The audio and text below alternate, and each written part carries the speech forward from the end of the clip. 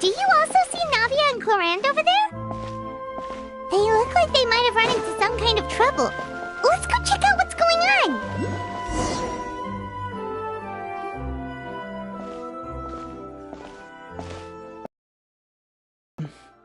Still no dice?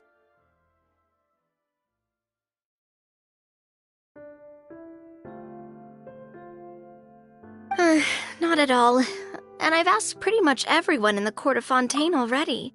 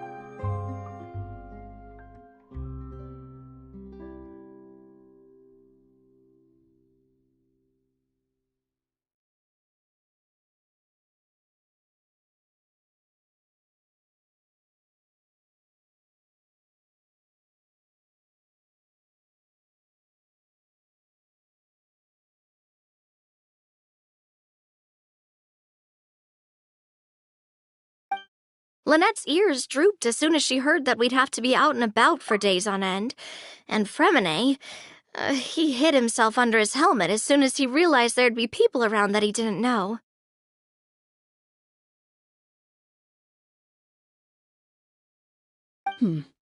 What about Chiori and Charlotte? I feel like both of them would be more than up to it.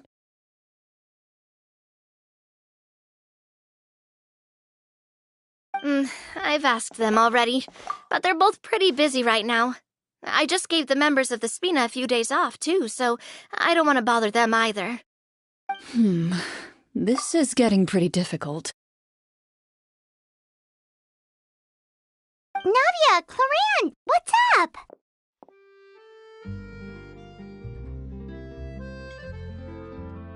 Oh my. Well, if it isn't my dear partners. How are you all doing? Huh. Navia?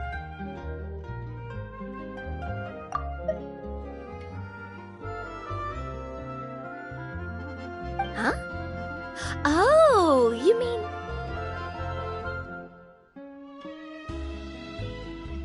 Yep, this is our chance.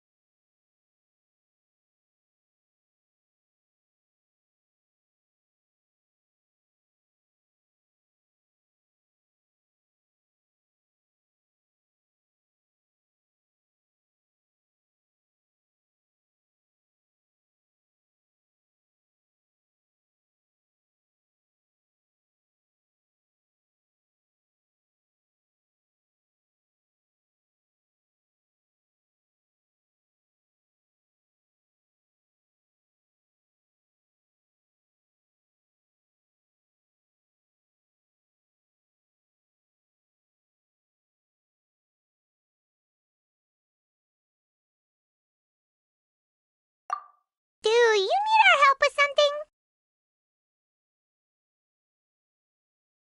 Oh, precisely. My dear partners, we've got a huge problem right now that only you can solve.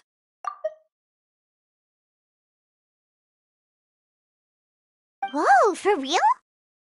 Absolutely. We've already exhausted all our other options.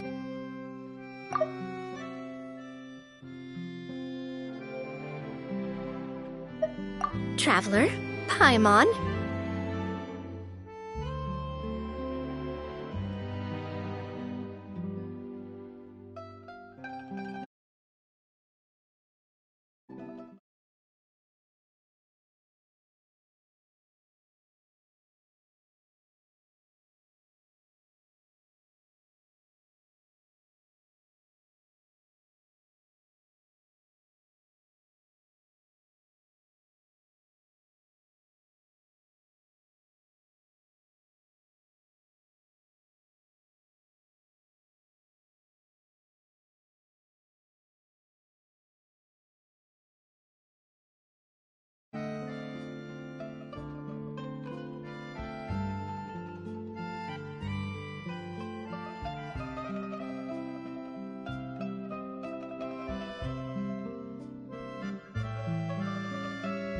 Would you join us and play Marechaussee Hunter Judgment Day?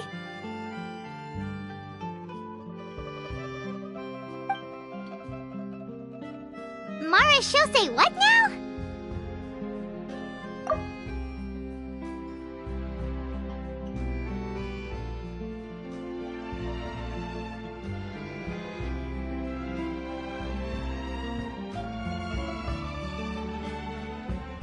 It's a new game script by the Tabletop Troupe, a local roleplay adventure club.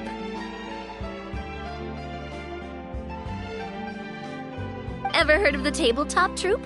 They put out games that allow you to participate in a story and roleplay characters with your friends. Oh, I've loved their stuff ever since I was a kid.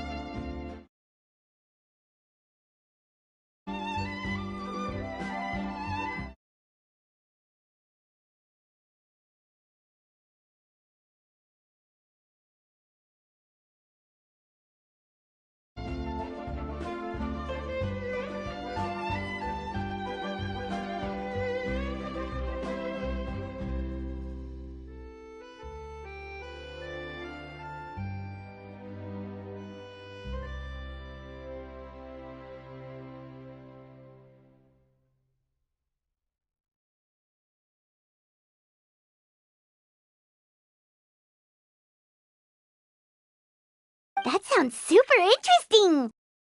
Clorand and I are both veteran members of the club. Recently, someone came up with a new script and was looking for people to help playtest it for them. And when they asked, of course I couldn't refuse. I mean, come on! A brand new script? Nobody has ever played it before. Generally speaking, scripts at that level of development have a lot of issues, but I think this one is pretty solid. The author obviously put a lot of work into the story, and the world building is also quite credible. Whoa!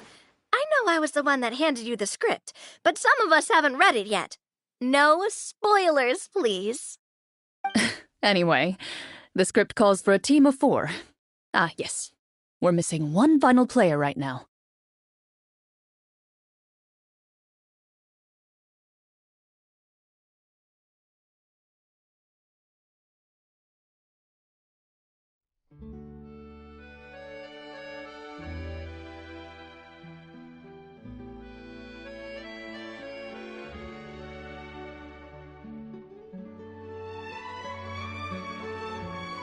So, you're saying you'll help us out?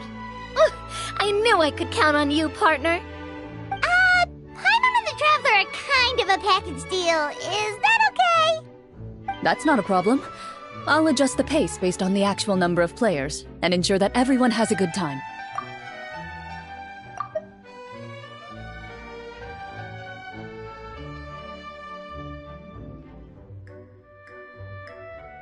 Well, Traveler, what do you think?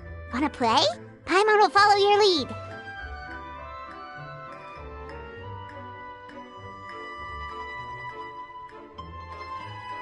Well, that solves our problem. You have our thanks.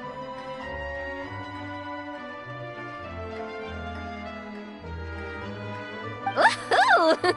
I'll go grab the script manager from the club right away. The script manager?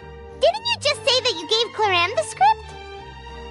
The club introduced a completely new kind of gameplay for the script. In this iteration, the Game Master's version of the script is incomplete. The script manager provides the next part of the script only after players have completed the current list of objectives.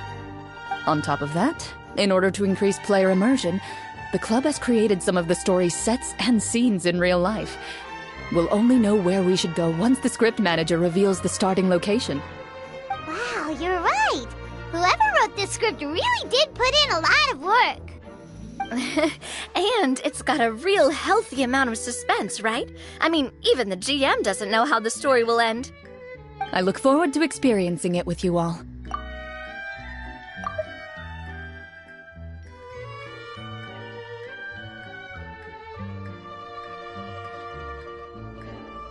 Why don't you go meet up with the others first? They should all be waiting at Chioria Boutique. I'll come over with the script manager as soon as I find them.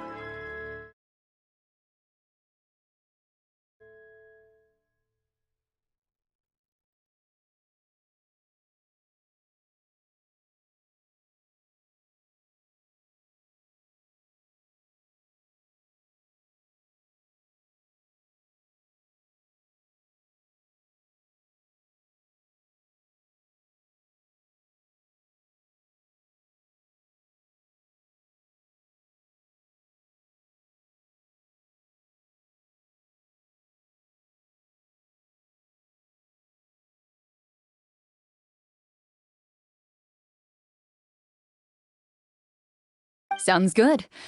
Remember to always watch where you're going, and don't rush.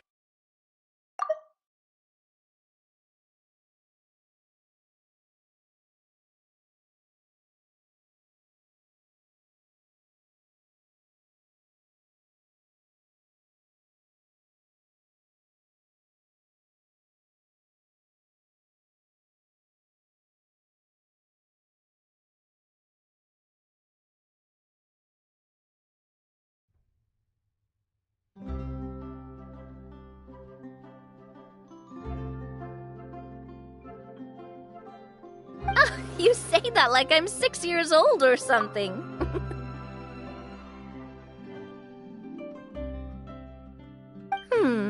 Let me think. What kind of character should I play this time?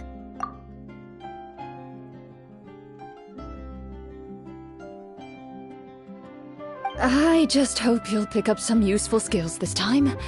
Oh, and stop trying to persuade every animal you come across.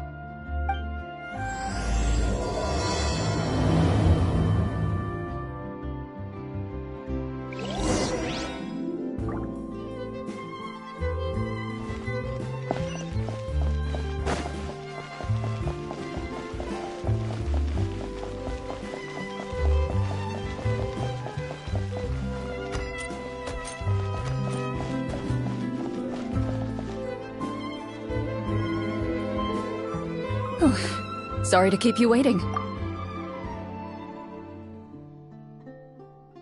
Ah, you're back! Huh? And you've got the Traveler and Paimon with you, too!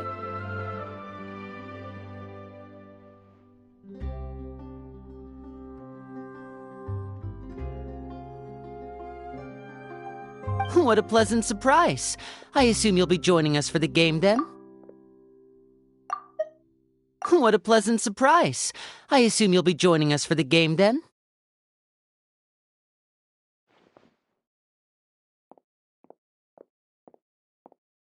Linny, Farina! Paimon didn't know you were playing too! Are you also members of the tabletop troupe? I'm more of a casual member, if anything. I haven't taken part in many formal club activities. Lynette, Fremine, and I play something similar at the Hotel Bouffe Tété sometimes, but I'm usually the GM. Still, I'm sure it'll be fun being a player for the first time. I'm looking forward to it. Well, I'm not a member. He woke me up first thing this morning, said there was a good script worth experiencing, and asked if I wanted in. If you're interested, I can give you a referral. That should give you a 40% discount on membership fees. I think I'll wait to see how this experience plays out first, especially when it comes to the quality of the script. If it's sufficiently fun, then I'll join. Do you participate in a lot of tabletop troupe activities, Clarande? You could say that. She's actually one of the few senior game masters of the troupe. Ah, right. I knew about that even when she was still my subordinate. It's nothing. Really, just a small hobby of mine.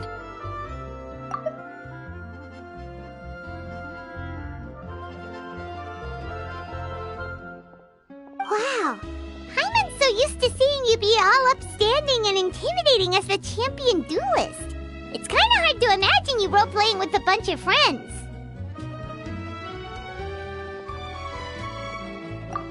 Surely you jest. I would never intentionally make things difficult for my players. I maintain a clear boundary between my professional and personal lives. The me you see at court represents the law and order of Fontaine. I put all personal feelings to the side and grant a fair duel to all who seek to defend their honor. But in my personal life, I'm just an ordinary person. Someone who feels anger and sadness, just like everyone else. Well, you say that, but for all the time I've known you, I don't think I've ever seen you cry. I've seen you get angry, sure, but now I'm wondering whether you were actually mad or if it just looked that way from the outside. I was probably in work mode during those times. Is that so? Well, in any case, I just feel like even in your personal life, you don't get emotional very often. So you want to see me cry? That might be a little difficult. A show of anger, though, that might be something I could accomplish.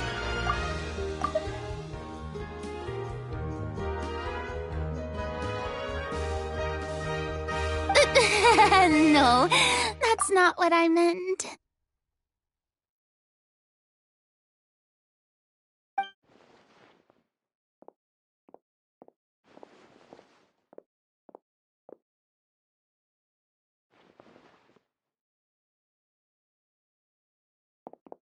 Ah, I'm back! Here, allow me to introduce you to the script manager, Mr. Florian. Pleasure to meet you all. Wait, are you a champion duelist too, Mr. Florian? Oh, no. This is just the costume provided by the club. I occasionally play a few of the roles in my scripts. That sounds like a lot of work. It's nothing. It's the least we can do to give the players a more immersive experience. Anyway, allow me to give you a brief introduction of the script. This script was adapted from the real history of the Marashose hunters. You all will play the role of hunters from a bygone era and resolve a series of events unfolding in the capital. Paimon's not super familiar with the history of the Marashose hunters. Is that a problem? Oh, no problem at all. I can give you a brief rundown.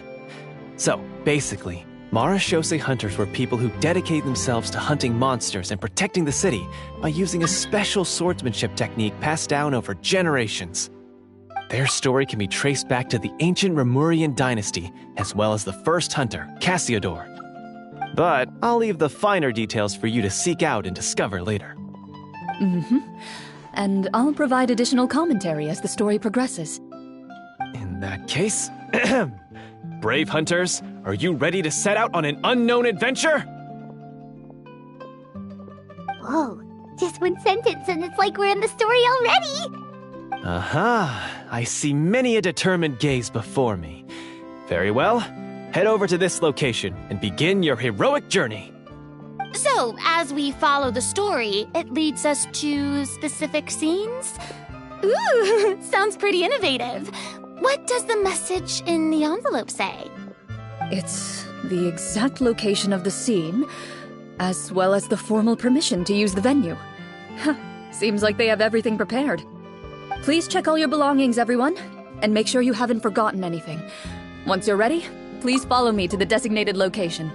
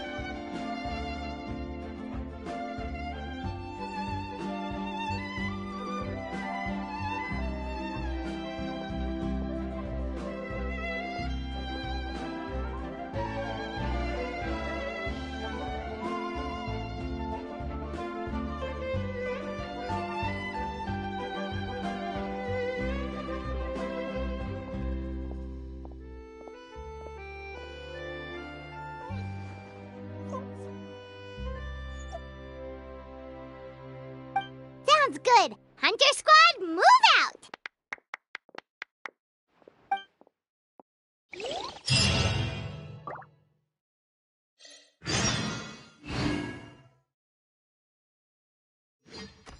They have. In fact, I've...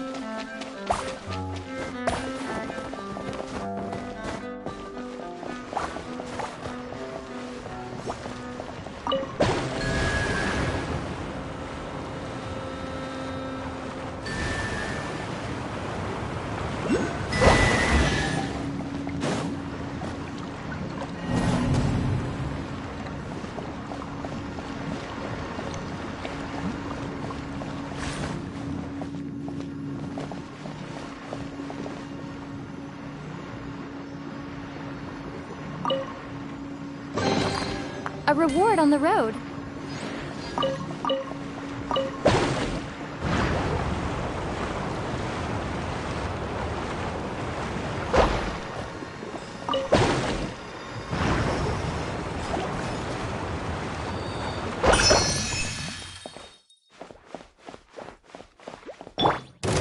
I'll protect us. Ready.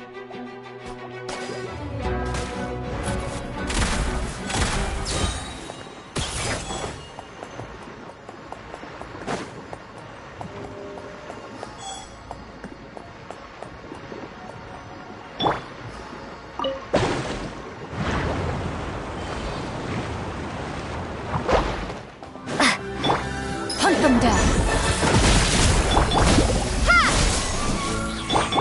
Into the shadows.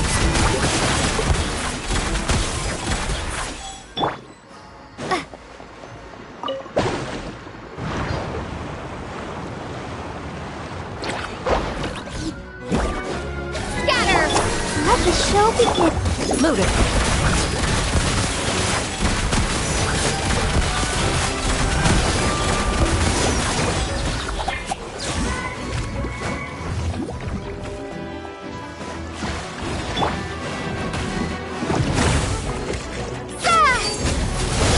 Let's fly! Locked on!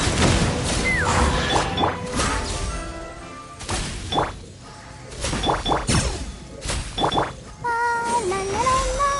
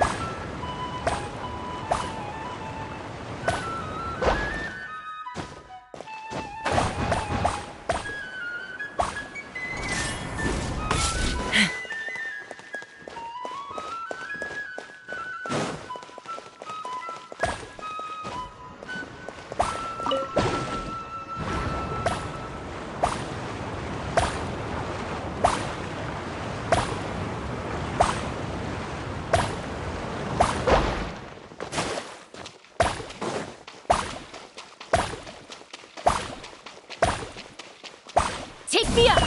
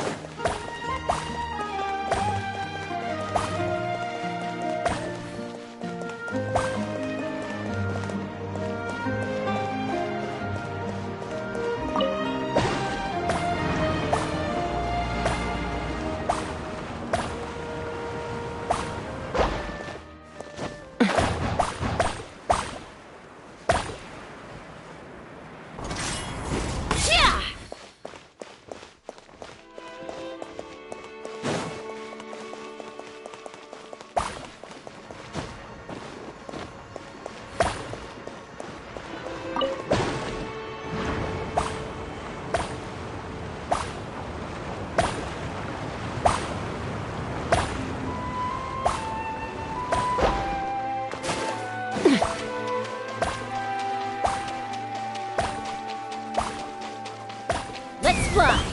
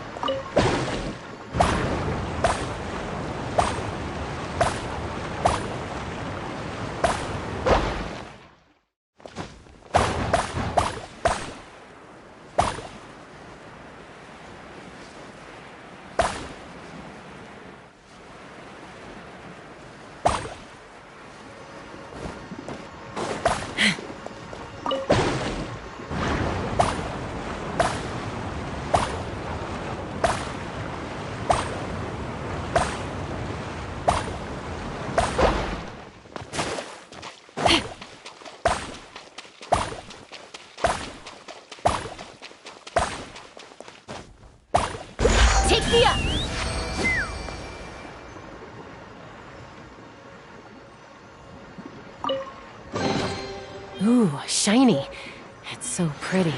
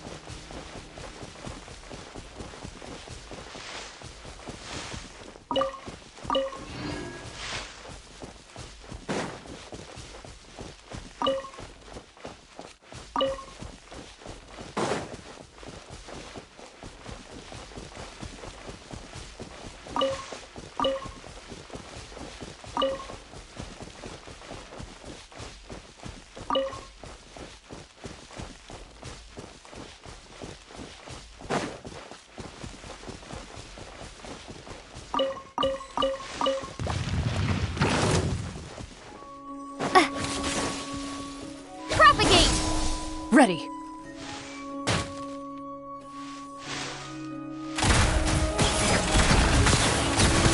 Where evil lurks, shoot on sight!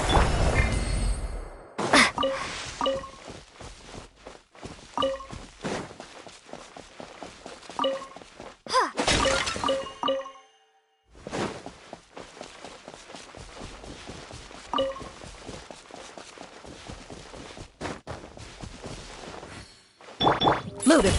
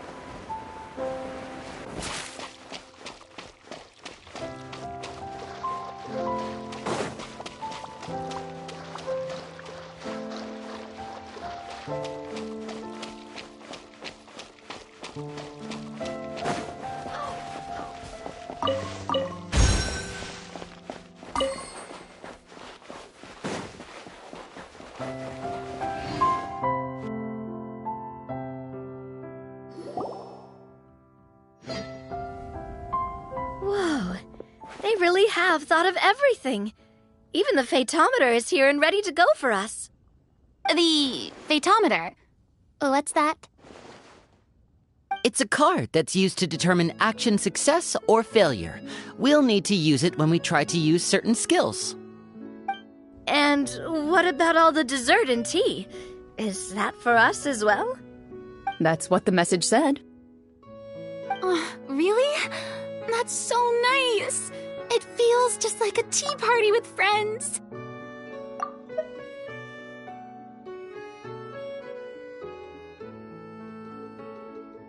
Those snacks have Paimon's name written all over them!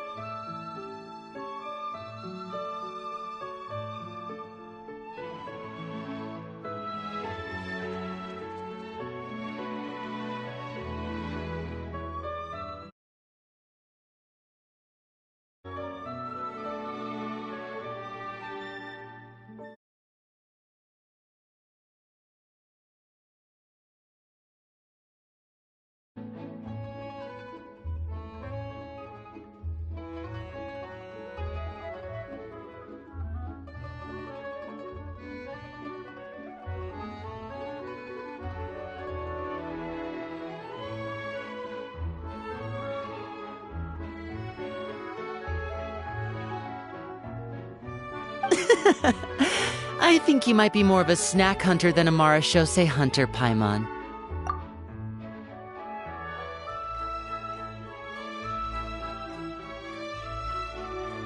Snack Hunter Paimon reported for duty! If there are delicious snacks to be found, Paimon will track down every last one! The desserts are great.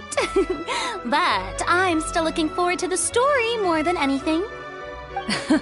Very fair. Then, let us begin.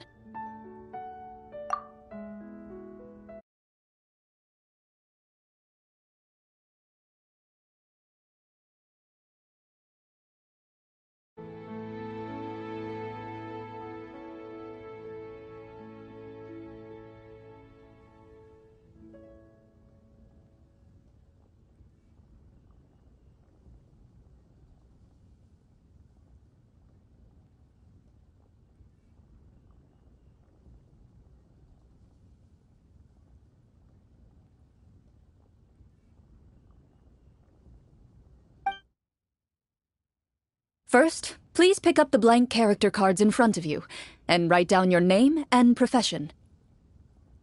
You can find an abbreviated version of the rules printed on the back of your character card. If you have any questions, feel free to ask me.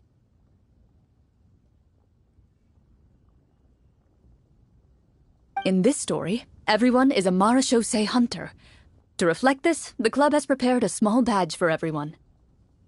Ooh, nice! As hunters, you have proficiency in swordsmanship and fighting by default, so there's no need to allocate any additional skill points to those areas.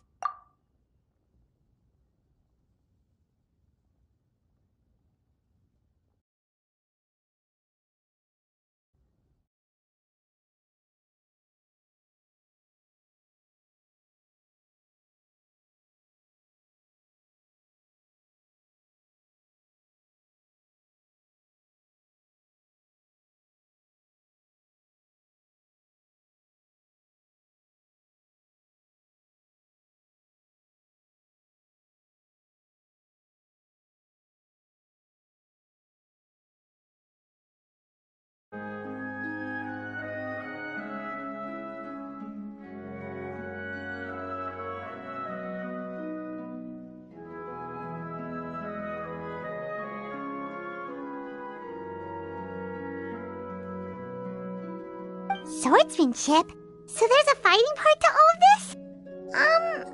Paimon's not sure she can do all that on her own.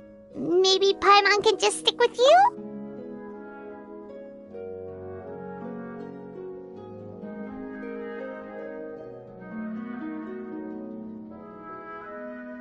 Why don't you share a character card then? The Traveler will be the Marashose hunter, and you can be her little floating assistant.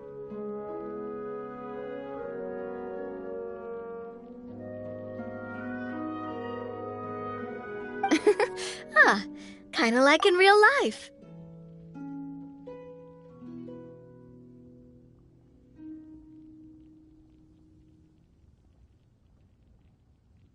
So, for the name, do I fill it out with the name of my character?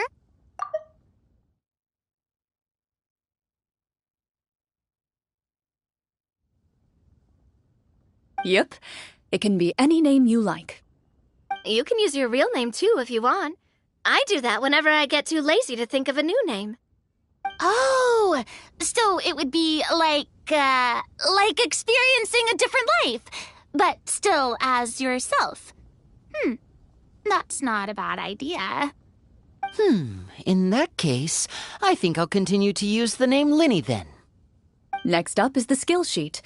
You have a limited amount of skill points that you can use to learn a number of skills. The more points you invest in a particular skill, the easier it will be to pass associated checks. I'll take persuasion and investigation. Those are must-haves when it comes to missions like these. Oh, those skills sound like they'd be useful for gathering intelligence. Good idea, Navia. Just as expected of a veteran player. So should we also take those skills then? Not necessarily. Since we're working together as a team, we could leave the negotiations to Navia and use our skill points to pick up other useful skills. For example, I think I'll take stealth and sleight of hand. That will give us more options if we run into any situations we can't negotiate our way out of. Oh, interesting. I wasn't thinking about it like that. I suppose it's not so different from an acting troupe. Everyone has their own role to play.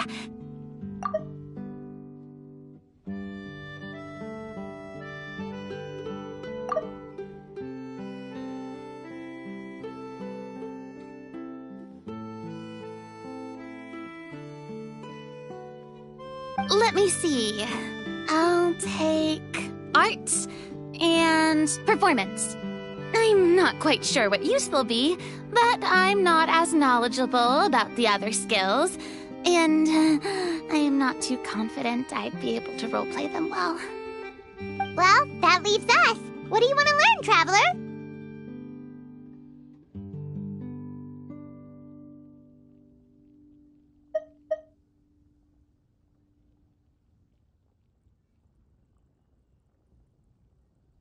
Oh, something that'll help you get a read on other people's thoughts. Sounds useful.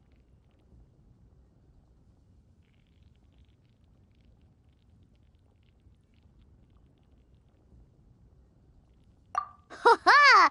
Gotta say, this suits you really well. Nothing boosts morale like good food. So what do you think? Are you sure you want to learn these two skills?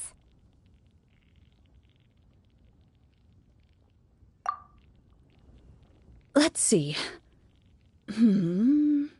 Oh, looks like you each have enough points to choose one final skill. You've all picked such classic skills. It's fine to go a little bit out of the box, you know. Why do I get the feeling she's getting ready to cause trouble?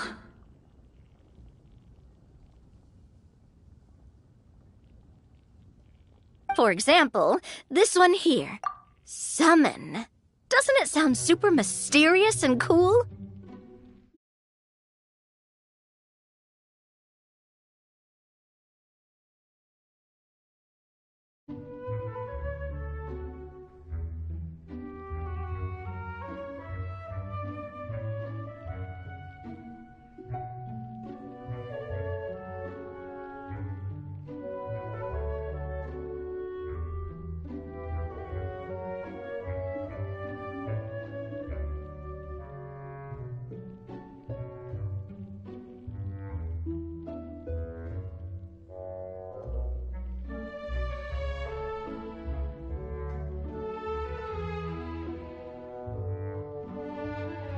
Oh, I saw that one just now as well. The description says, this skill can be used under certain circumstances to summon characters or creatures that fit the script's world-building rules. The script's world-building rules, huh? But how are we supposed to know what a Marashose hunter can summon?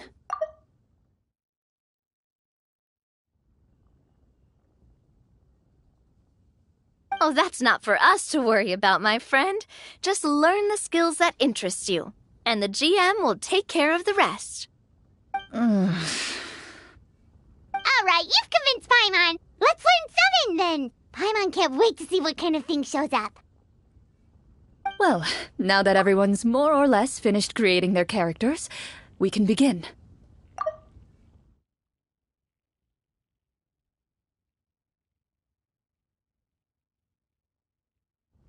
Since 2 of our players are doing this for the first time, though, let me ask. Would you like to play on easy mode or authentic mode? What's the difference between the two? Well, in role-playing games, the story sometimes changes based on the decisions of the players and the results of the Fatometer. For example, if you fail a check, that means you cannot use the target skill in that scenario. A critical failure may even result in further negative consequences. If you choose to play in authentic mode, every time you elect to use a skill, you'll need to use the Fatometer to see whether you succeed or fail, and face any consequences that may follow. If you choose easy mode instead, every check will be successful by default, and you won't have to worry about luck playing a factor.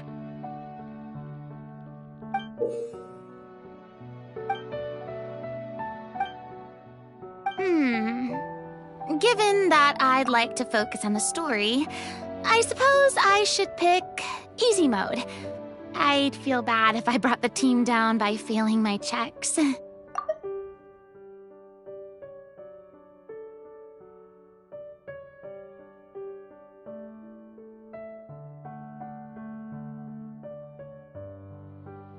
Huh? Oh, come on. Don't worry about that. RNG is the lifeblood of role-playing games. I'm going with authentic mode for sure.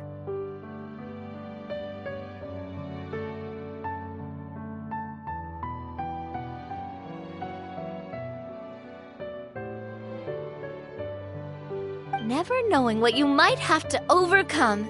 Ugh, doesn't that sound exciting? I'd rather be mentally prepared for what might happen. All right, then I'll mark down Farina for easy mode. All her checks will be successful by default.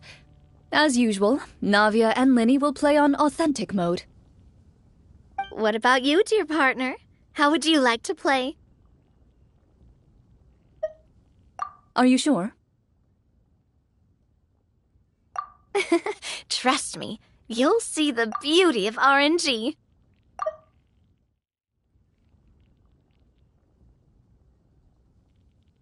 Honestly, I don't think Clorand would make things too difficult for us no matter what the Fatometer says.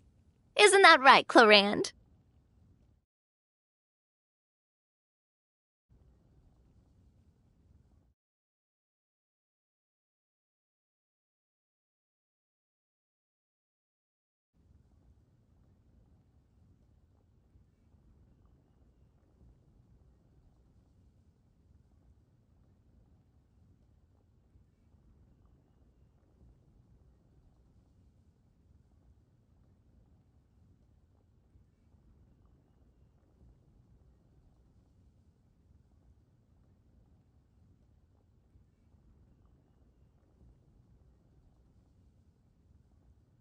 No promises.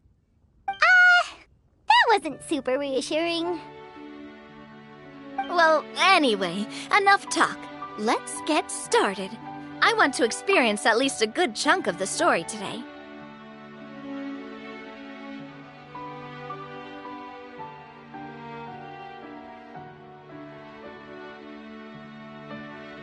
Speaking of the story, why is the beginning scene on a beach? Well, that's because... A long time ago, back when human civilization was still in its infancy, powerful demons and evil sorcerers ruled over the land. They created a host of monsters and sent them to slaughter all humans in existence. Soon, a group of human rebels banded together. With their swords raised, they swore to brave the darkness, and in doing so, subdue each and every monster that sought their destruction. They became known as the Marashosei Hunters.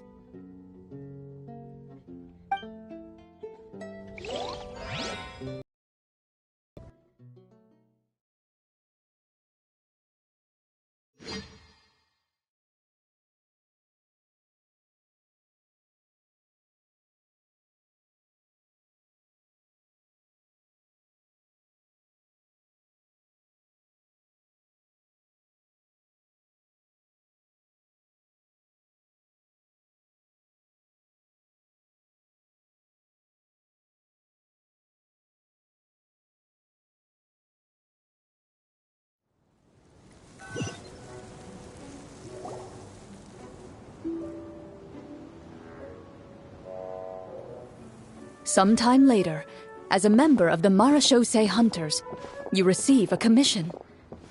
Following the address provided on the message, you take a boat and arrive at this strange city.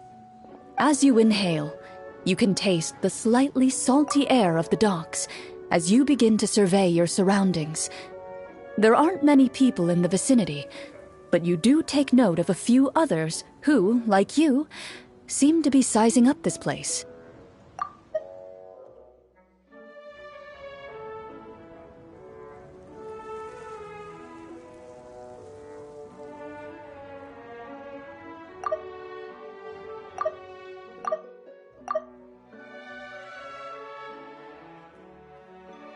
Your eyes meet, and you realize these people are fellow Marashosei hunters, likely led to this location after receiving the same commission as you. You're all Marashosei hunters too, right? Allow me to introduce myself. The name's Navia, monster hunter by trade and helpful neighborhood businesswoman on the side. What say you to traveling together? We can help each other out on the road.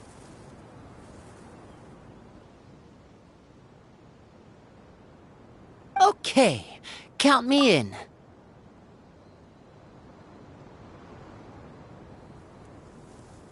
My name is Linny. I've been wandering since I was little and picked up a few less than legal tricks along the way. I was adopted by a Marashosei hunter and later chose to follow in his footsteps.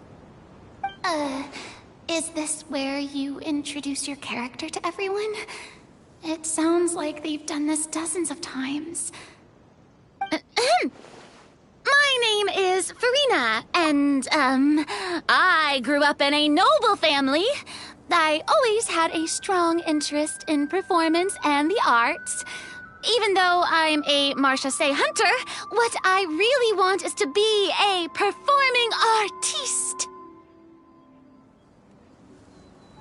Hey, that's really cool.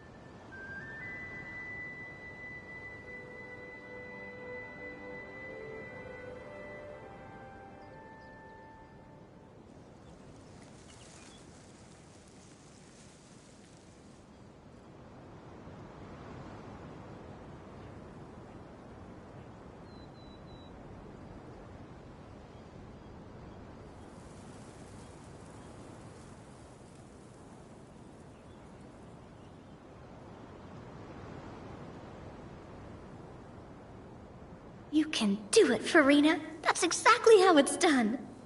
Paimon is Paimon, a good friend and companion to this Marashosei hunter right here.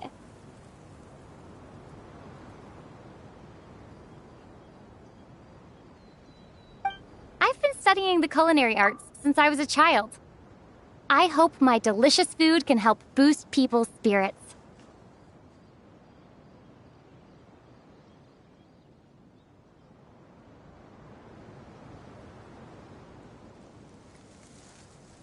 That's wonderful. I'll be looking forward to your cooking during our adventures together. Well, if we're all here for the same commission, why don't we take some time to confirm what we need to do? You open your envelopes at the same time. The message reads, "To the honorable and trustworthy Marachose hunters, our kingdom is currently facing a grave crisis. The lands outside the capital have been overtaken by monsters, and our people are being led astray by forces of wickedness. We beseech you, please help us resolve this crisis and return peace and stability to our home." Huh. The layout of this city looks super familiar. It kinda reminds Paimon of Mondstadt! The scriptwriter must have used a real-world city as a reference when coming up with the map. As experienced hunters, the layout of the city reminds you of places once traveled. You recall the sight of tree-lined streets and the gentle tranquility of days gone by.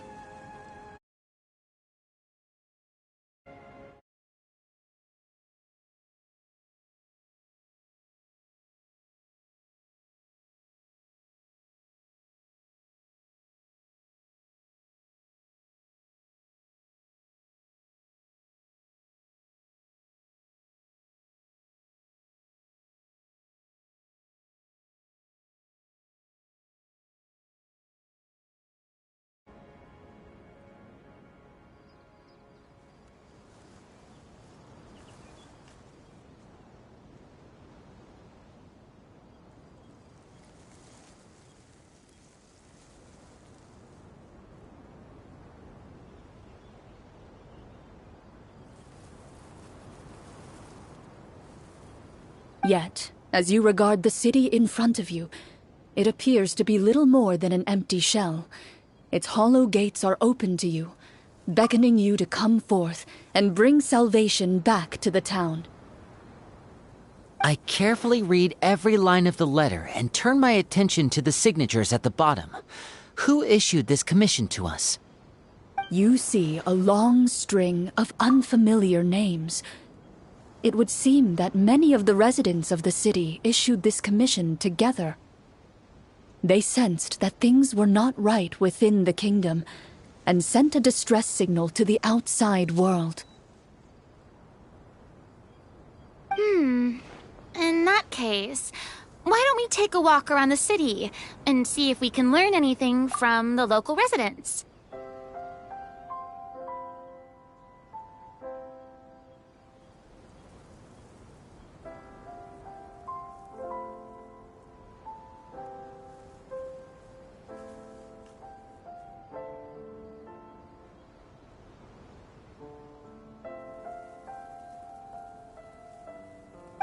Good idea. We might be able to get some leads on the monsters and bad guys we're after.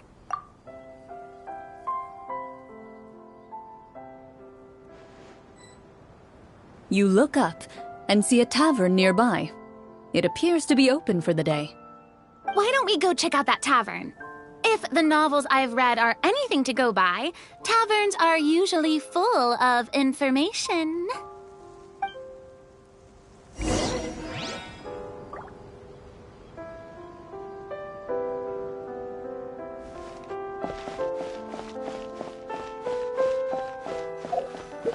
As you approach the tavern, you find a plainly dressed woman standing nearby. She appears to be rather troubled about something.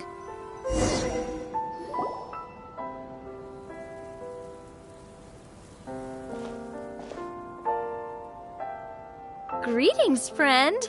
Lovely weather we're having today, don't you think? Oh, hello. I suppose you're right. The weather today is quite lovely. If only those monsters out there would stop causing trouble. It seems like every character included in the script has a certain amount of useful information to offer. If we keep asking questions, we might be able to get some good leads. Oh, come now, don't be sad. Life is all about optimism. Oh, that reminds me. What did you have for breakfast this morning? Huh? I don't think that's the kind of question we're supposed to ask. Nothing turns a frown upside down like good food. How about some macarons? I could make you some. You didn't even take cooking as one of your skill proficiencies. That's not necessary, miss. Excuse me for saying this, but you don't really look like a chef. Besides, I'm not really a fan of sweets. So you're someone who barely smiles and doesn't like sweets. You're really starting to remind me of this one friend of mine.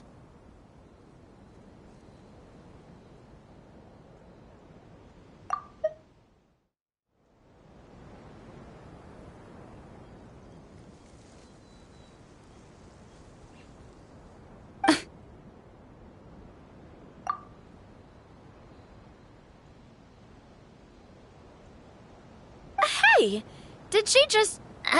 me? Glorian must have broke character for a second.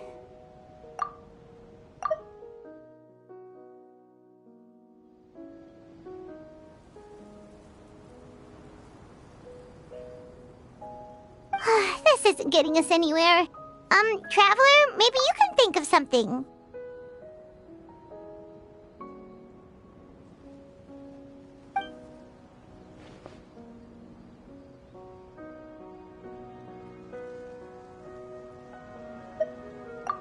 The results of insight checks aren't disclosed to the players, so I'll be the one consulting the phaetometer.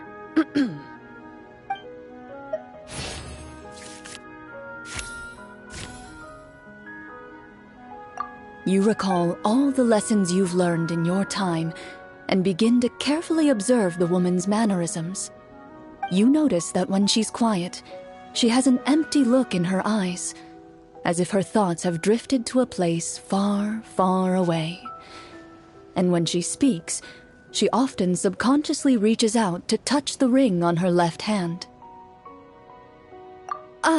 So you noticed. That's a little embarrassing. A horde of monsters suddenly appeared near the capital recently, so all the guards were dispatched to fight them.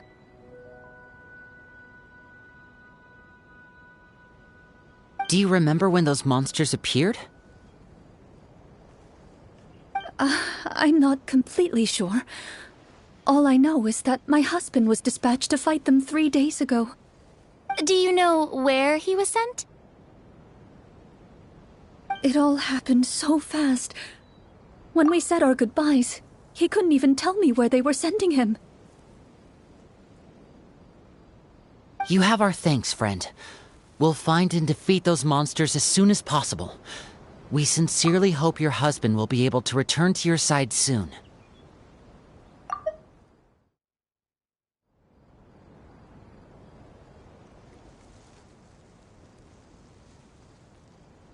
Thank you. Don't worry. We'll find him. Just try to remain optimistic and wait for good news. We don't always get to choose what happens to us. But we do get to choose the little things, like what we eat and how we respond to the things life throws our way.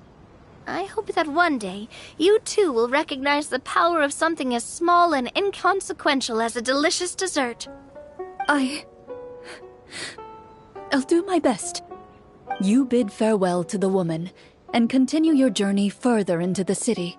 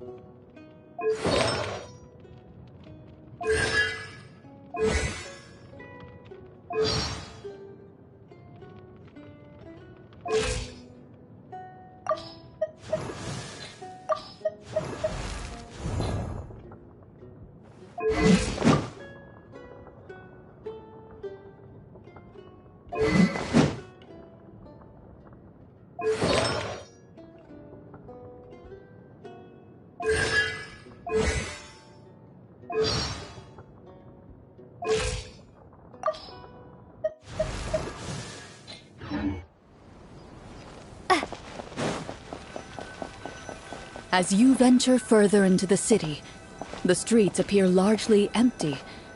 An elderly woman walks past. You see her shake her head as she puts away her wrinkled wallet. A nearby merchant folds his arms and gives you a disdainful look. You get the impression that he's someone who has long gotten used to the sight before him.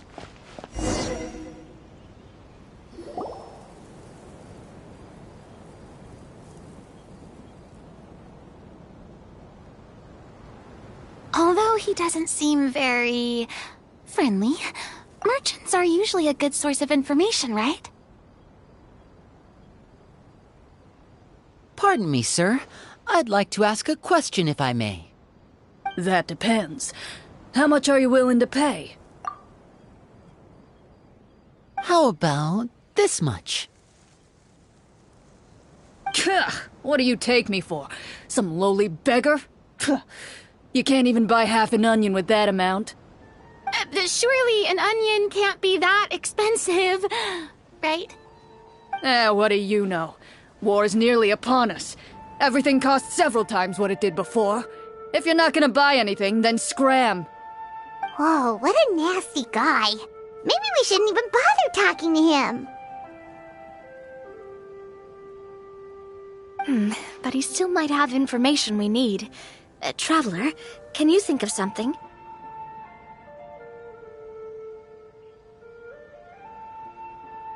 Sir, we came to this city to solve the very problem you seem to be referring to. The war you mentioned, would it happen to be against the monsters outside the city? If you happen to be well informed and know a thing or two about what's going on, we'd appreciate it if you could share that information with us. After all, the sooner this problem gets resolved, the easier it will be for you to do your business.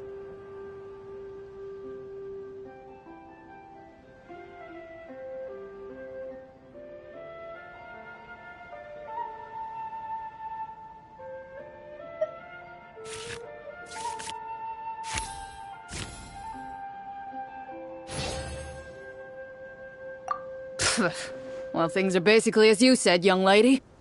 Those monsters are camped outside the city, and they've been destroying all our trade routes.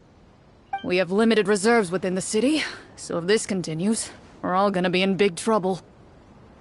Wait, you're saying no one has put a plan in place to distribute supplies or maintain order? We could all starve, and those nobles in the palace wouldn't even break a sweat. Who knows? Maybe they've been in cahoots with the monsters all along. That is concerning. All right. That's all the information you need, right? Off with you now. I've still got business to do. You know, if you smiled a little more, you'd definitely get more business. And I bet that would make your life just a little bit sweeter. I'm not saying it's guaranteed to work. It's just a tip.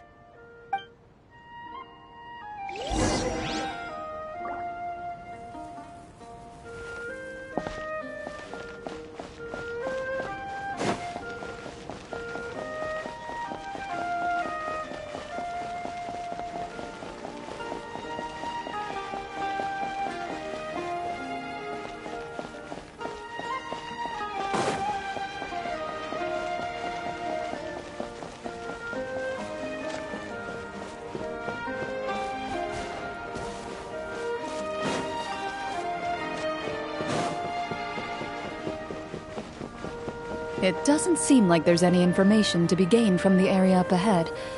You conclude that this area is best left unexplored at this time.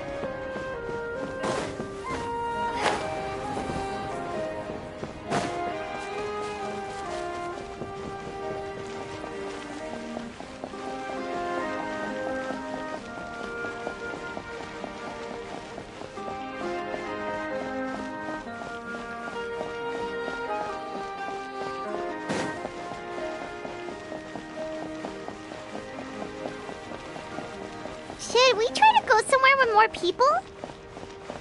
Oh, how about the city square? It doesn't seem like there's any information to be gained from the area up ahead. You conclude that this area is best left unexplored at this time. Before you lies the city's central square. You see a man with a slightly anxious look on his face, pacing back and forth, his head hanging low. He doesn't seem to notice your approach. Still immersed in his own thoughts, he shakes his head and lets out a long sigh.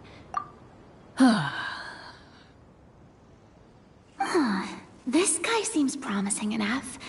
Maybe I can get some information out of him.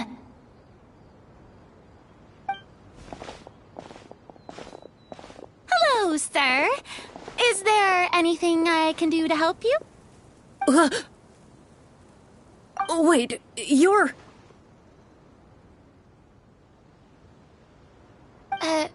I'm... Oh, dear goodness! You're a Marashose hunter! You recognize us? Ah, are you one of the people who wrote the commission letter? Yes! Oh, I didn't expect you to actually come! Oh, what great news! The city is saved! What happened here? Alas, we once lived comfortable, carefree lives. This city used to be free of monsters. The first Marashose hunter, Casiodor, the Golden Hunter, he was the one who drove them back.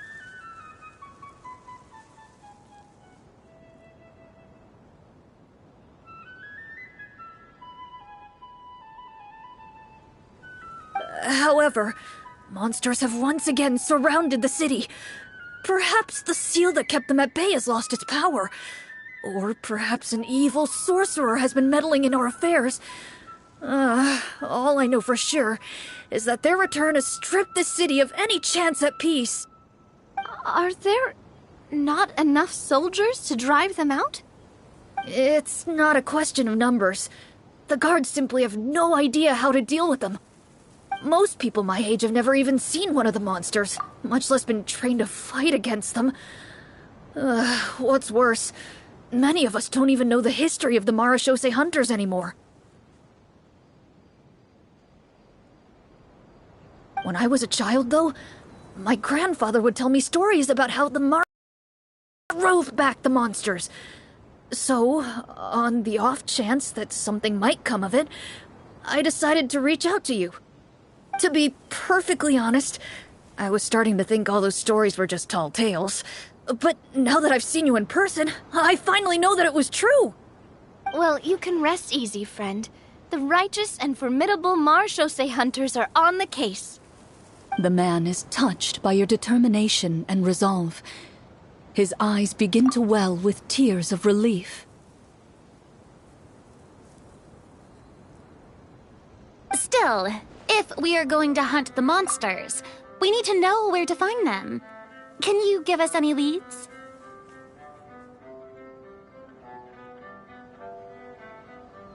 All I know is that the area outside the city is dangerous. I'm afraid I can't point you toward a specific location.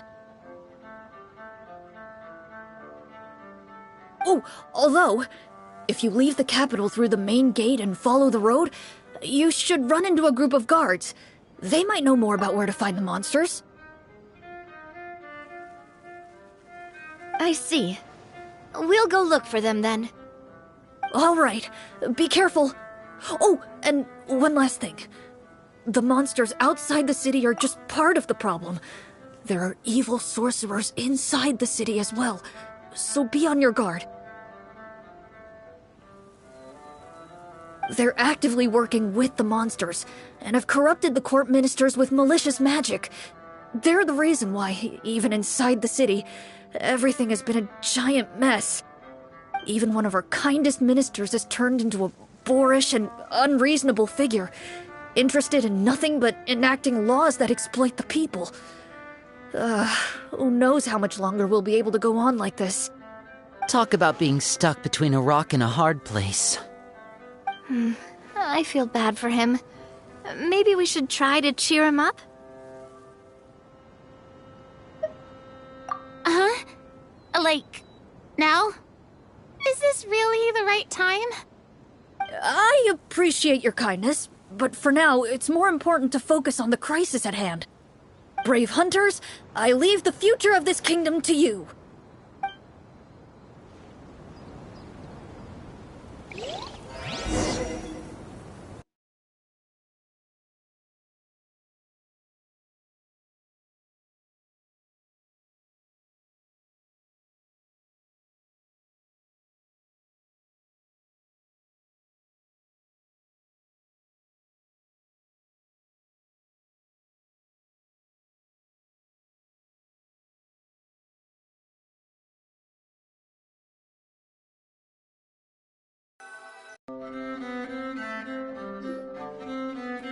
If I understood correctly, there are currently 2 problems in the kingdom that need solving, right?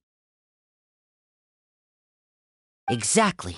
We need to defeat the monsters outside the city and take down the evil sorcerer stirring up trouble from within. But which problem should we tackle first? Well, this seems like a good moment for a break. Take some time and discuss what you want to do. Let me know when you've made your decision.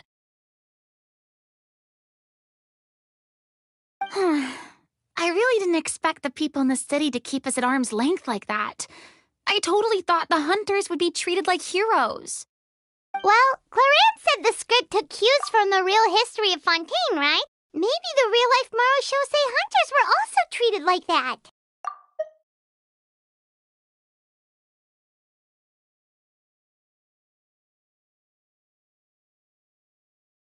I wouldn't say it's a perfect representation of history, but there are definitely some similarities. Would you like to hear more about it? Sure. As long as it doesn't spoil anything in the script. You've brought up bits and pieces of the hunter's history before, but it was all in passing. Paimon wants to know too! The hunters were super powerful, right? Were they all from a special line of supernatural beings or something? Kind of like the yokai in Inazuma? No. All Marashosei hunters were ordinary mortal fighters. The only thing that set them apart were the special sword techniques passed down over the centuries. Huh? So you mean anyone could become a Marashosei hunter? In theory, yes. All you would need to do is survive the rigorous training and master the swordsmanship techniques required to fight the monsters. Still, most people dropped out at the early stages, and others called it quits the minute they saw a monster in person. To become a hunter, you must be strong in both body and mind. What kind of monsters did the hunters fight exactly? Oh, and the evil sorcerer the script mentions. Did they exist in real life too?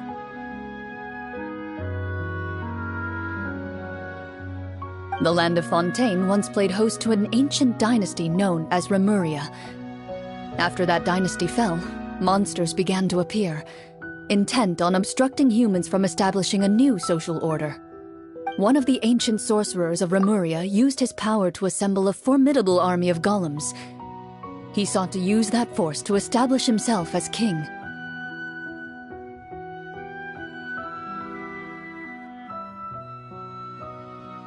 Now wait a second. Don't tell me that guy was the inspiration for the evil sorcerer in the script. We still haven't found any in-game information on him yet. So, why don't you talk about someone else for now? Well, I wasn't planning on going into anything you might be able to find out in the game. But if you want me to talk about something else, then... how about Casiodor, the Golden Hunter? Or Egeria, the ex-Hydro Archon? Wait, but those people are all from a super long time ago.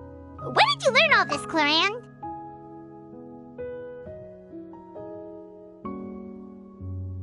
From my master. Huh. By master, you mean Miss Petronia? Is someone you know? Absolutely. Miss Petronia and my father were good friends. Back in the day, she would often bring Clorand over to play, but then...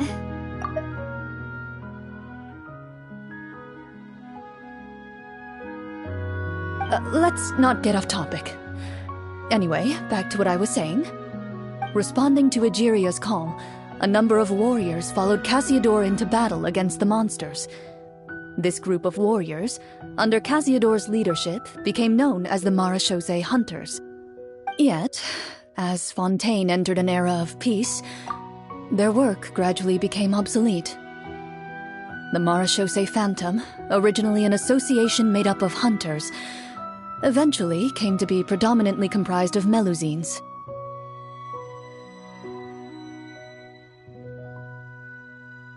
Ah, I see. That explains why most of the people in the script have forgotten the hunters or think of them as nothing more than a legend.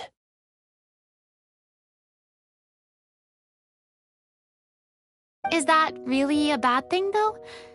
It can get tough always being the one shouldering everyone's expectations. Depends on who you ask, I suppose. If the name of the organization no longer commands respect, investigative work is bound to suffer.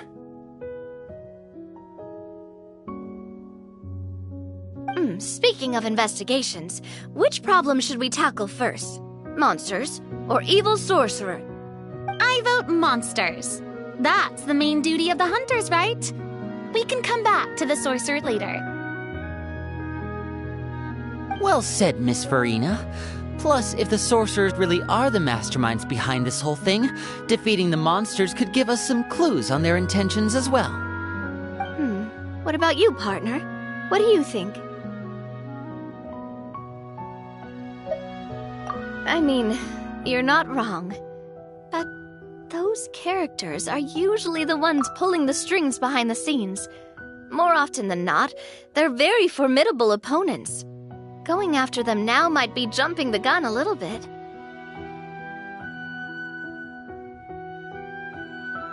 We don't want a total party kill on the first day, right? With Clorand as the GM, I wouldn't rule out the possibility.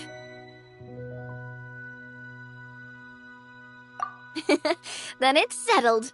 Let's go hunt some monsters. All right. After some discussion, you decide to turn around and head out of the city.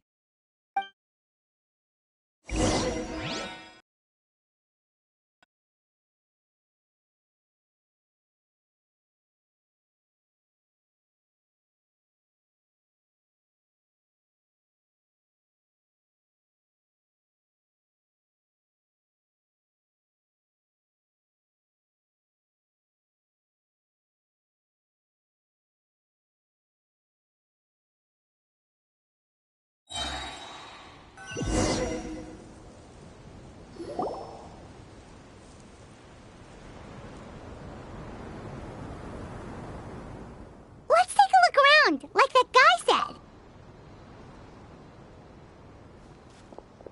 You there! Outsiders, halt! Who's there? An armored man approaches you. He has a tall, muscular build and a determined expression in his eyes. Just one look, and you can tell he's fought in his fair share of battles.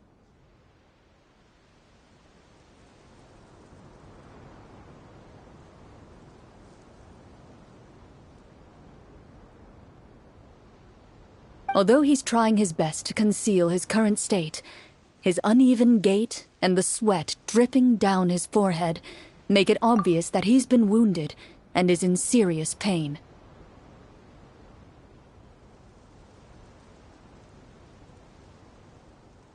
I'm the captain of the guard. I saw you sneaking around the city earlier, so I'll only ask this once. State your purpose, or it's off to the dungeons for the lot of you. Wow, it's been a while since someone's been this suspicious of us. I said talk, not whisper between yourselves. Have you ever heard of the Marechaussee Hunters?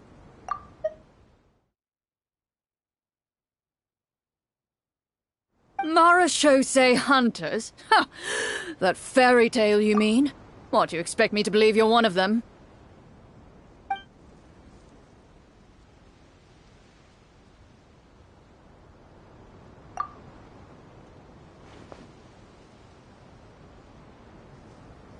Sir, we were indeed in the city earlier, but our purpose was only to gather information on the monsters. We're here to help the city and all the people within it.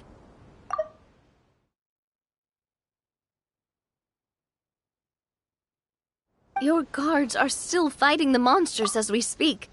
They could be seriously wounded and in grave need of support. You need all the help you can get.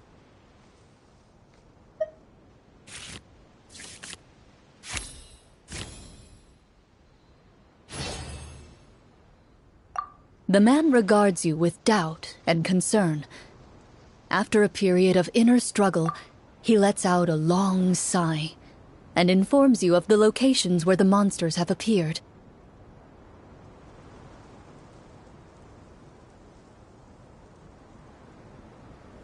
Those monsters aren't easy to deal with, but if you insist on going, I won't stop you either.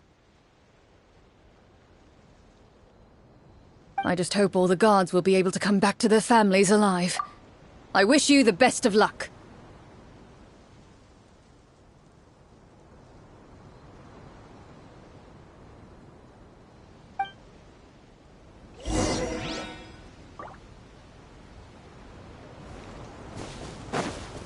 Based on what the captain said, the monster should be right up ahead. Let's go. Hopefully we're not too late. As you approach the battlefield, you see numerous people lying by the side of the road. They appear to be dressed like guards. Their faces are filled with desperation and terror. Some are screaming and cursing in vain, as if still trying to banish the monstrosities they saw from their minds. A few of the wounded look up at you in shock and disbelief. "Quick! Leave this place! Turn around and don't look back!" they yell.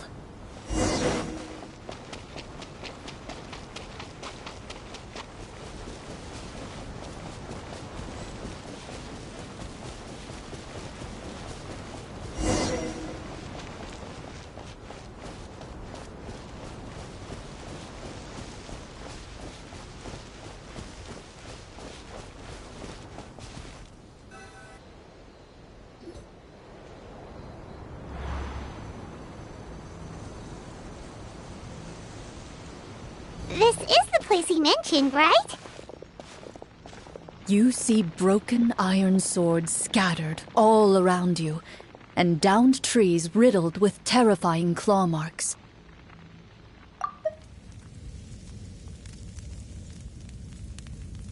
All the signs point to one thing. A truly devastating battle just took place here.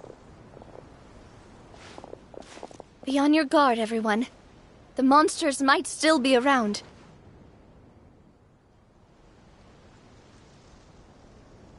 Before you can finish your sentence, you hear rustling sounds from the surrounding bushes. The monsters have emerged. They close in on you without fear.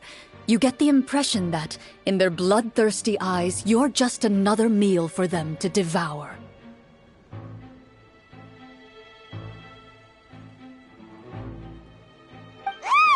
A little help here!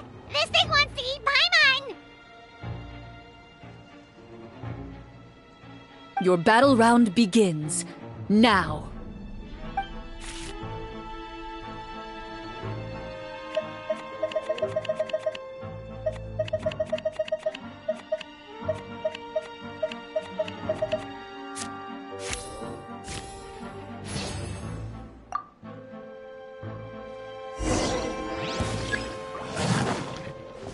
Strike a pose!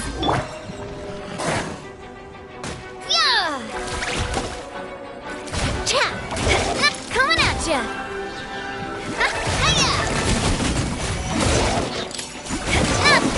The next battle round begins now.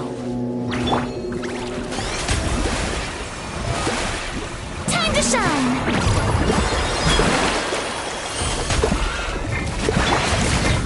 Fire! Well, with rocks. Hey there!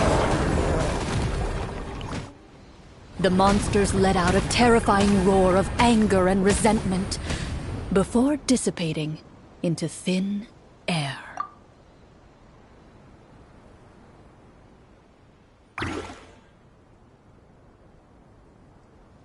Oh, thank goodness it's over. We're lucky the Marashose Hunter class came with all those preset skill points. Otherwise, we would have been in some real trouble.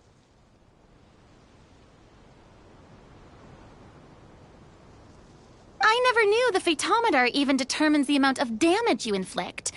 If you get unlucky, isn't it just game over right then and there? That's part of the fun. The uncertainty of fate is what gives these games their appeal. Just as you begin to celebrate your victory, a suspicious lump on the ground catches your attention.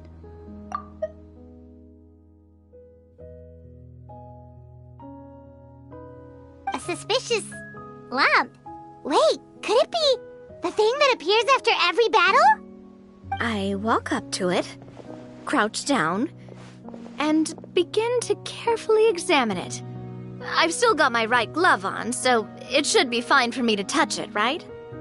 As you investigate the mound, you discover that the exposed portion appears to be made of wood. It was previously obscured by the large form of the monsters.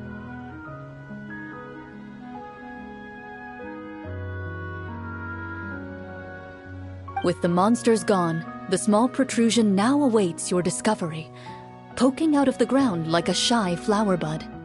Whoa, it's a treasure chest!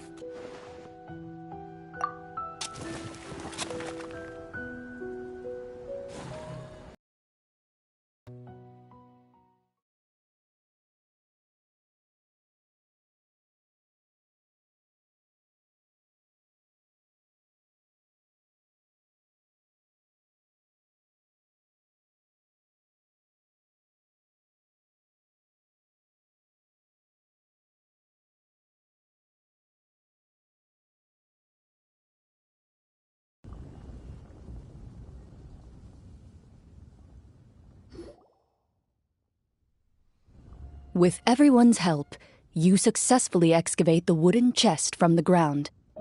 Even without opening it, you can tell from the mora and jewels scattered around the chest that it must contain quite the fortune. Makes sense. We worked hard for this. Let's open it and we can share what's inside. I can understand your excitement, Paimon, but think about it. Doesn't it seem like there are people out there who need this treasure more than us?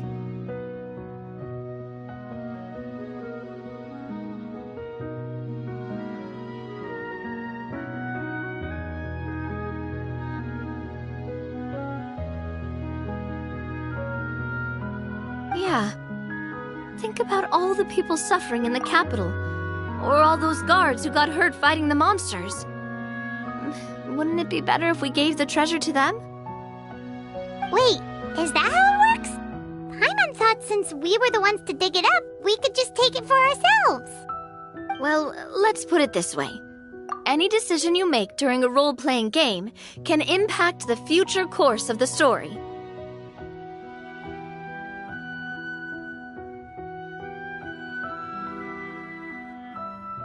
But would the people really believe us? It's hard enough for us to prove we're Marashose hunters. What if they think we procured the treasure illegally? They might get even more suspicious of us.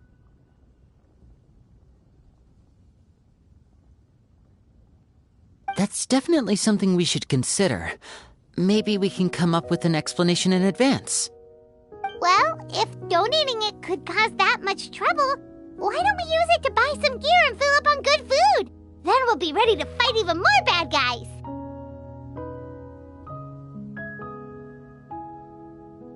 Looks like you're facing a difficult choice once again. Well, it's getting late. Why don't we call it a day for now? Wow, where did the time go?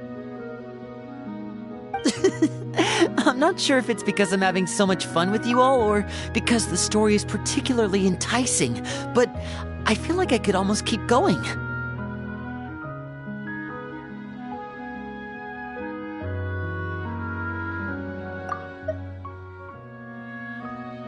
Here, here! Ooh, how about we play through the night?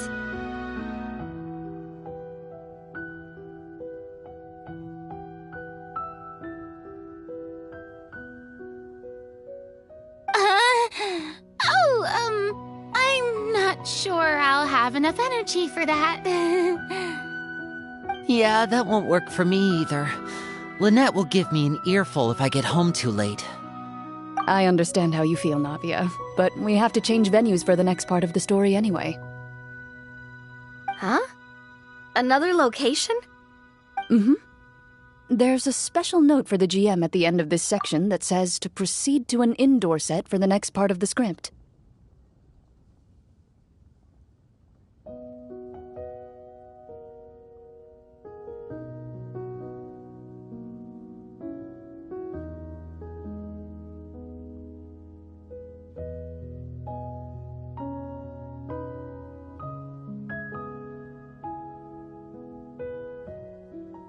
Whoa, they really pulled out all the stops for this new script.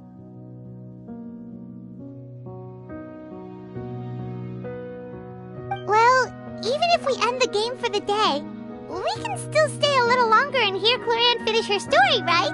Paimon wants to hear more about the history of the Hunters.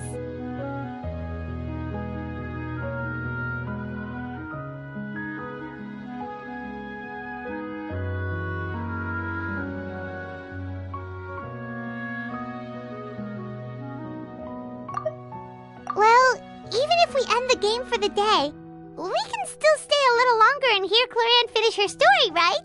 Paimon wants to hear more about the history of the Hunters.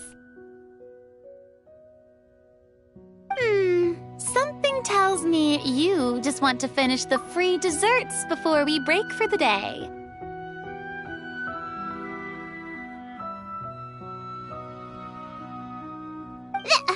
That's just a coincidence, okay? Besides, to Paimon, not finishing free food feels even worse than having to buy her own.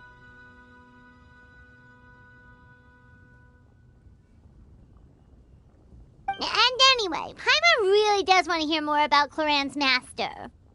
Well...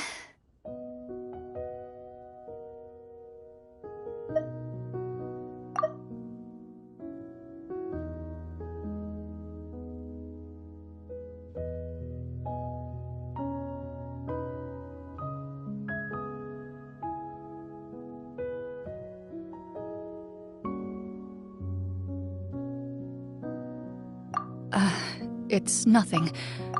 I appreciate the concern, but it's all in the past. It won't do any harm to share these things now.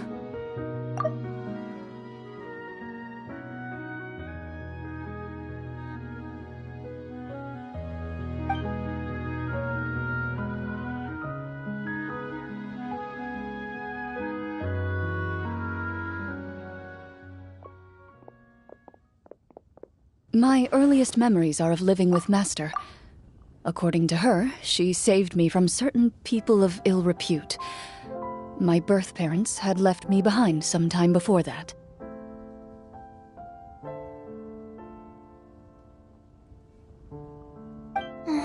What a heavy beginning for a life story.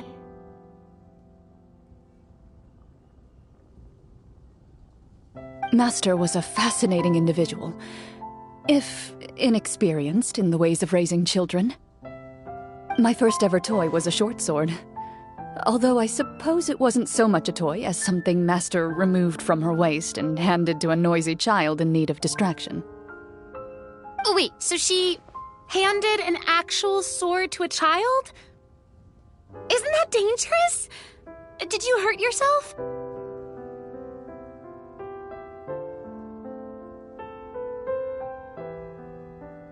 Of course I did. I cut my palm and bled quite a lot. But Master was not concerned. She just stood there and casually lectured me about it.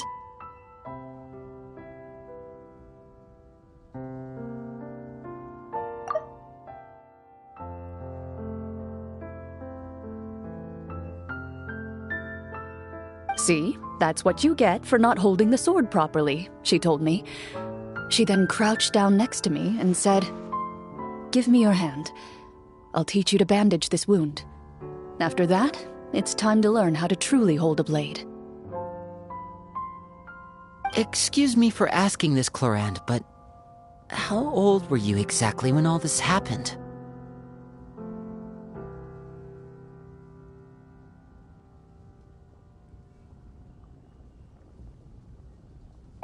Probably around, 3, give or take. 3? Isn't that when most kids are still struggling to hold a fork?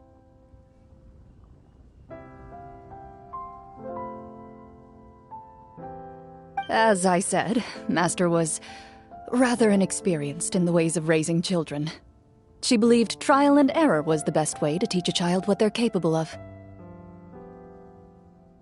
I'm not so sure this is a question of experience.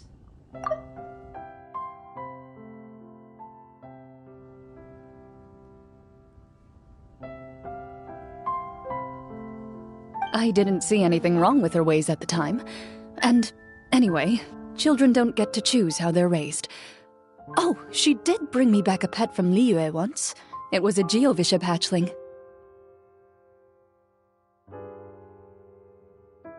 A Geovishap hatchling? For a pet?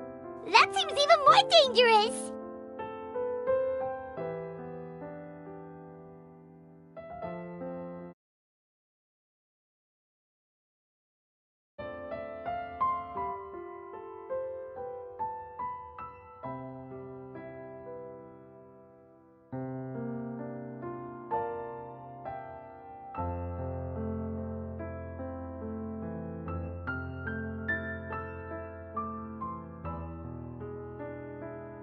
What she said was this: make sure to get along, you two. If you really can't agree on something, just settle it with a fight. Whoever loses is the real pet.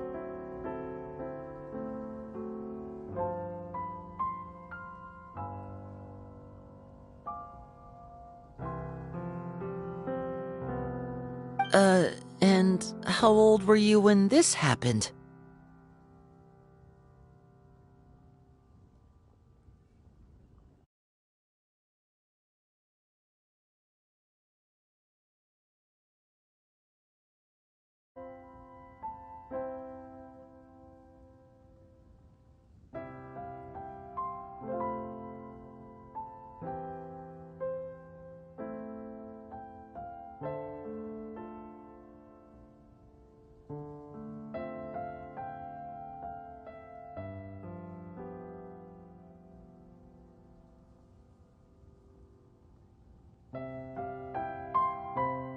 Five. Well, did you win? No, I lost. So, you're saying you actually became the Geovishap's pet?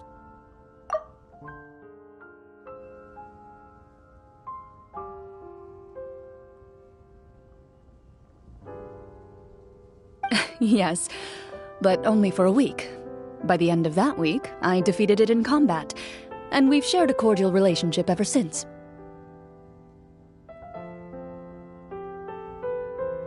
That really doesn't sound like the kind of childhood someone should have.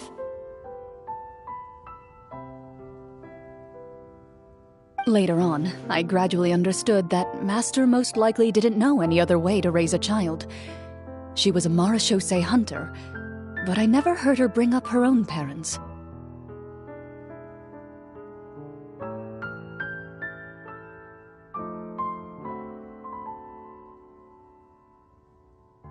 Thanks to her, I learned how to navigate the forest by the age of 6, and could hunt monsters in the wild by myself the year after that.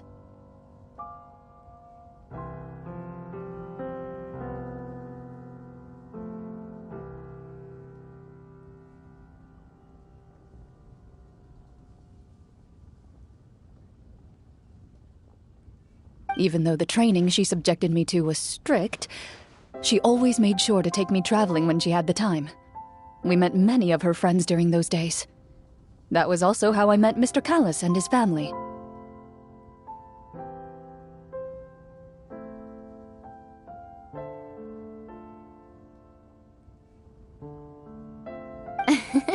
I still remember the first time we met.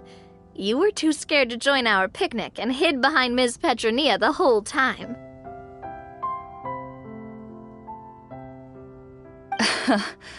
I still hadn't really met many children my age at that time, so I didn't know how to interact with others.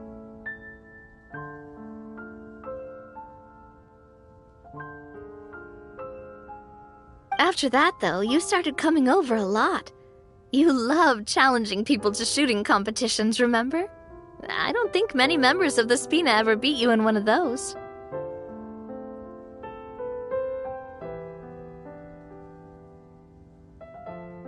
I had a lot of fun during those days.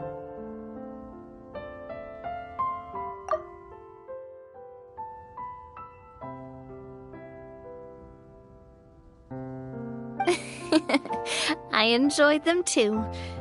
Oh, do you remember that one time we went exploring around the Spina together?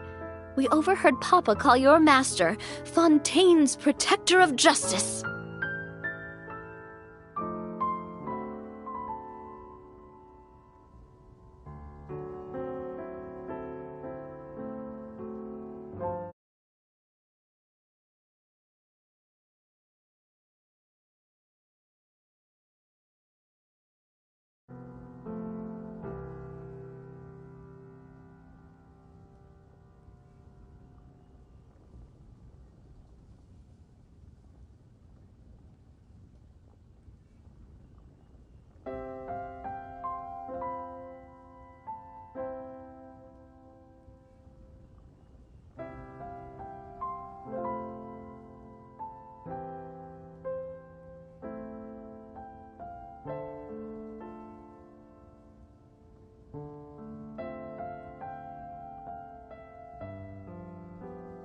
We tried to pretend like we never heard anything, but you nearly let it slip that one time.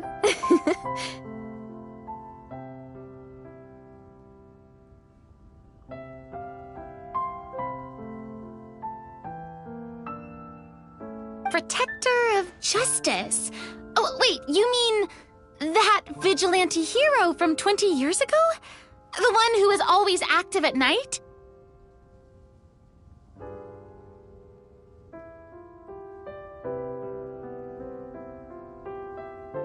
Yep, that would be her. She often would put on a black cloak and go out at night. I never knew where she went or what she was doing. Until, like Navia said, we overheard the truth from Mr. Callis that night.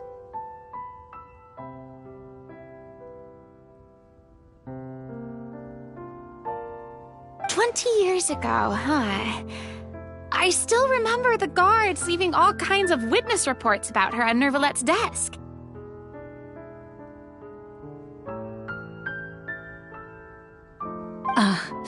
My apologies.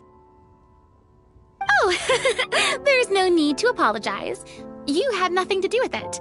And anyway, everything she did was for a good cause.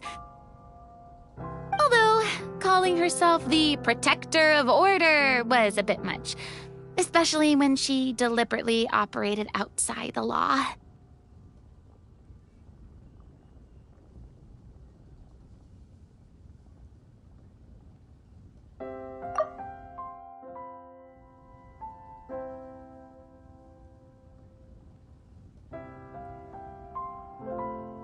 Huh? When did the Protector of Justice become the Protector of Order?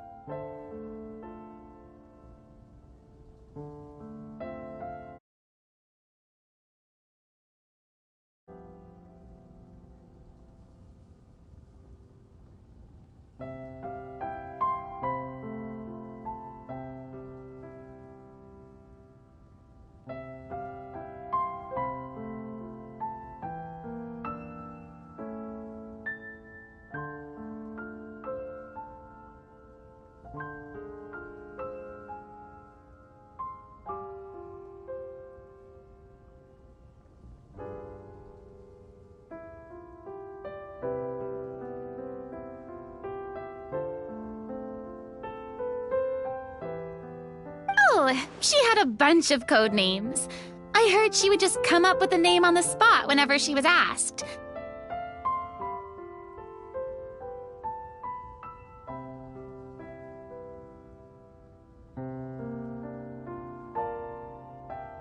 Later on, she probably got sick of answering those questions and decided to stick to just two: the Protector of Justice and the Protector of Order. That sounds like her, all right.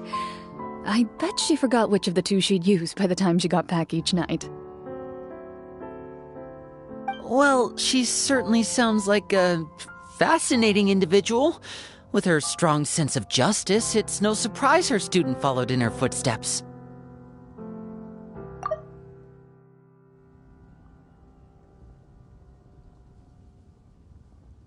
It's true.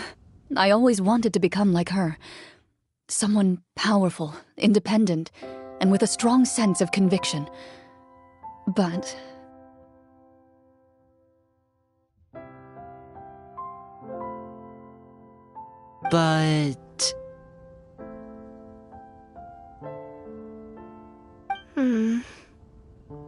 She suddenly disappeared the night I turned 10 years old.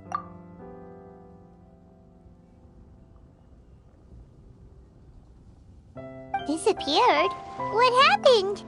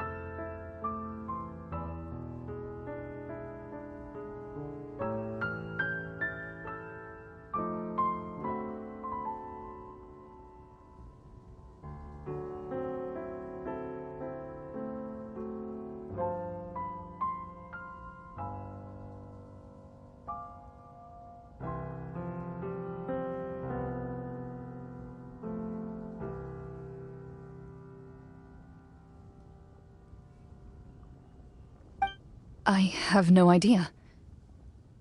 She didn't even leave a note. I was never able to find out where she went.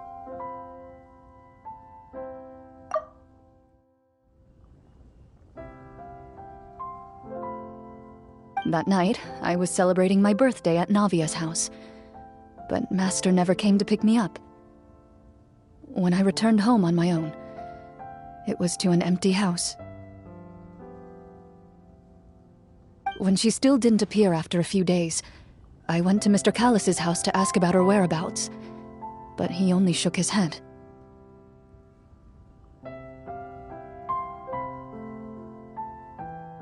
Papa probably didn't know either. I know he sent a few people to investigate the matter in secret, but they never found any credible leads.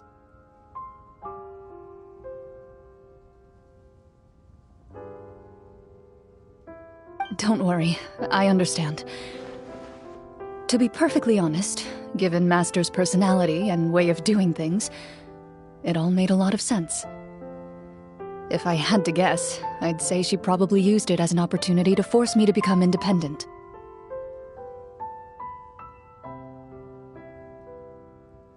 Just like how, when a litter of kittens reaches a certain age, the mother willingly leaves them behind.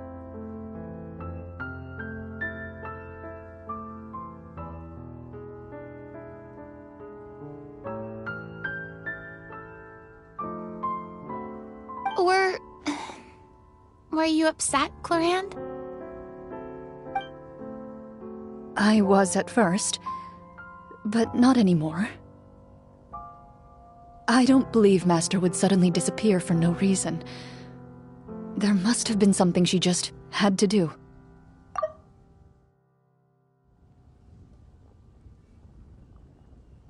Well, despite everything, you still managed to follow in her footsteps and become the greatest champion duelist in all of Fontaine.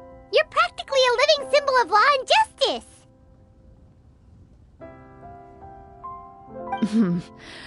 I suspect my position would be far too by the books for her. Master always did whatever she pleased. But you're right.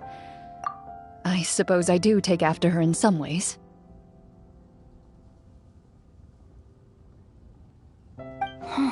Who knew Clorand had such an interesting past? I never had the chance to ask her about it before.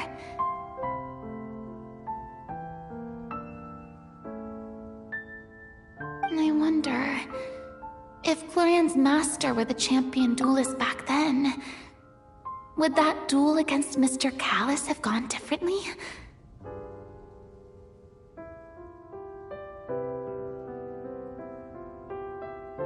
Oh no. Judging by the atmosphere, Clorand and Navia are probably thinking something similar. The mood just got super awkward all of a sudden. Well, anyway... Would you look at the time? It's getting dark, so we should probably call it a day for real this time.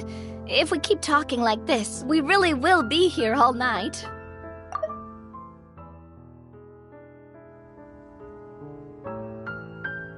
I had a great time today, Miss Clorand. Thank you for being our GM. Anytime.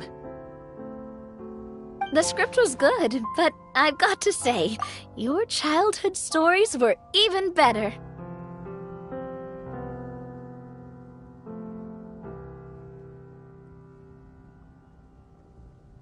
Hey, you should tell us more about that fight against the Geo-Bishop sometime. Maybe your master was onto something.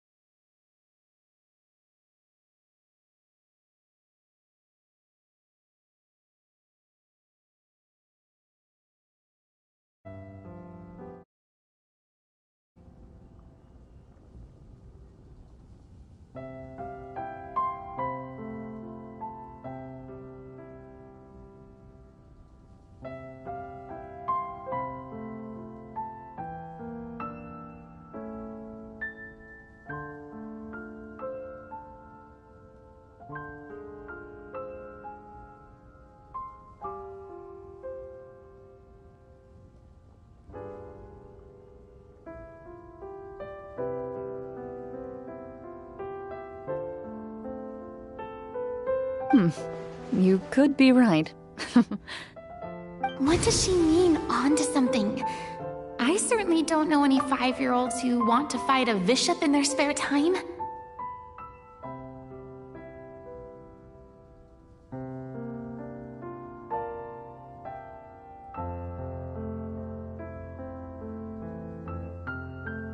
Guess I'll head back as well. I need to save my energy if I want to continue enjoying the story tomorrow. You're that excited to hear about my fight with the bishop? I was talking about the script.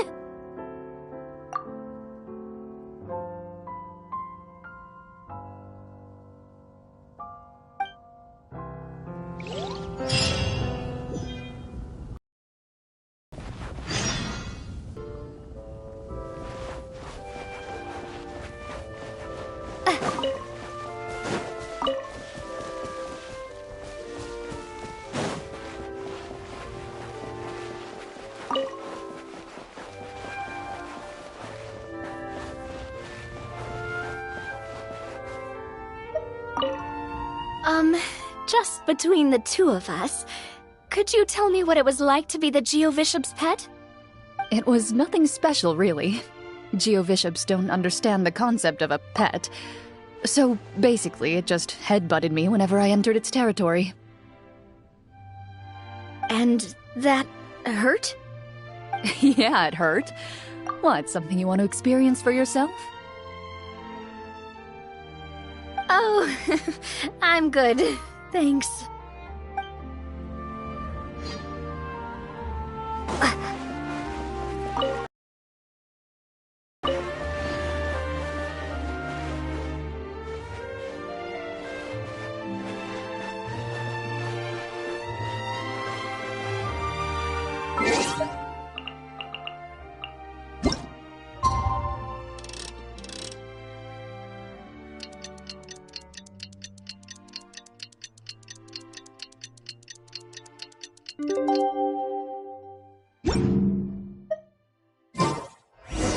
Let's go meet to today's story.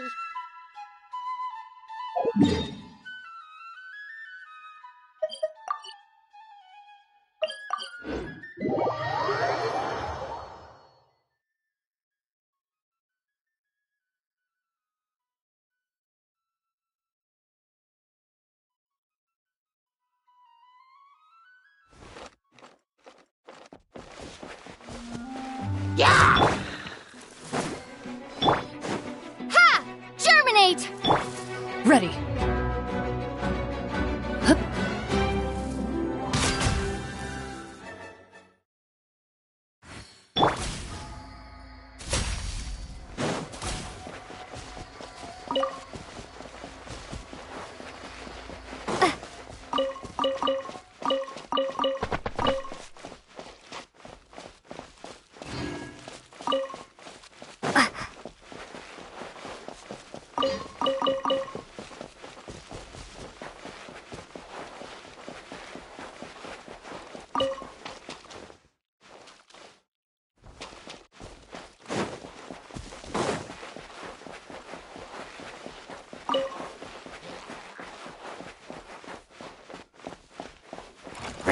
Scatter!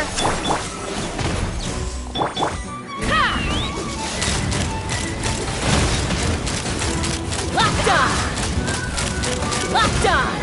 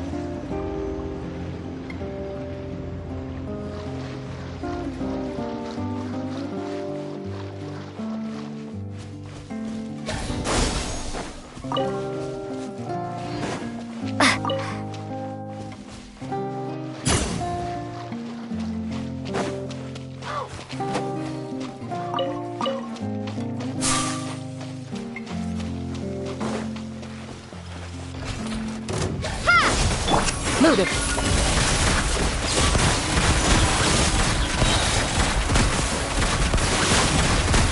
Hunt them down.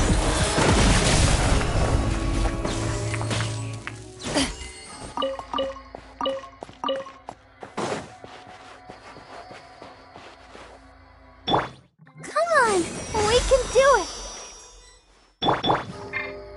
Into the shadows.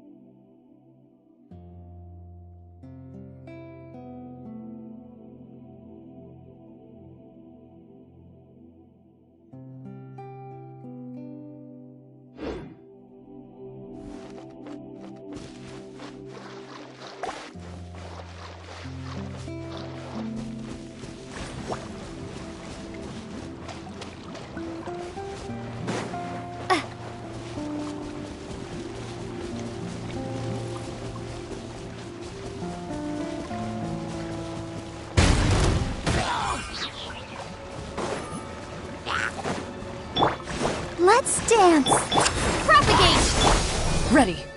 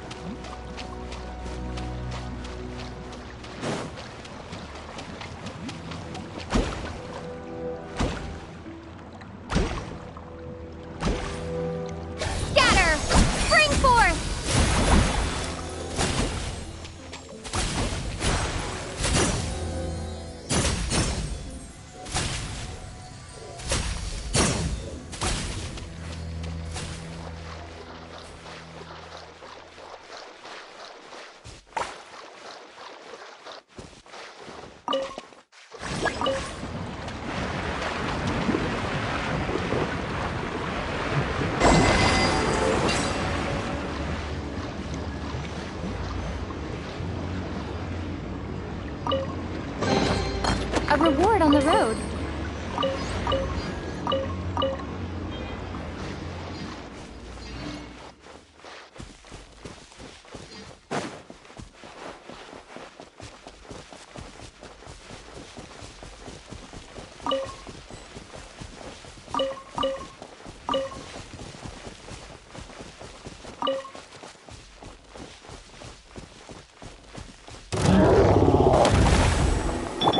I'll protect us.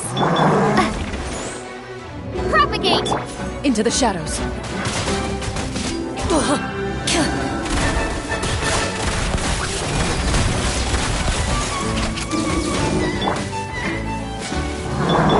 Scatter! Let's fly! Open fire! Open fire! Propagate!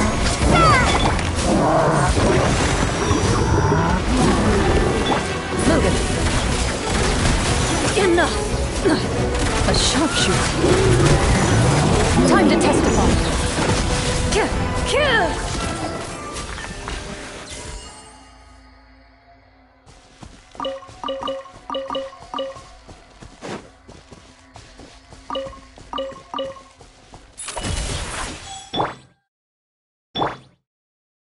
Let's dance!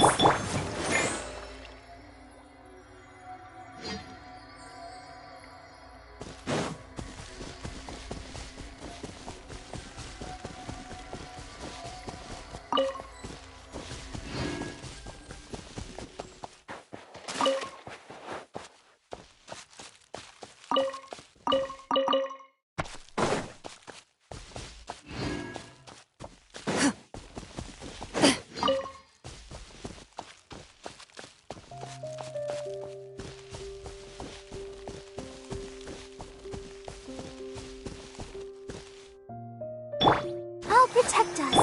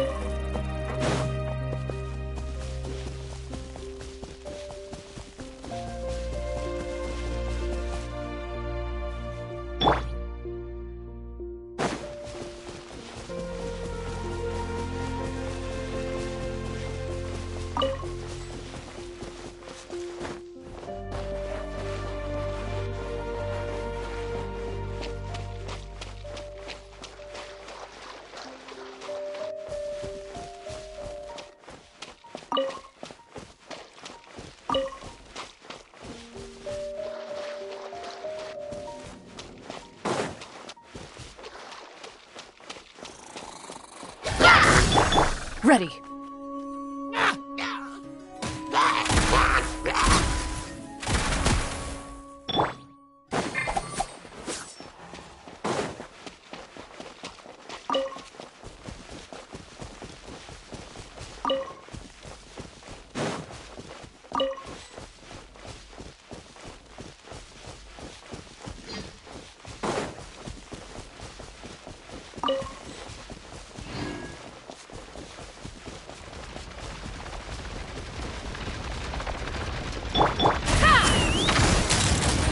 Locked on!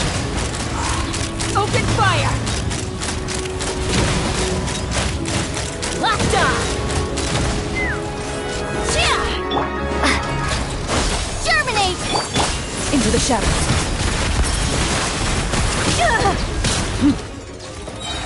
Where evil lurks, shoot on sight. Propagate! Let's dance!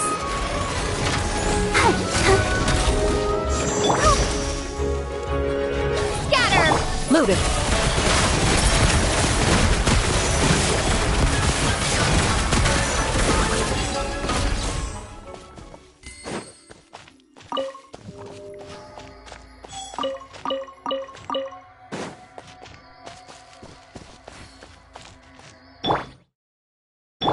Let the show begin.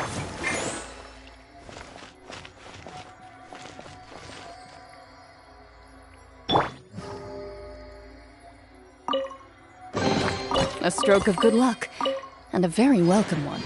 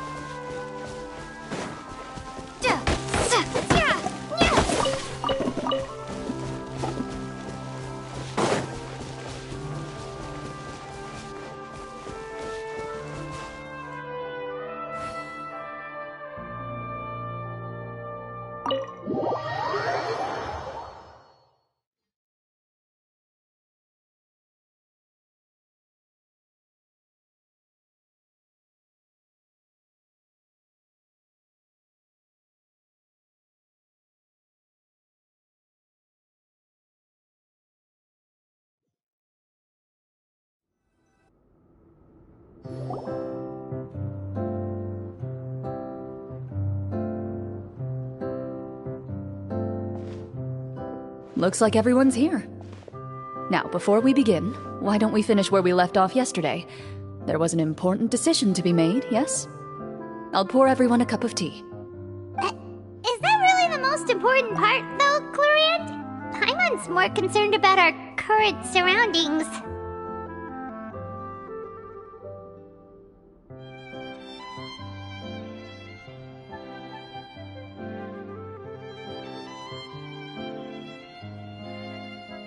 Heavy walls, cold railings, dim lights. This is obviously supposed to be a prison. I admire the work put into the set. Still, it's obvious the scriptwriter has never paid a visit to the fortress of Meripede.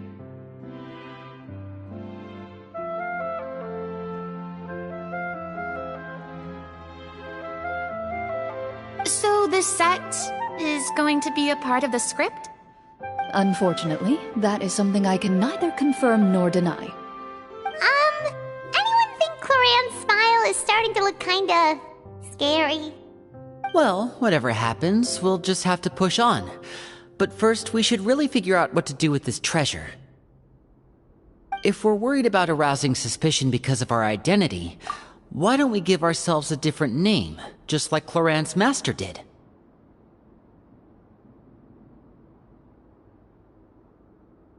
Yeah, it might be better to keep a low profile. As long as we're helping people, it doesn't matter who we are or what we're called. Staring at me won't get you anywhere. Or did you want some more tea? Oh, Paimon's good. Thanks. Why aren't you saying anything, Navia? Wait, what's that next to you? Oh, this is the short sword Clorant mentioned last night. I found it.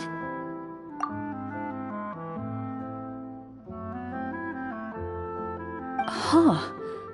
I'm surprised you managed to track it down after all this time. Well, I made sure to take good care of it, considering the circumstances in which you gave it to me. Of course I had to keep it safe. Anyway, where were we? Oh, right. I was just thinking about all the potential ways for us to break out of prison. We could dig a tunnel, or try to bribe the guards.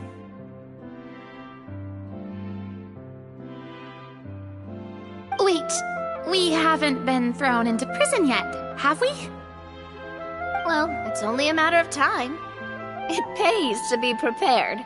Just like how you should always have an umbrella on hand, even when it's sunny. All right, Paimon's made up her mind. Let's just give the treasure away.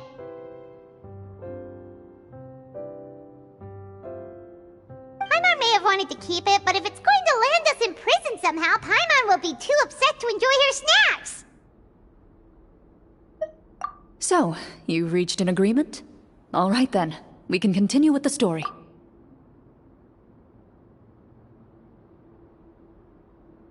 Oh, and we'll collect all the scattered pieces of treasure on the ground as well. All right. You collect the treasure and make your way back to the capital with your bag of loot in hand.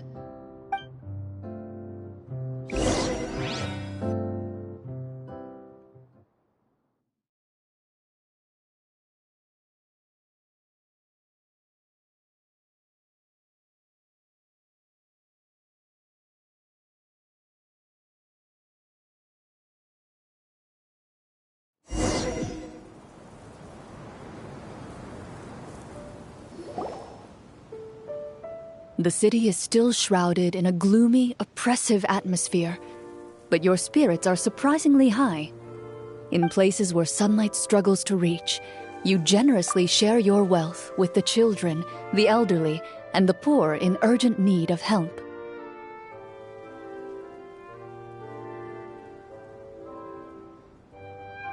Thank you, kind soul.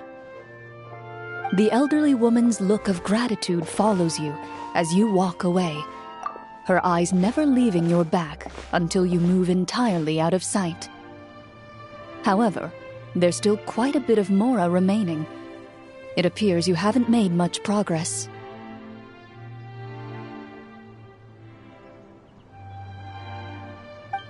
She's this up. We need to hurry up so we can address the sorcerer problem.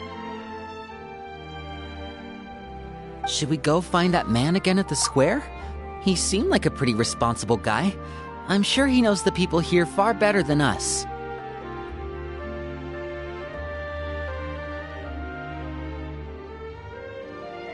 Oh, good idea! Just as you start to make way to the square, intent on finding the man again, there's a voice.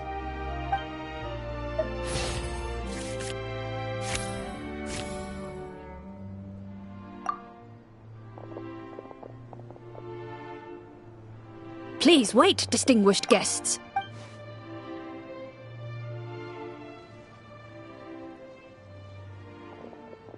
Several strange guards suddenly call out to you.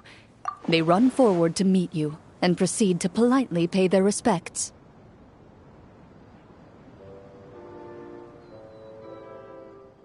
Greetings, gentlemen. Are we being invited for afternoon tea? Surely you jest, my lady. That would not be our place. It is His Excellency the King who requests to meet with you. Please come with us.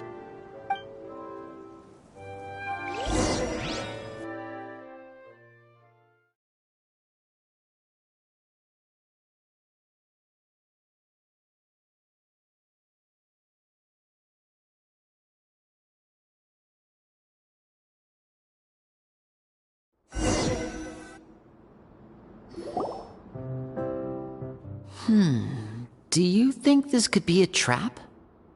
Well, we have to investigate the court at some point, right? Meeting the king himself would be a fantastic opportunity to do that.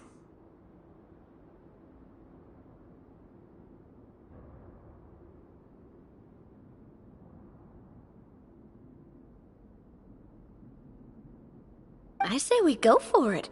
If something happens, we'll just turn the whole place upside down. That sounds a little intense.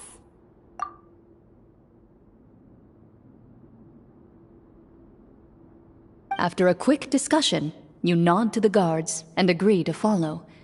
They lead you all the way to the audience hall of the palace. Gilded tables line both sides of the hall. The space itself is adorned with all manner of expensive antiques, glass shelves, and silver candlesticks. The items appear quite ordinary in size and dimension, yet their presence somehow makes the emptiness of the hall feel even more surreal and ominous.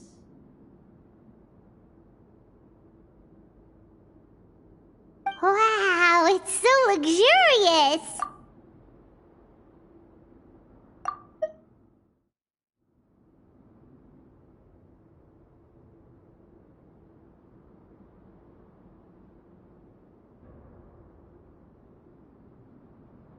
The elderly king, clad in a magnificent robe, sits upon the deep crimson throne before you. He wears above his head a majestic crown, with a gemstone the size of a bird's egg set right at the very front. As you observe it, you see a complex pattern of light reflect off its surface. Ahem! They're here, Your Majesty. A man dressed in dark clothes, likely a minister, shields his mouth with his hands and bends down to whisper a few words to the king.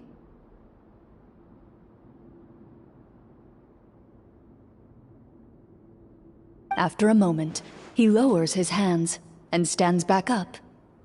His gaze shifts to fixate on your group, but he does not move from his place at the king's side.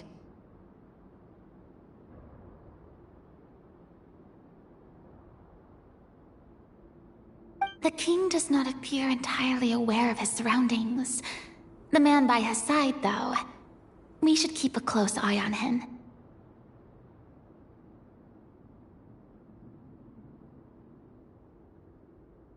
The king remains still and says nothing. The minister is the one who speaks. Esteemed guests, allow me to thank you for coming to our faraway kingdom. Unfortunately, His Majesty the King finds himself quite exhausted from work. So please allow me, his Prime Minister, to welcome you in his stead.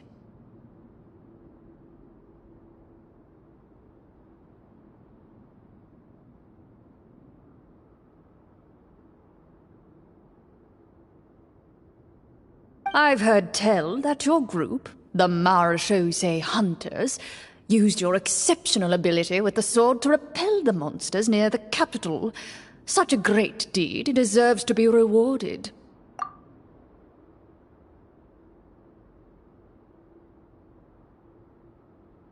However, seeing that I was not fortunate enough to observe such a feat with my own eyes, you'll forgive me for seeking to verify the truth by speaking to you myself.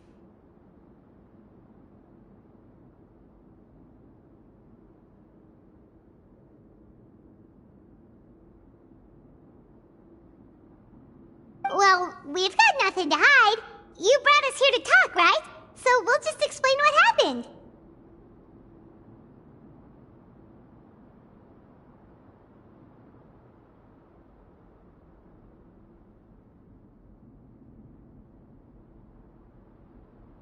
The golem's blades were so powerful, they could cut down trees in a single swipe! It took a lot of effort to defeat them, even for trained swordsmen like us. Well, that was enough details, right? Believe us now?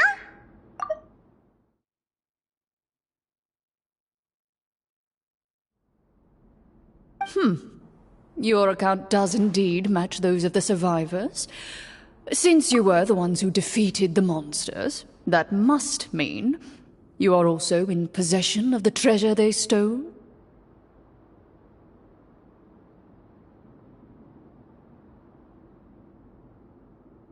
Well, we did take the treasure, but... How did he know about the treasure? Then I must ask that you return it at once. It belongs to the kingdom. Wait, but didn't you just say that our great deed deserved a reward? Shouldn't the treasure be considered a part of that? Yes, that was indeed what I said. But you seem to have forgotten a very important distinction.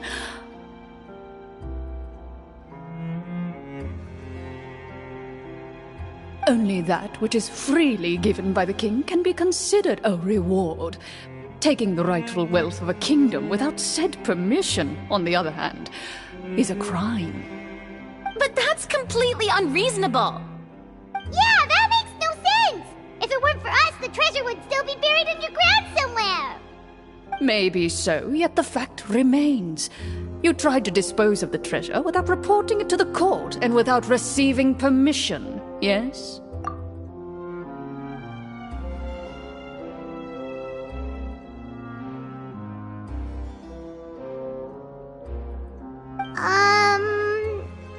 What, no answer? Surely you're not insinuating that you, a group of legendary marechaussee hunters, sought to take the treasure for yourselves?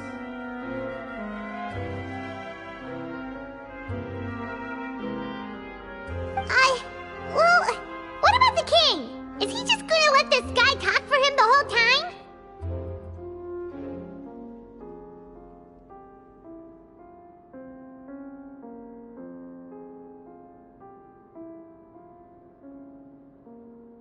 Clad in his magnificent robe, the king remains seated, with his hands resting on either side of the throne. His posture is rigid and unmoving. He stares forward with an empty look in his eyes, completely unmoved by the events before him. From the look of things, could the Prime Minister be the evil sorcerer? Or could both the King and the Prime Minister have fallen under the evil sorcerer's control? I would like to observe the number of guards stationed in the hall. The guards in the palace appear fully armed, their expressions solemn. Sensing the tense atmosphere in the room, they stand at the ready, each with a hand placed upon the hilt of their sword, as if prepared to draw their weapons and surround you at a moment's notice. Well, there goes my plan to turn the whole place upside down, I guess. It appears we've been visited by nothing more than a group of ill-intentioned imposters. What a pity. Guards, take them away and throw them in the dungeons. Before I decide your fate, however, I must first determine whether you have any accomplices outside the court. Can't we try to slip away? Or maybe start some kind of riot? But if we try to fight the guards right now... Don't worry. At least we figured out who's behind all this. Let's just play it by ear. If you're scared, Paimon, just hold my hand.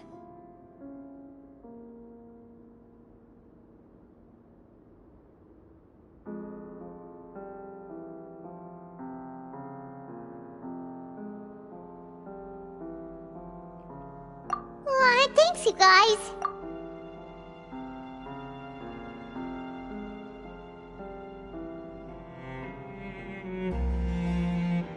You allow yourself to be led away by guards surrounding you on both sides.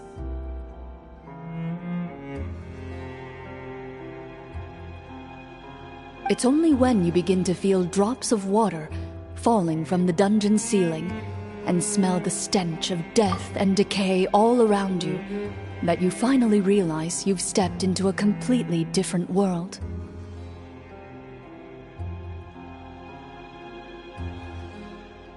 Stay here, and don't try anything funny.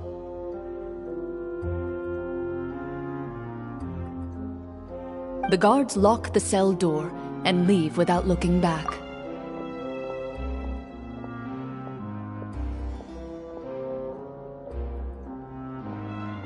Wait, sir!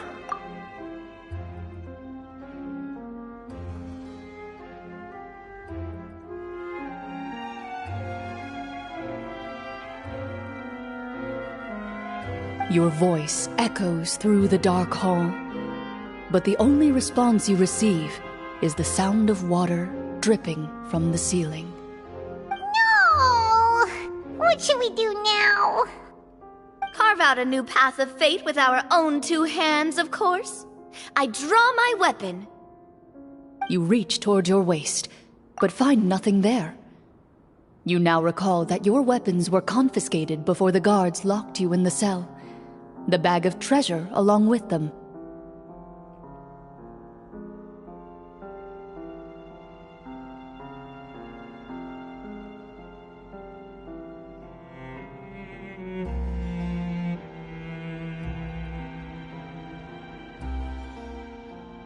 What about that knife I hid in my boot? When did you hide it in there? When I was thinking about digging a tunnel. Rejected. You failed to inform the GM of this course of action. Moreover, the guards would have conducted a thorough search before throwing you in prison. And the keys to the cell aren't anywhere to be seen? Correct. You don't even feel a lock hole on the cell door. Oh, well, there goes all our plans. Indeed. Huh? Why are you the one saying indeed?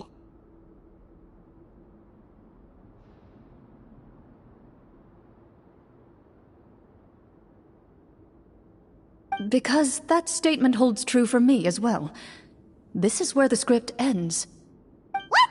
But that's a terrible ending! Generally speaking, this should be the point where the scriptwriter gives the players some kind of hint, or gives the GM some kind of code for how to move forward.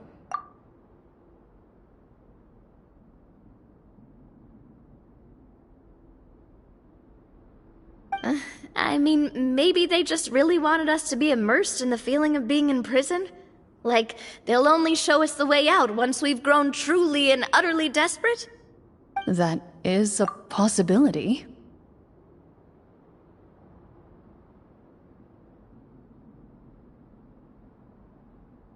If only there were desserts and tea in real prison. Oh, wait, guess that's kind of how the Fortress of Meripede works if you're lucky. Oh, before I forget, Navia, the short sword you had with you earlier. I took a closer look, and the craftsmanship doesn't appear to resemble anything from this era.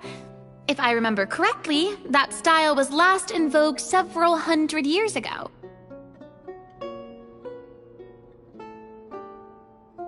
Wait, Cloran said that sword used to belong to her master, right? Does that mean her master has been alive that long?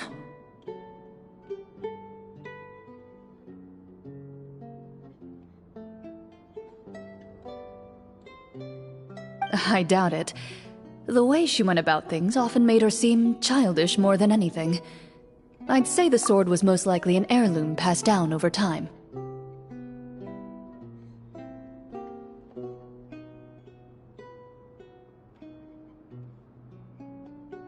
Hang on. A precious heirloom passed down to you by your master. And you gave it to me just like that? You weren't worried I might lose it? Master left many things to me when she disappeared. There was the sword, an old key, and a good amount of junk she probably just didn't want to take with her.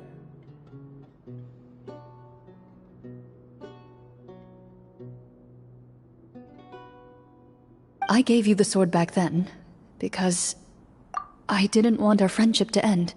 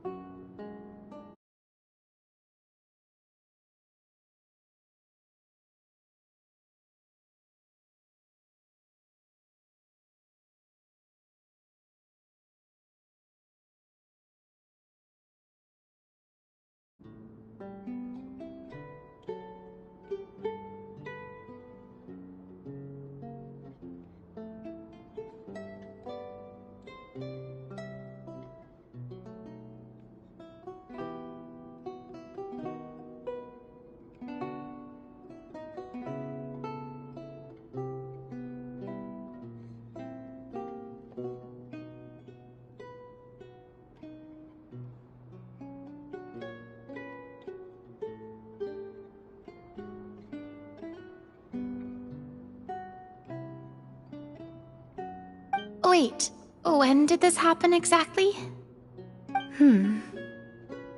After the duel. between Mr. Callis and myself.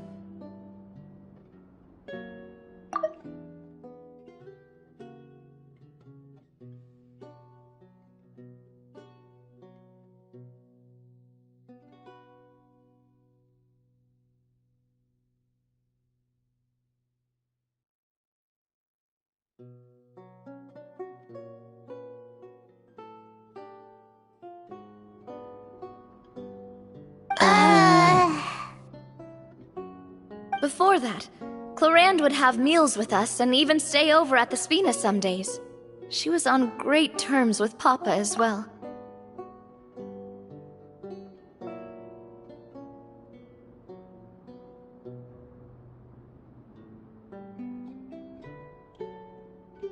After the duel, though, there was a period of time where we simply didn't know how to face each other.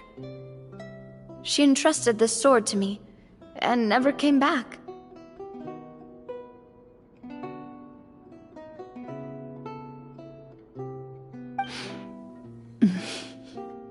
We were both sad, and conflicted, and totally overthinking everything as a result. Whenever I looked at this sword, I couldn't help but wonder if Miss Petronia had never introduced us to each other at that picnic. Maybe part of the sadness I was feeling could have been avoided. Back then, it felt like I hadn't just lost a father, but a close friend as well. No one can change the past. The most important thing is that you two found your way back to each other and can enjoy things like this together.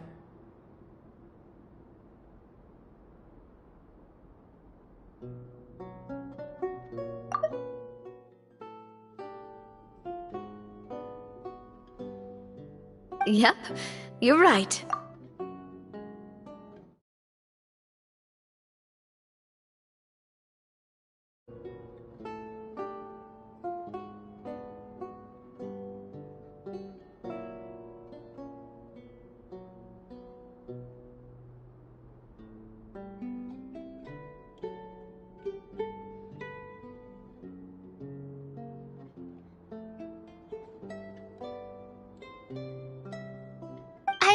Sorry, you two. I didn't mean to bring up any sad memories.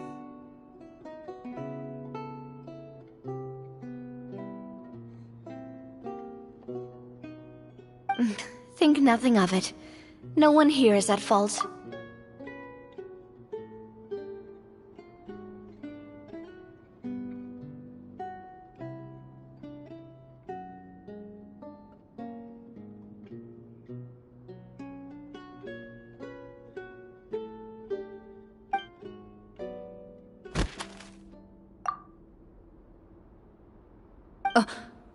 Huh?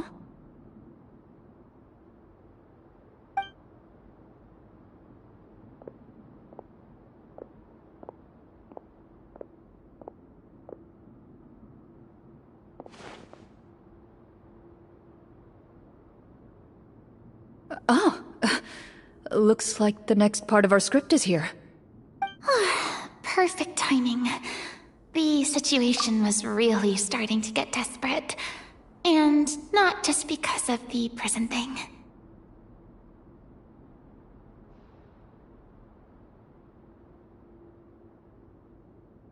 From Clarenne's face, I really can't tell if it's good news or bad news.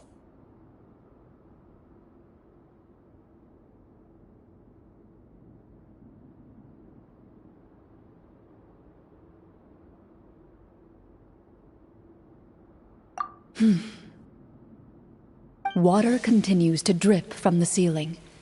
In this lightless dungeon, you lack a reliable way to tell how much time has passed. Eventually, you get used to the unpleasant odor of straw, mold, and rust, and find yourselves alternating between fits of drowsiness and despair.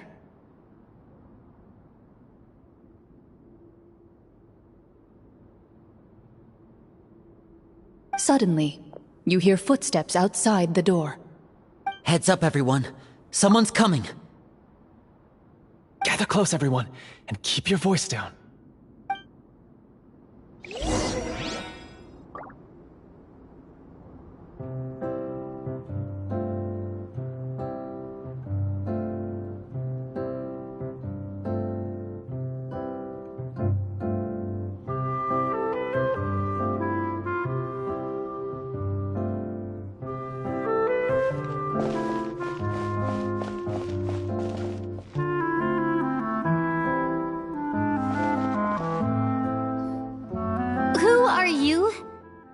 I work as a guard in these dungeons, but my true identity is the same as your own.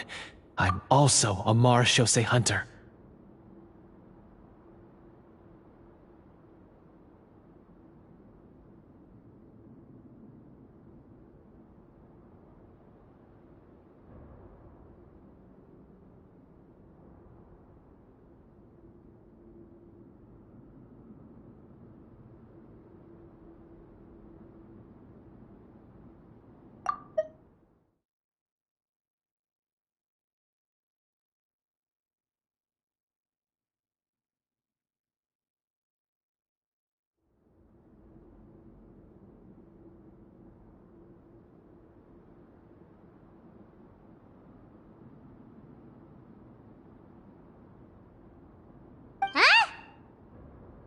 Shh!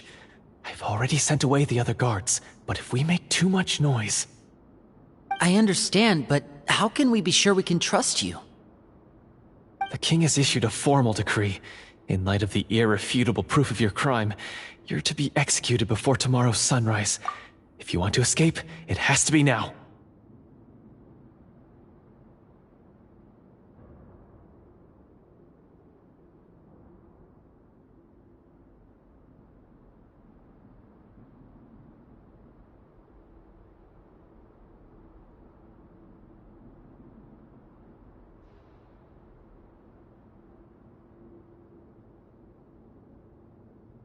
Executed? We barely did anything! Monsters appearing at the same location as the treasure.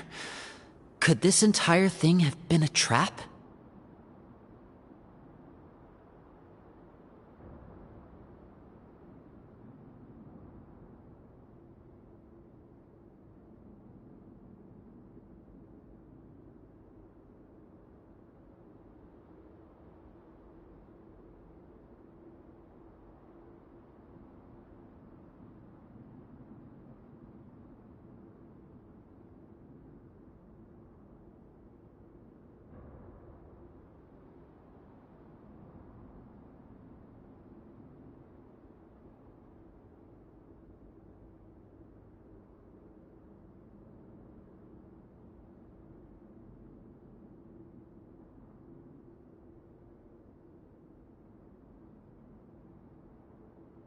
There will be time for speculation once we're out of here.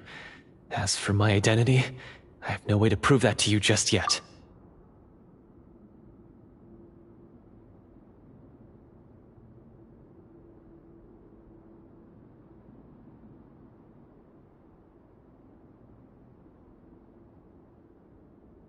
Infiltrating the capital was difficult, and finding a chance to speak with you has taken a lot out of me.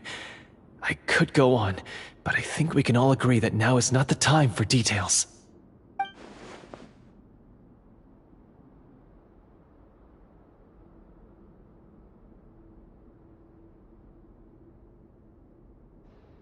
Have you seen our weapons anywhere, sir?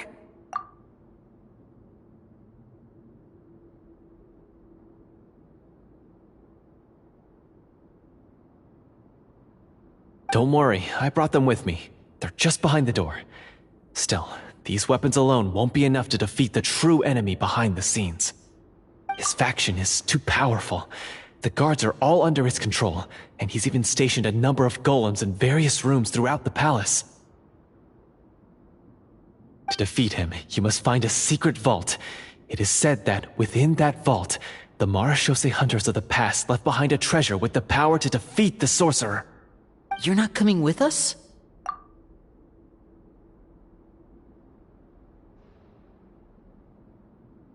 No, I'll remain in the dungeons to deal with the guards. I'll try my best to distract them so they don't go after you. As long as my identity is not revealed, I'll be able to aid you when the final battle comes. In that case, please stay safe. Thank you for your concern. I will do my utmost. As for the location of the vault, here, this map should lead you there.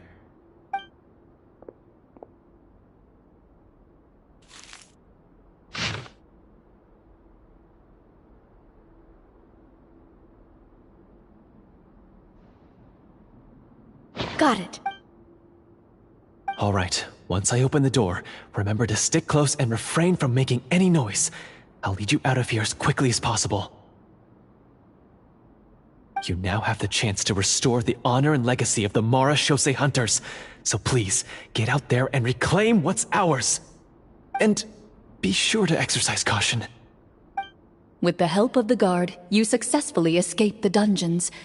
Your sense of despair and anxiety both seem to fade as you continue your quest.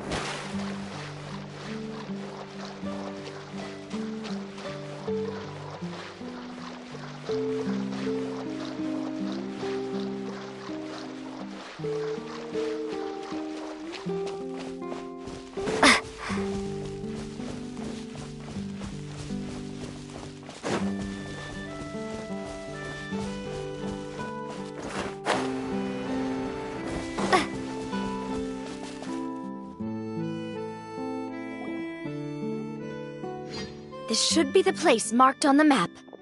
This bit of rock certainly looks suspicious. Well, I'd say an investigation's in order then. Plus, if all else fails, we can just blow it up.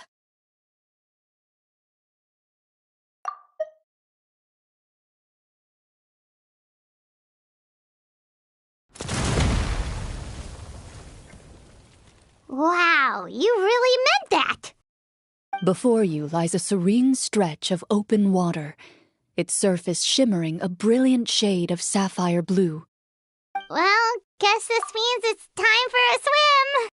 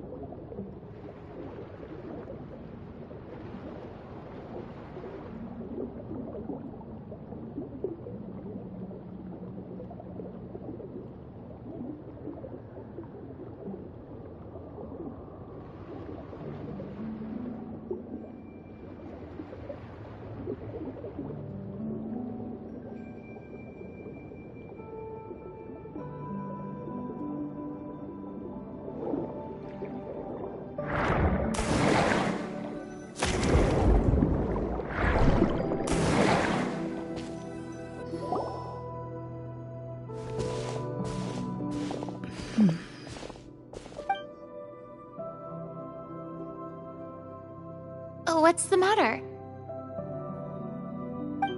It's nothing. As you step into the cave, you find yourself in an eerily quiet space. Before you lies a narrow passageway that appears to trail off endlessly into the distance.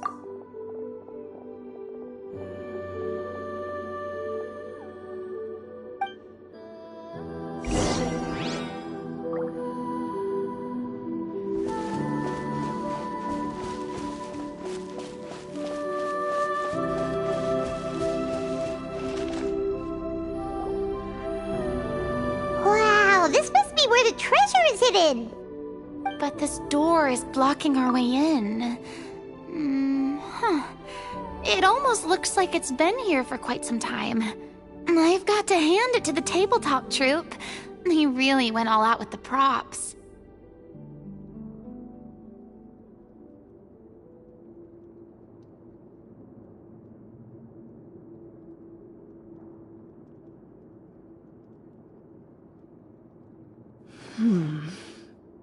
Huh. What have we got down here? A kind of mechanism connected to the door? Ah, it looks like we might have to arrange it into a certain pattern. A pattern on a stone door. That's something Master mentioned before.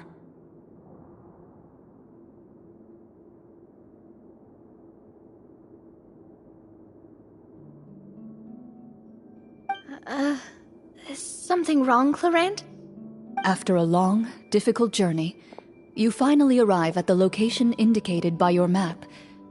It appears to be an ancient site of some sort, where treasure likely awaits.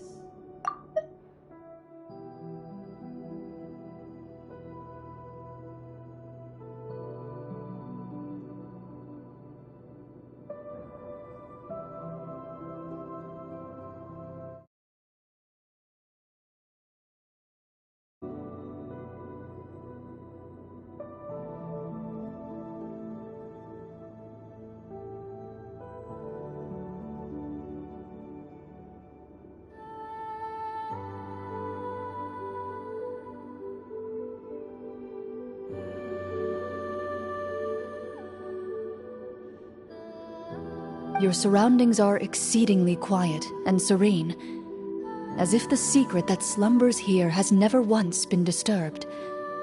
If you listen closely, you can almost convince yourself you can hear the sound of its calm, gentle breathing. That description makes Paimon feel kinda bad for disturbing this place.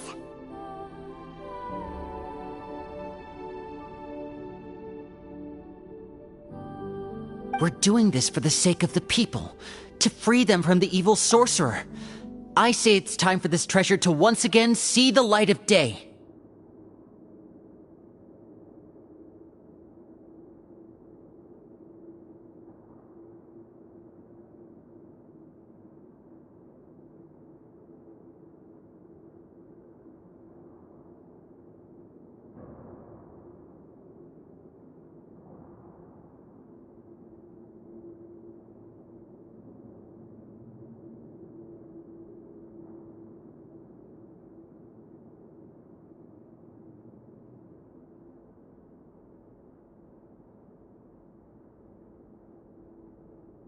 Linny's right.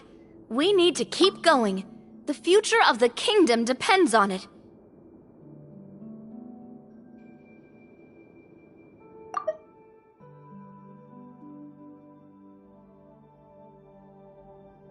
The next part of the story requires us to solve the puzzle, right?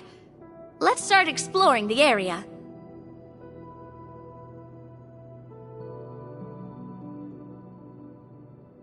Yes, that should be fine.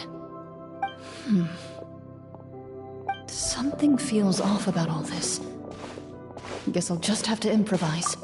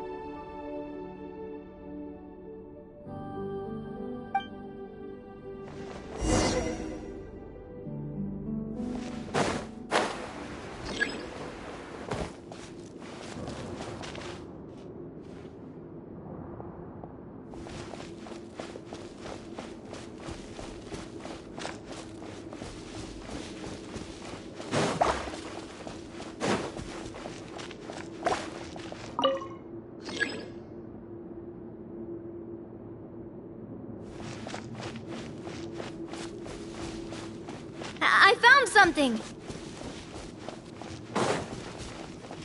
Found something here, too.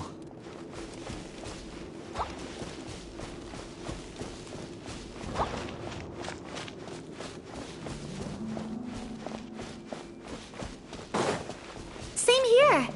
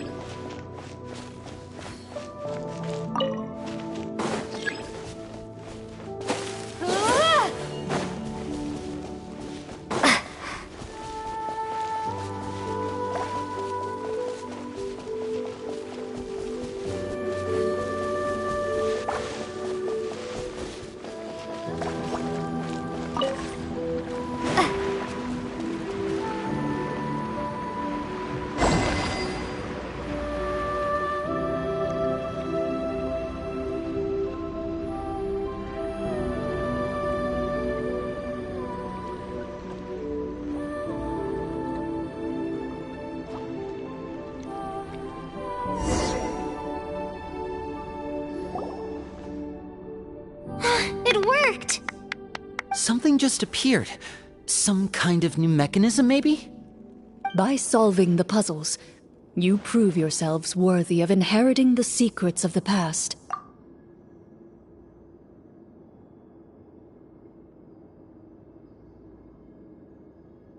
At the end of each puzzle, you're rewarded with...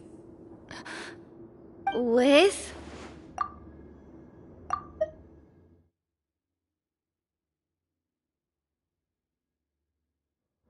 a key. Oh, it must be the key to the big door. Huh? This is one of the Marechaussee Hunter keys that are passed down from generation to generation. It looks just like the one Master passed down to me.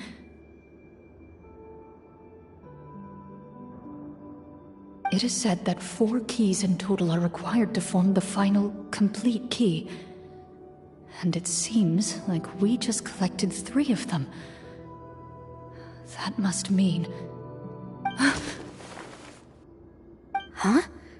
What's wrong? You hear a few strange noises.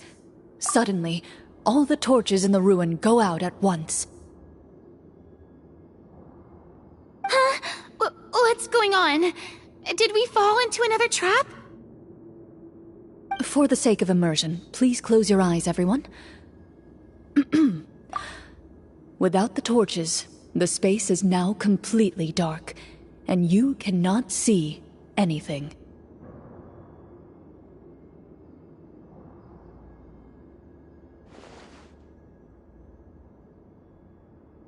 But Paimon can still see a little bit over here.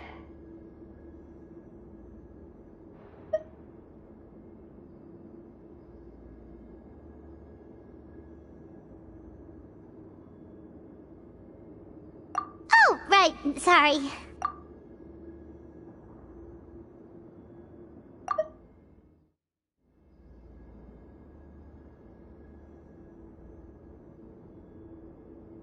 Suddenly, you hear the sound of footsteps pierce through the darkness.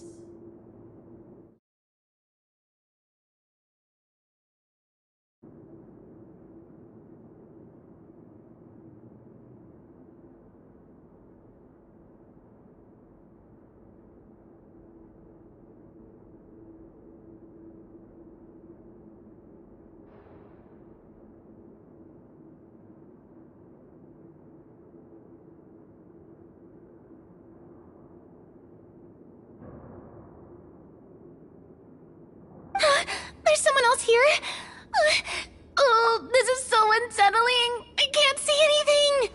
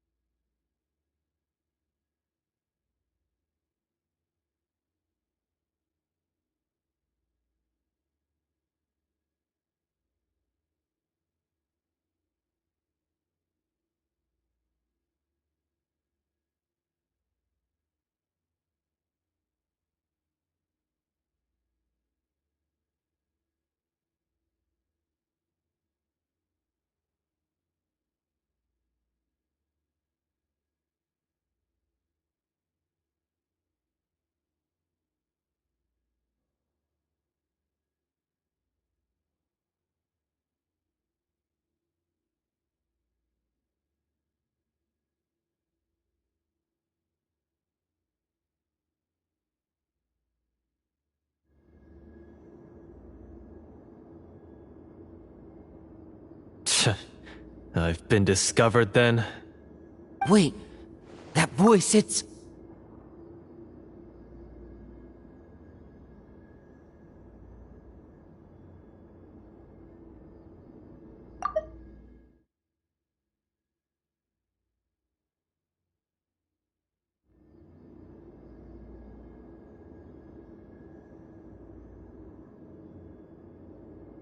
You recognize the voice as belonging to the guard who led you to this place.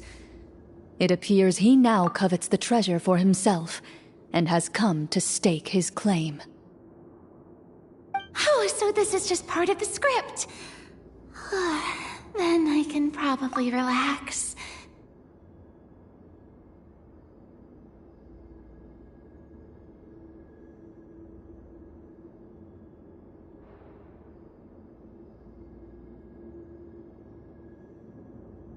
Well, if we can't see anything, that means we can't fight to the fullest of our abilities.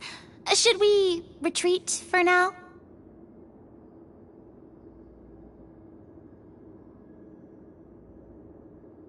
Judging by the way he's holding his sword, he must be a real Marashose hunter.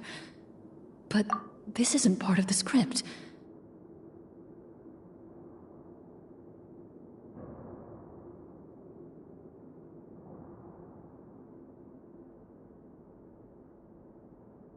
Retreat? That's not the hunter way. If it's dark for us, then it's dark for him. We choose to fight.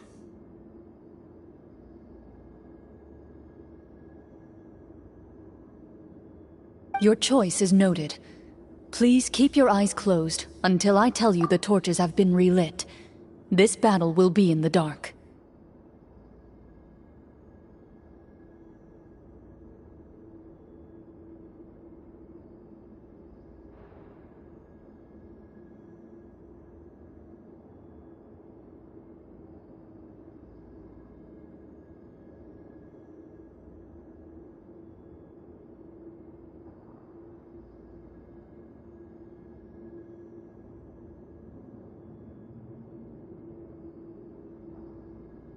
You got it!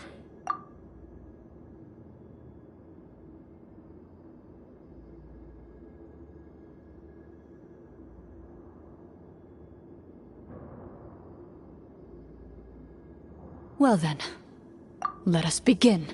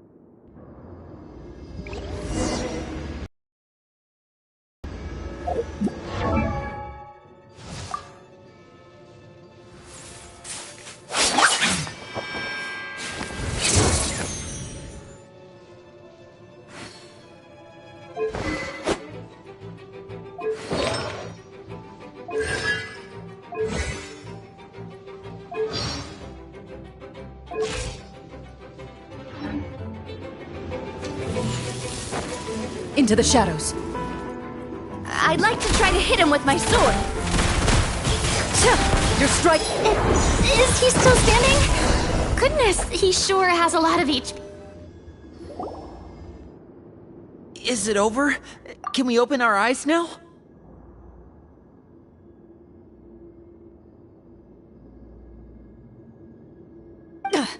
The enemy is strong and relentless, but the battle is nearing its end. The torches have not been relit.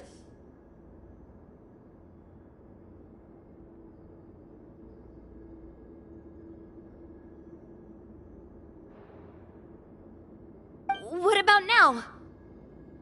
Final strike! Ha!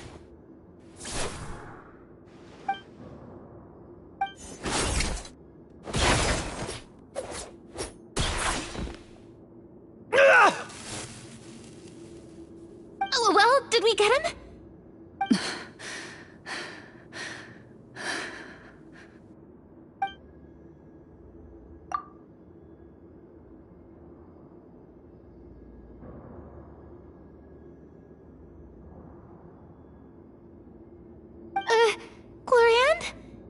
Warm fire flickers across the walls once more. Your vision is now clear.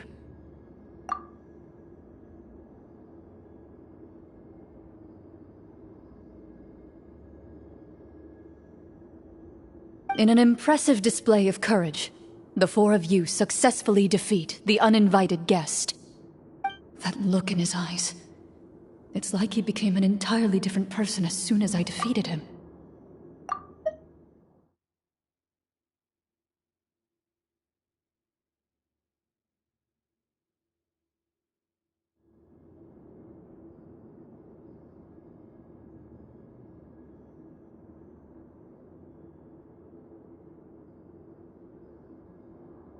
Huh?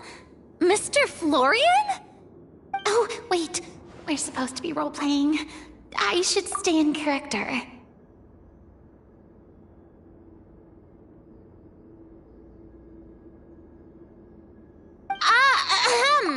Speak your name, guard. Why did you lead us here just to betray us?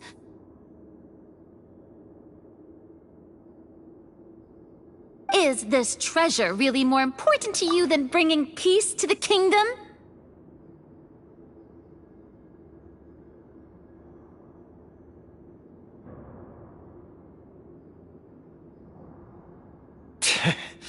What kingdom?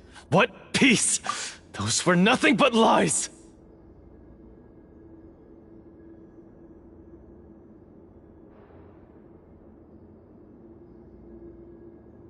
I, Florian, am a true Marashose hunter, descended from hunters of ages past.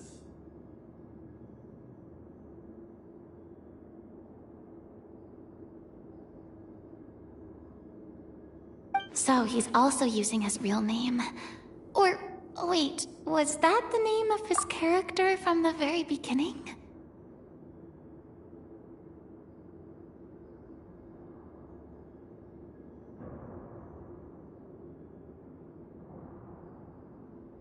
Then I'm even more confused. If you truly are a Marashose hunter, shouldn't you want to help us just like you said before? Shouldn't we fight together for the sake of the people?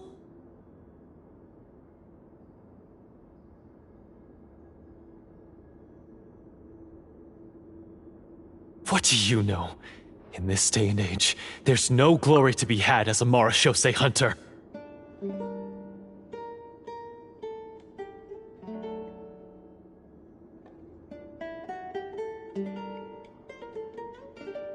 What's that supposed to mean? My skills were passed down to me by my father.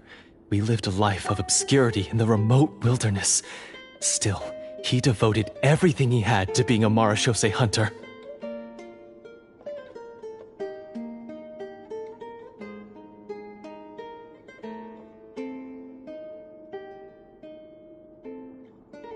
And what did he get in return?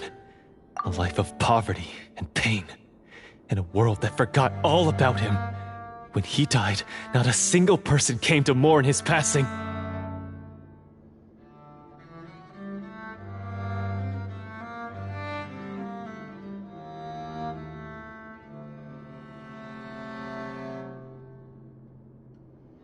The Marashose hunters were the ones who saved this city. We're heroes.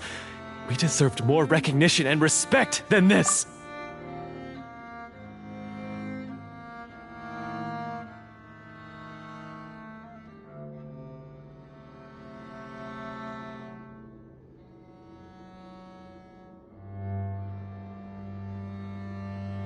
Is he talking about how no one in the capital seems to remember the hunters and their legacy? I didn't expect the script to contain this level of social criticism.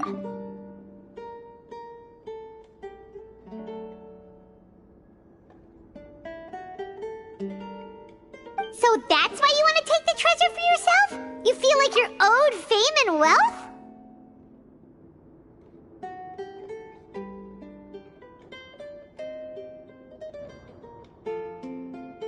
If you already knew where the treasure was located, why didn't you just come down here and take it? Because I still needed the final key. Only a true Marashose hunter is capable of passing through this final door.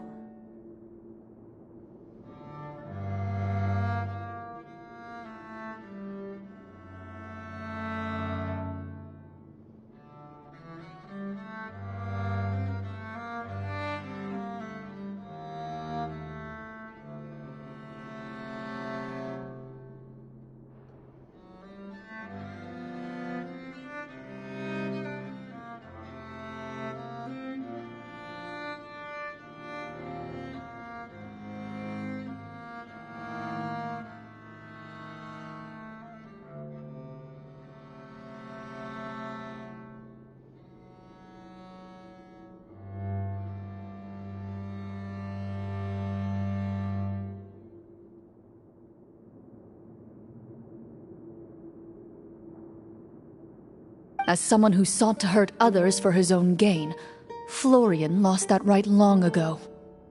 Okay, but what is this treasure anyway? We've got all the keys, right? So can we just go in and take a look? You're sure you want to go in? We've been talking about it for so long. Of course we want to see what's inside. And we've already defeated Florian, right?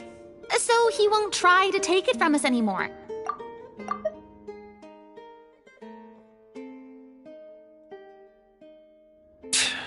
Pesky brats. Watch yourself.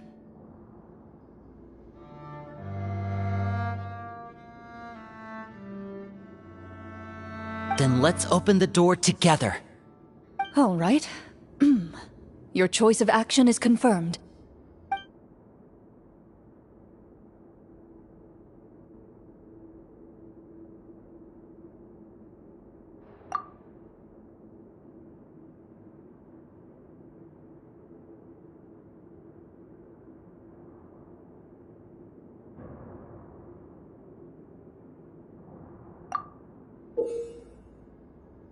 Before you, the door to the treasure, sealed and undisturbed for more than 100 years, finally swings open.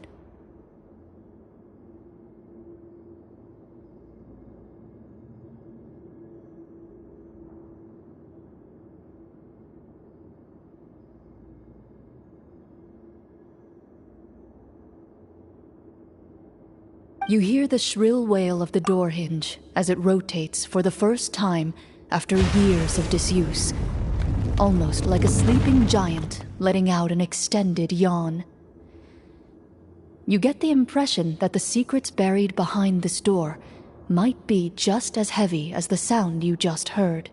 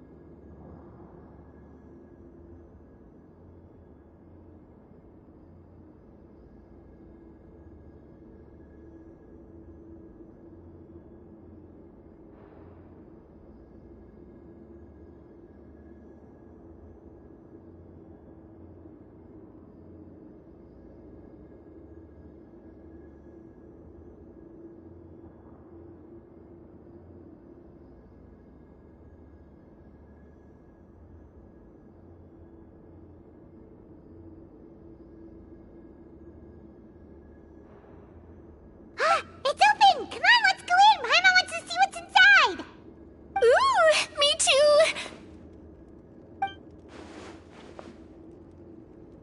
Ugh, uncovering hidden treasure is the most exciting part of adventuring. What do we have here? Huh? A stone tablet? And some shabby weapons?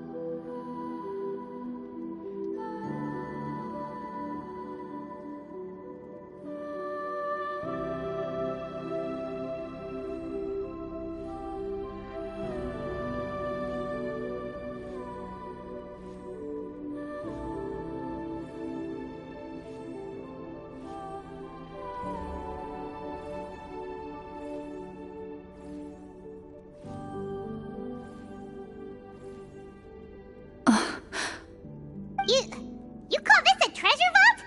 Looks more like an abandoned warehouse.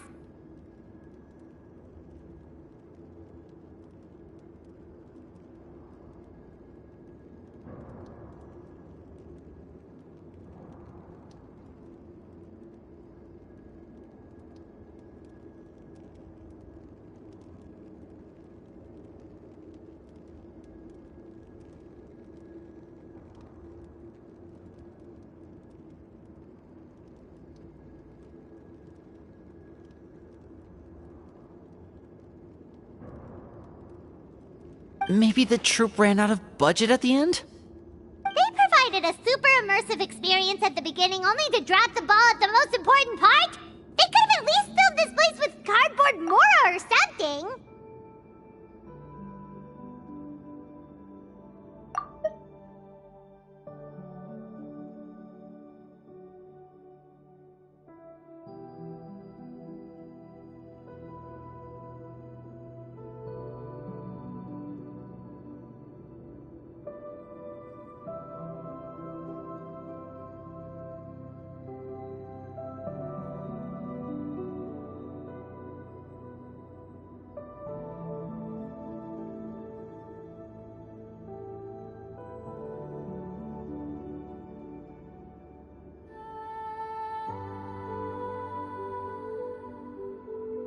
Wait, I get it now. Paimon, this is the real Marashose Hunter treasure.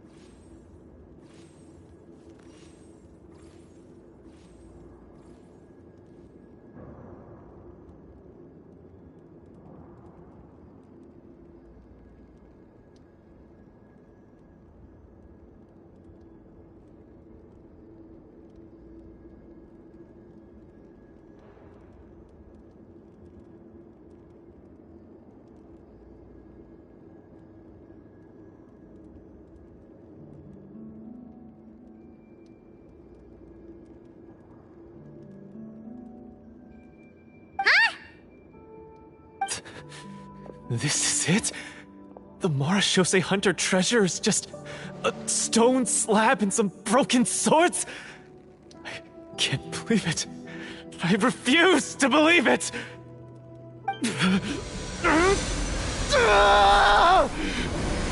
Whoa, are you okay? The Marashose Hunter before you appears to suffer a serious mental breakdown. He needs to leave the room for a moment to collect himself.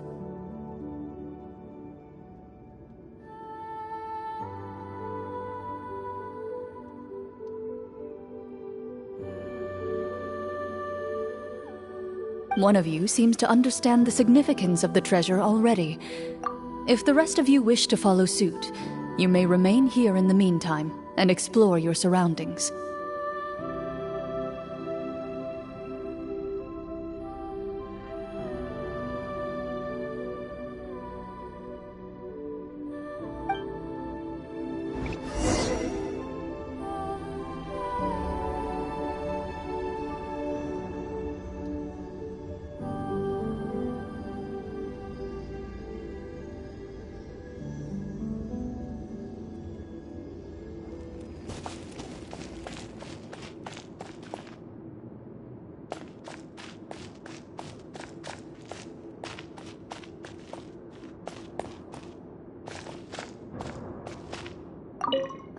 The names on the tablet.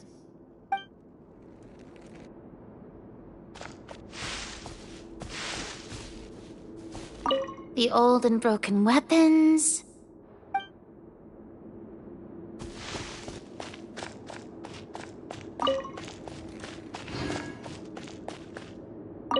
Walter.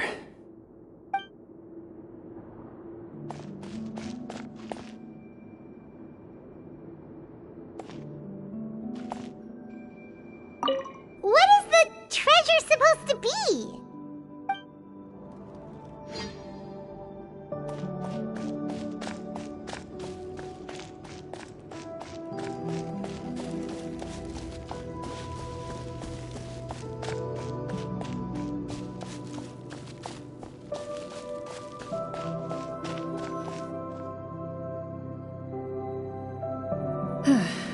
So, how are you doing? Feeling any better? What just happened? Do you remember how you got here? Or what happened to your body just now?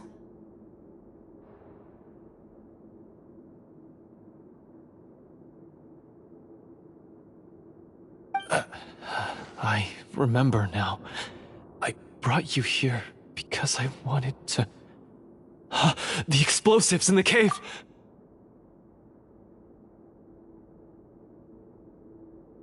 You mean these?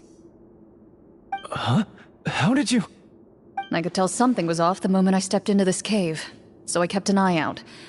I've already dismantled the whole thing. So the strongest champion duelist in all of Fontaine saved the day once again.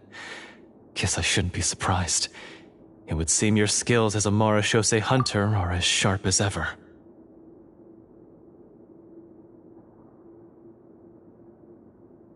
I deserve some answers, don't you think? Tell me why you wanted to lure me here. Everything you said earlier sounded like the truth. Luckily, your monologue was dramatic enough to convince my friends you were just role-playing. I don't know. I just always felt like there was something in my heart that didn't belong to me. Something agitated and angry. Who knows? Maybe it was my own anger all along. I could never really tell. The feelings about my father and the other Marashose hunters are real. It just wasn't fair. I was angry, bitter that no one remembered them or praised their accomplishments. I don't know when it started, but at some point, my anger came to completely consume me. At that point, I remembered the legend my father used to tell me. The one about the treasure.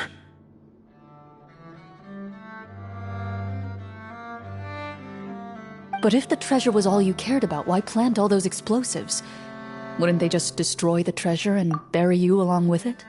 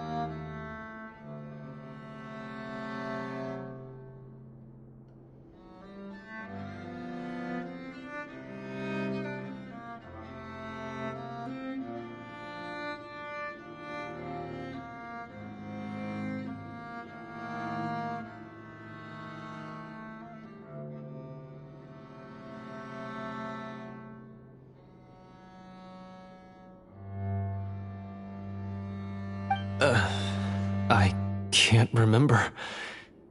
My head is a mess.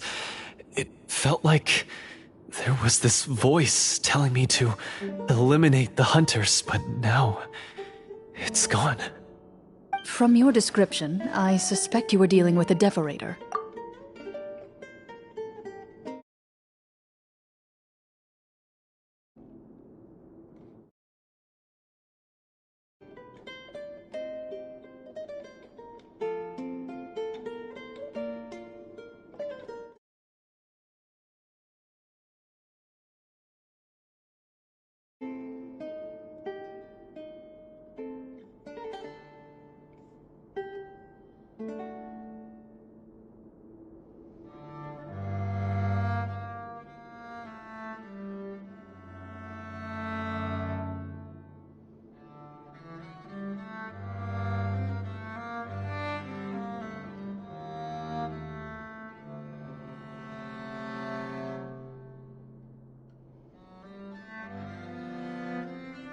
Devorator? Oh, your master, your father, I mean, never talked about it? It was a kind of monster that was active several centuries ago.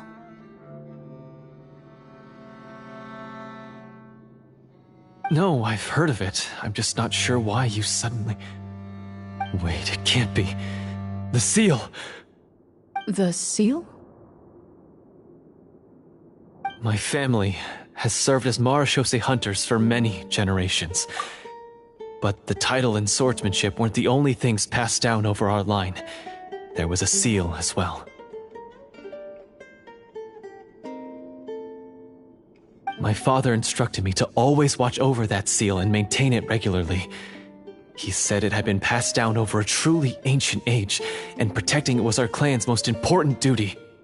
But I neglected that duty after he died. I finally decided to come down and check on it one day, and that's where my memories become fuzzy. The Devorator would be a formidable adversary for any mortal being, even ones as capable as the Hunters. If you lacked the power to completely destroy it, you could easily fall prey to its influence and corruption. In light of this, some Marashose hunters chose to seal the Devorator away, in the hopes that a permanent solution would come with the passage of time.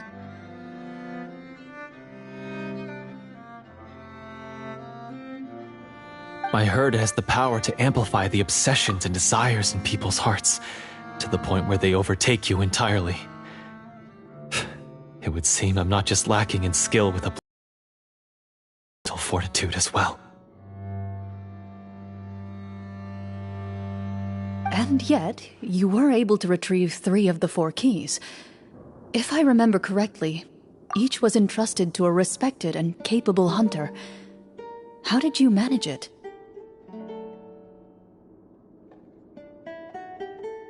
One of them belonged to my father. The second I stole from a different hunter. And the third... was one that I snatched while the person was on the way home from the tavern. I nearly died in that alley. I know just how strong you are. It's as clear as day to everyone in Fontaine. I observed you from dusk to dawn, but could never find any opportunity to sneak up on you. I never even saw you drink a single glass of liquor. The only way I could think to obtain that last key was to lure you here using your hobby, and then... Oh, I get it now. That monster, it wanted to bury you here alongside the treasure. I won't comment on anything else, but the script was good.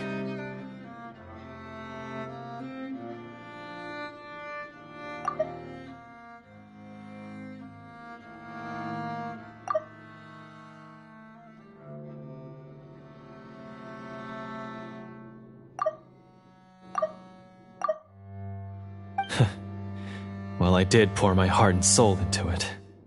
The stories my father used to tell me about the glory of the heroic Marashose hunters and how they came to be forgotten.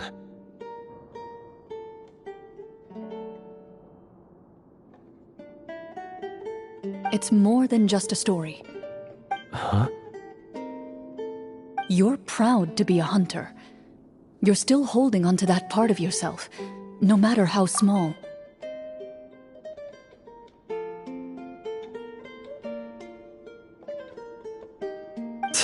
I have done so many despicable things. I have nothing to be proud of. Then explain the purpose of the evil sorcerer in your story. Huh?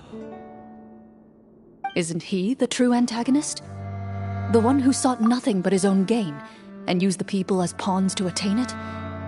In your heart of hearts, he was the one you truly wanted to defeat.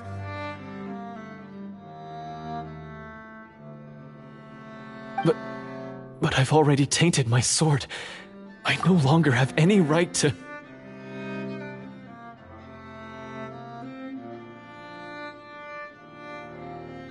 Wake up, Florian. Remember how you introduced yourself earlier.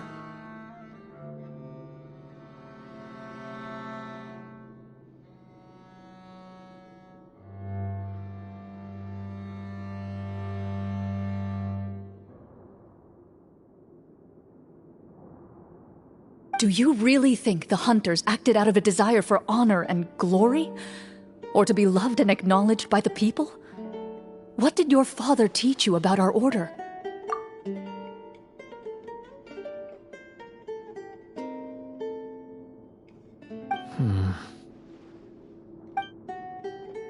You do not wield your sword for yourself, but to protect those you serve. There's nothing special about a blade. It's the intentions of the wielder that matter above all else.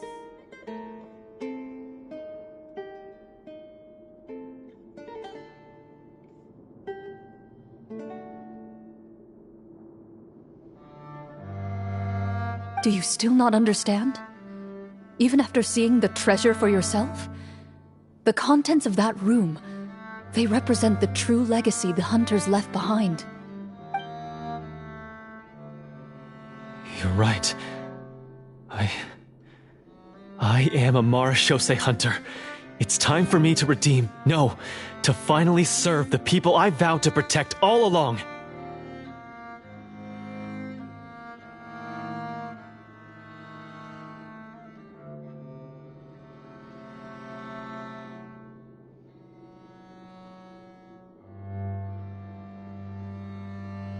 I wouldn't be so quick to push aside the need for redemption.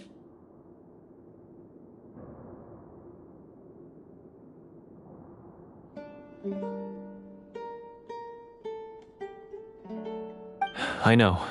That's a charge I won't bother to defend myself against. Good. Then, come with me, and help me see the script through to the end.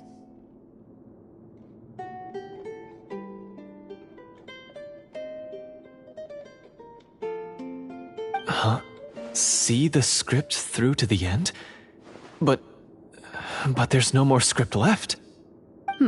Never finished it, huh? No, I mean, I wrote the script with the sole purpose of luring you all here. There was no reason to write beyond this point. Then we'll just have to keep writing it. The evil sorcerer still needs to be defeated.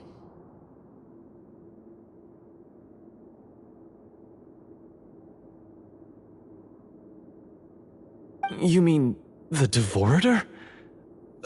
Are you saying I have to make up the rest of the script as we go along?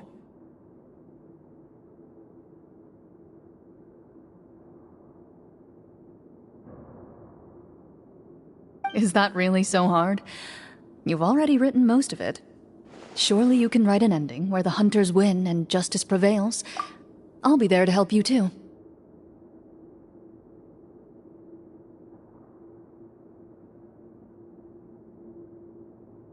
You aren't afraid your party will fall into danger? I know what my friends are capable of, and they're all quite skilled. Besides, I need their help.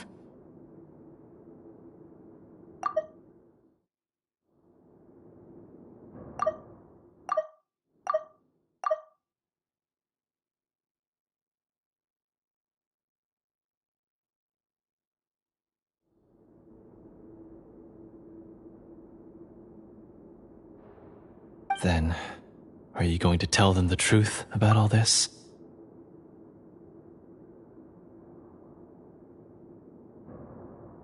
I don't intend to spoil the fun. Sometimes, protecting dreams and fantasies is more important than exposing the truth. Don't you think?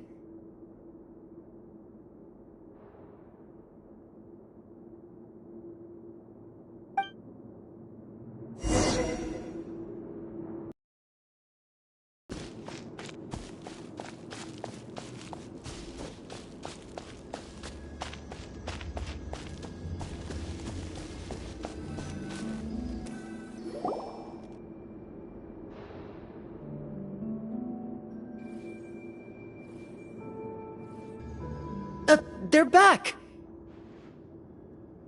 That took a while. Ahem!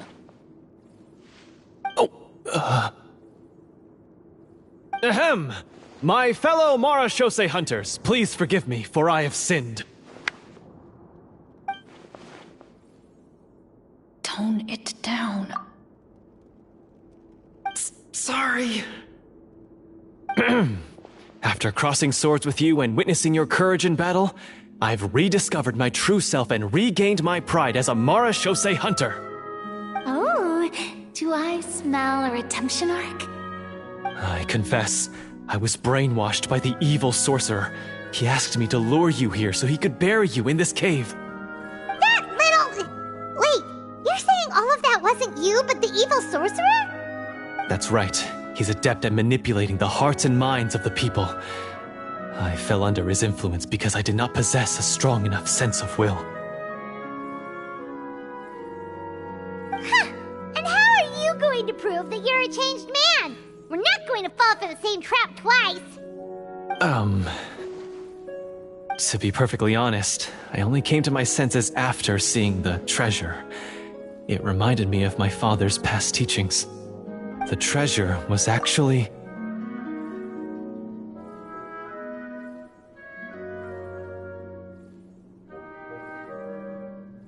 The names of all the Mara Shosei hunters from ages past and their weapons?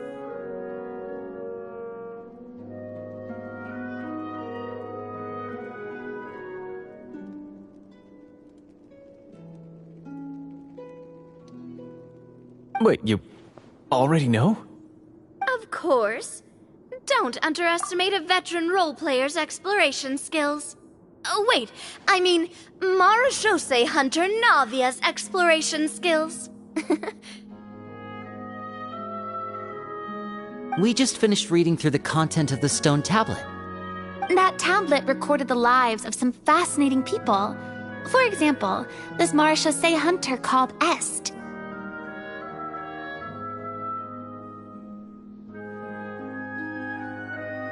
She inherited the responsibilities of the Golden Hunter and passed judgment on many people.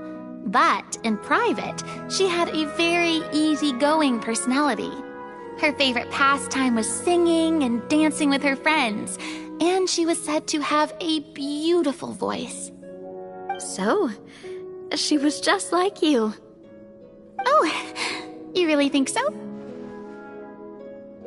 Well, when you put it that way, I suppose I also have a few things in common with this Walter.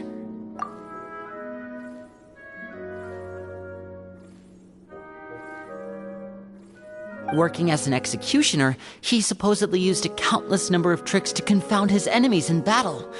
Oh, if only I could have seen the feats of magic he pulled off back then. Their lives were all so exciting. You could write so many cool books about their accomplishments. How could they have all been forgotten?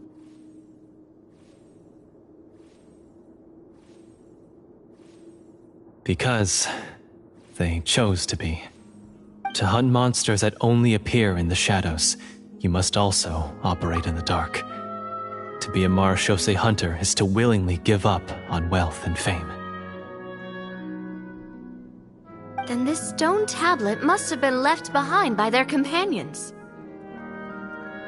That's right. Few Mara Shosei hunters ever revealed their identity to the public.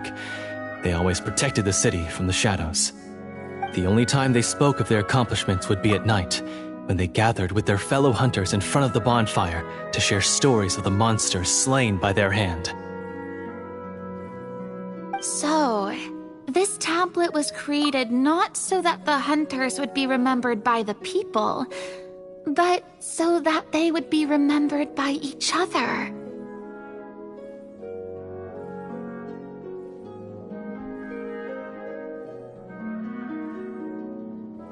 No wonder this place was so well hidden.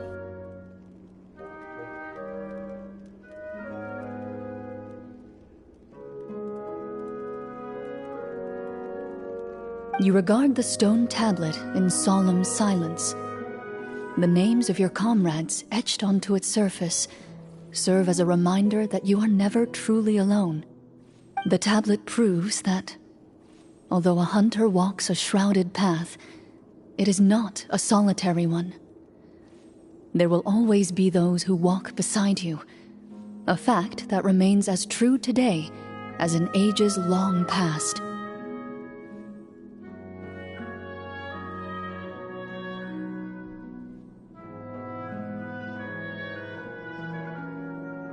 Their legacies shall continue to be passed down from generation to generation, as everlasting as the stone onto which their names are carved.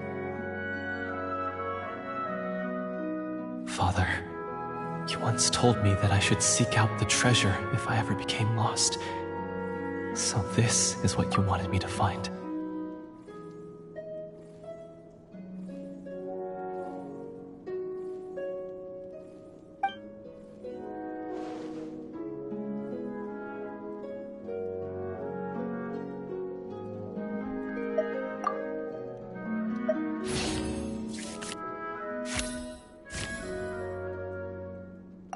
His eyes are sincere, and his words ring true.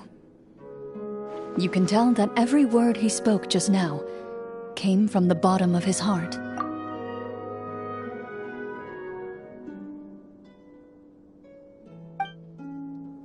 I implore you, everyone, please give me a chance to make up for all I've done. Allow me to fight alongside you and defeat the evil sorcerer that threatens the peace and prosperity of everyone in this kingdom.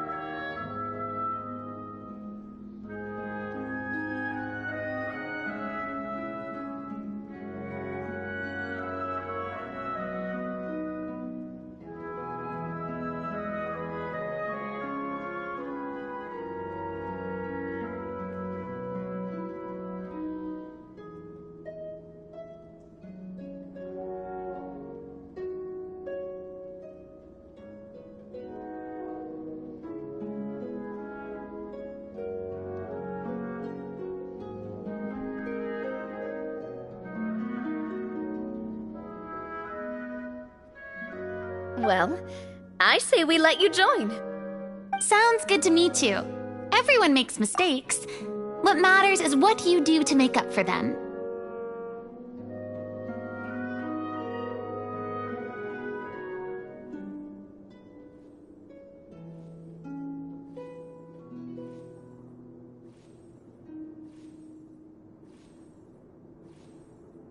I have no objections, but Mr. Florian, do you even know how to defeat the evil sorcerer?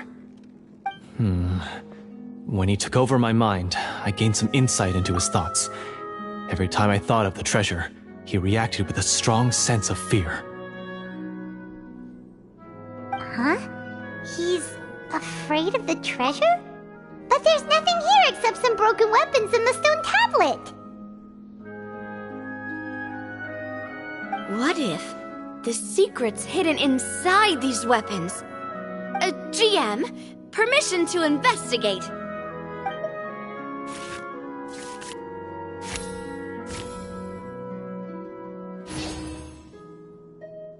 At first glance, the weapons appear absolutely ordinary. But as you observe them, you notice a faint energy emanating from within. These blades have slain countless monsters. Though it's been a long time since they were used in battle, their edges remain sharp, as if they're simply waiting for the next worthy hunter to carry on their legacy. So basically, take these with us, right? I'll take this weapon, since it used to belong to Est. Maybe it'll find comfort in being held by someone who appreciates the arts. Good idea. I'll take Mr. Walter's bow then, from one archer magician to another.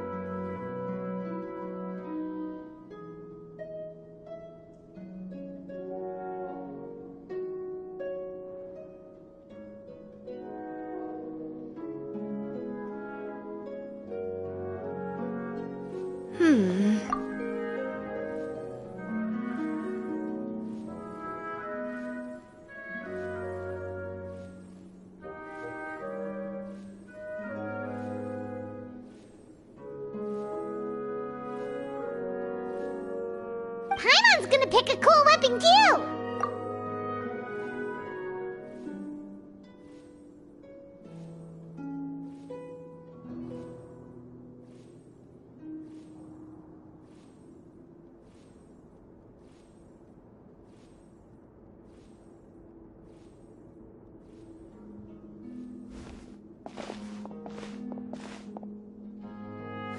As you grip your weapons, you can almost feel the will of past hunters coursing through your being. It's a feeling of courage, determination, a silent vow passed down from generation to generation that says, eradicate the monsters, no matter the cost.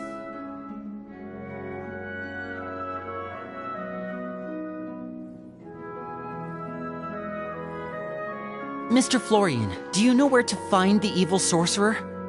I was able to see his surroundings when our minds were connected. I believe he's currently hiding out at the church in the kingdom. We must be extremely careful. He's spent so long living among monsters that he's now taken the form of one. He will not be easily defeated. Then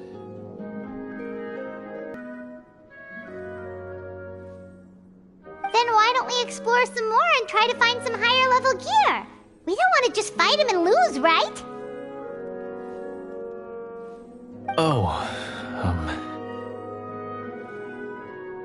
No, we have to strike now. He was greatly weakened when I managed to break out of his control. If we let him rest, he might have time to escape.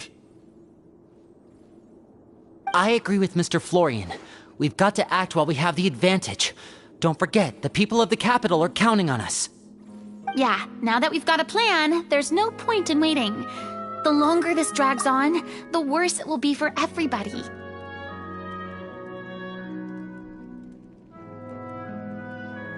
Yes, that's what's called...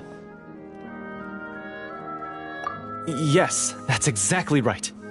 Alright, you've persuaded Paimon. Mr. Florian, please, lead the way. Of course. Follow me. He had to set up so many scenes today, and now he has to join in for this last part. I really don't envy his job.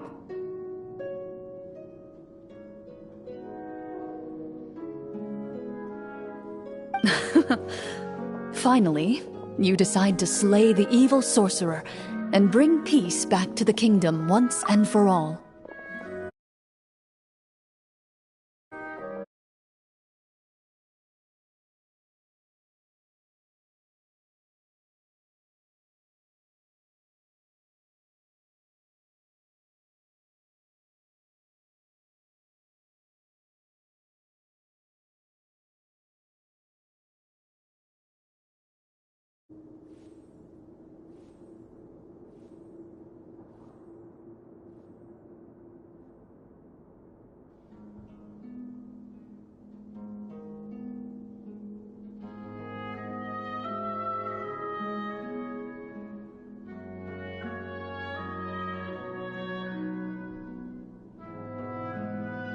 As you walk away, you feel the gaze of the stone tablet at your back, as if all the hunters of the past are wishing you success in the battle ahead and awaiting your triumphant return.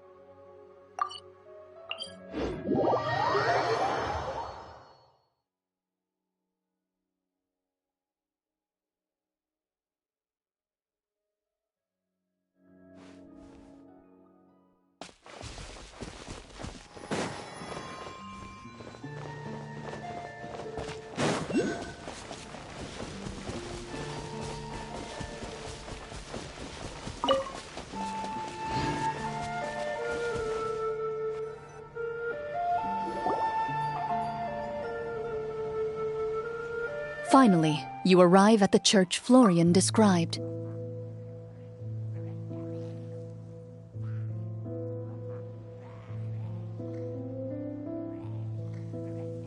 As you approach, an ominous aura surrounds you. You get the sense that your enemy is close at hand. How strange. This uneasy feeling seems so real. How did they manage that? Now, it is time for the final battle.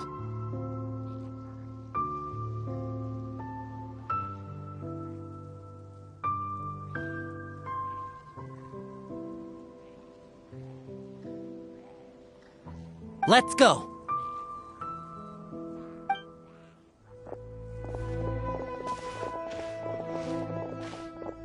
Florian, wait.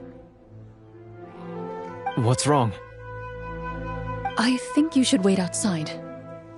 You've already been corrupted by the Devorator once. It could easily re-enter your mind and take control of your body.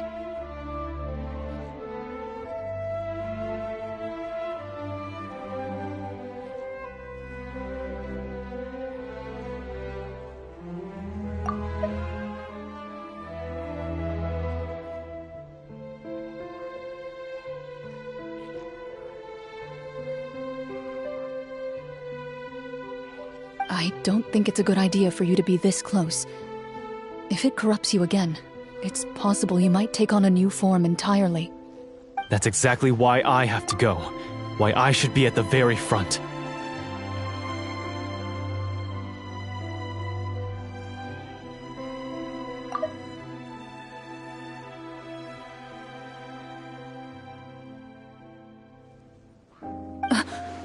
You mean... Yes. I intend to lure it into my body.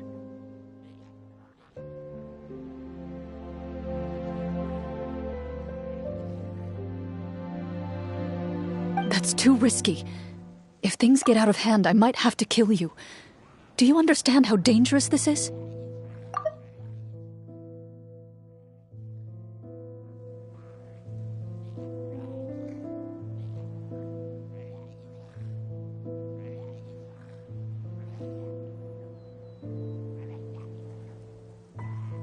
I understand, but if I do this, you'll have a clear and visible target. The Devorator will have a hard time passing up a chance to enter a body it knows how to control. You won't have to worry about any of your friends being taken over. You're not like me, Miss Clorand. You're a just and powerful Marechaussee hunter. The monster broke free due to my error. It's only right that I shoulder the responsibility for its destruction. This is something that I have to do.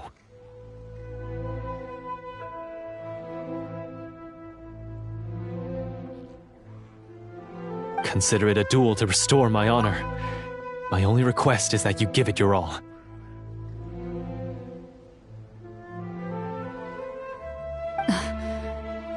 I understand. Then, as a champion duelist, I hereby accept your request for a duel, and extend to you my most sincere regards.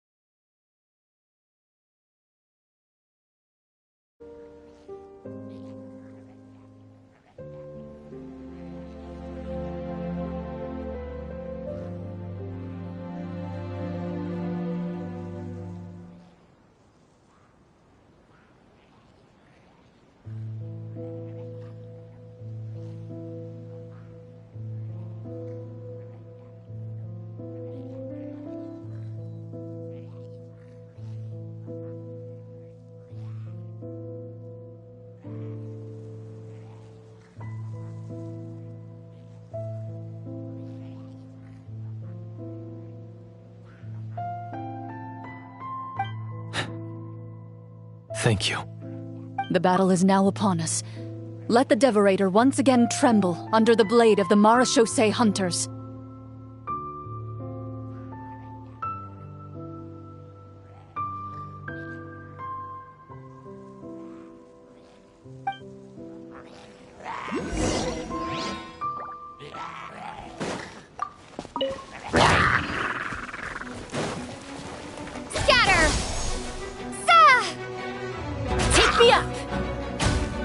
Open fire! Bullseye!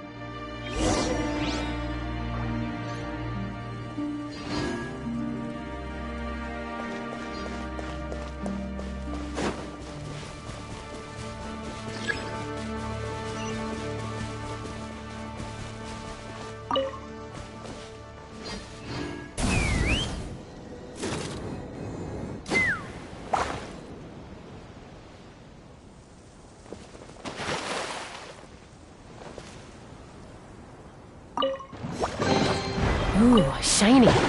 It's so pretty.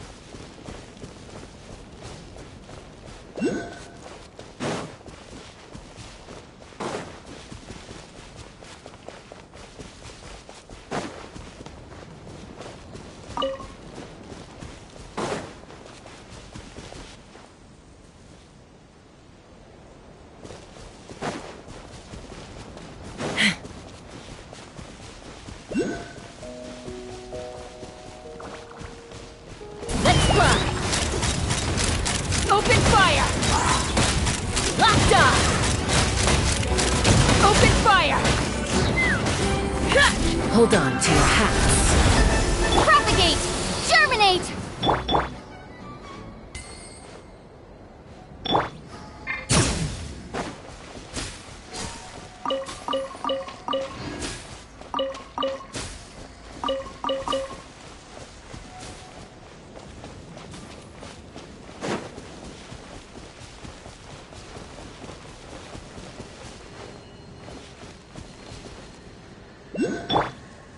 Take me up!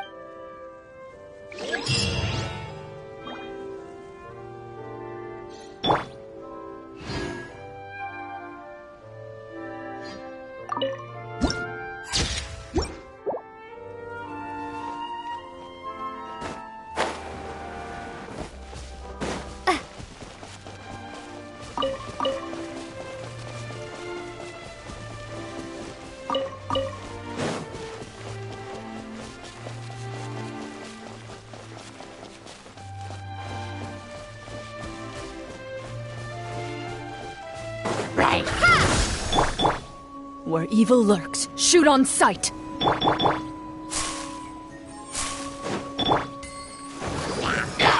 Let's fly! Open fire!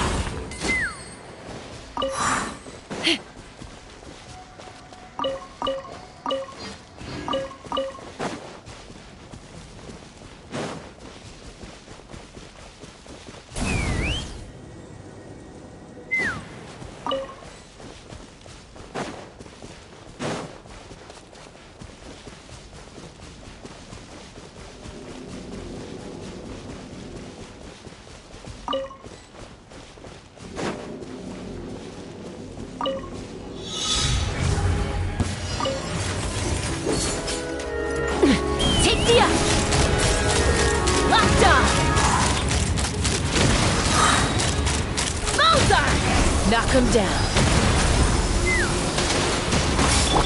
Scatter! Springboard!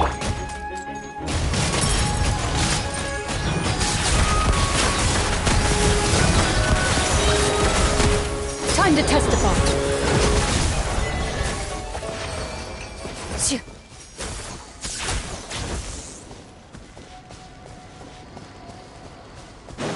Move it. Ready, steady, go!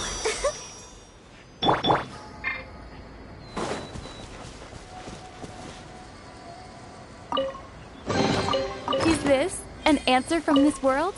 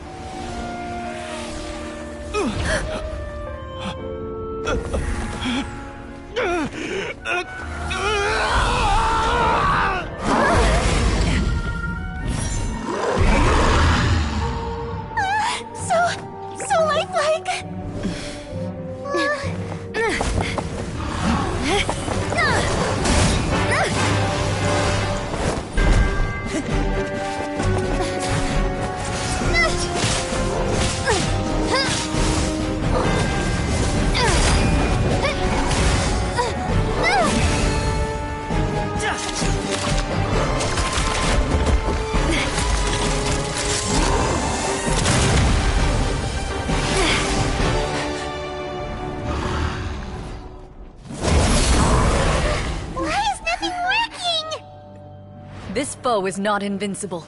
You hold the treasure. The power to defeat it in your own 2 hands. The treasure?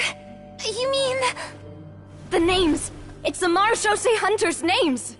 How are we supposed to... You forget, Paimon? There's still one skill we saved until the very end.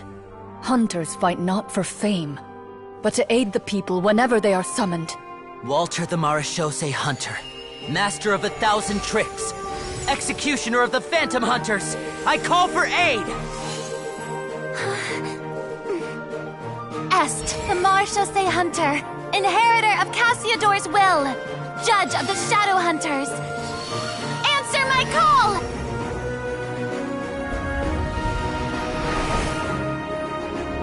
Petronia, protector of justice and order.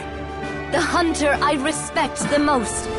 Thank you for saving my friend, the best one I'll ever know. Please, lend us your strength!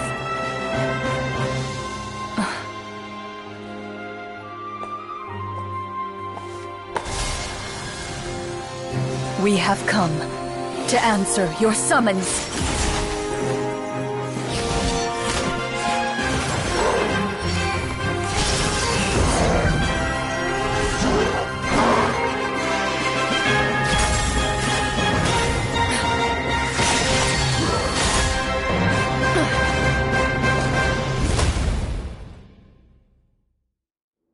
And so, the monsters were eradicated, and the sorcerer was defeated.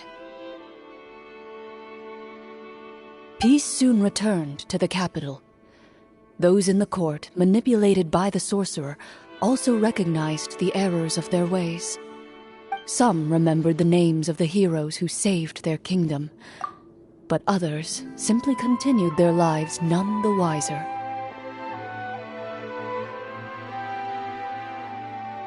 Such is the story of the Marechaussee Hunters. They pursue the phantoms in the darkness and exterminate all who pose a threat. They will always protect the city and those within it, even should all memory of their accomplishments be forgotten by the very people they serve. I am assuming we've finally reached the end of the script.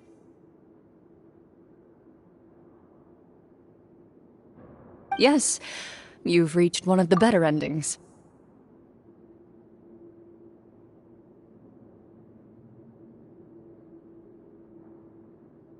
It's a pretty solid story overall. I thought it was just an ordinary adventure at first, but the further we got into it, the more impressed I became with the production and the plot.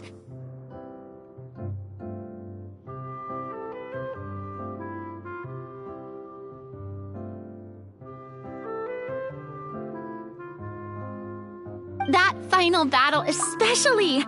All the effects were super realistic.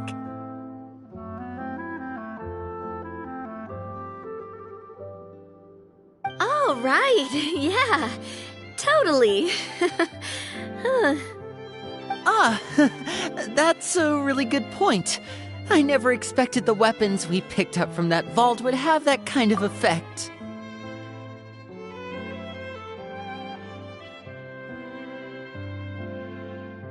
Yeah, mine nearly scared the daylights out of me when it started glowing. I took a good look at it after we got out, but I don't think it ever lit up again.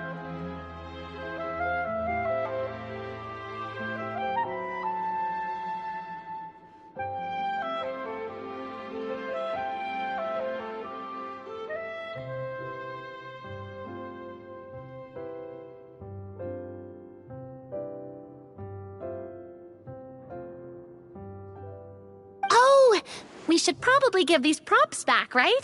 I'll just leave mine here. Did you have a good time? Of course! Let me know if another script like this comes around. Sure, no problem. Then I'll head back for now.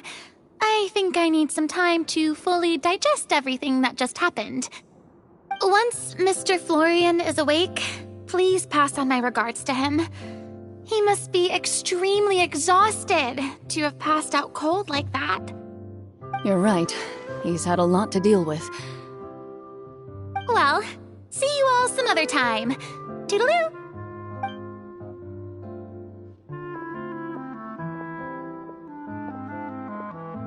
Okay, so, can I ask now? I think it should be fine, yeah. What in the world was going on back there? So you saw through all of that? That time in the cave when you told us to close our eyes, it'd be weirder if we didn't notice anything.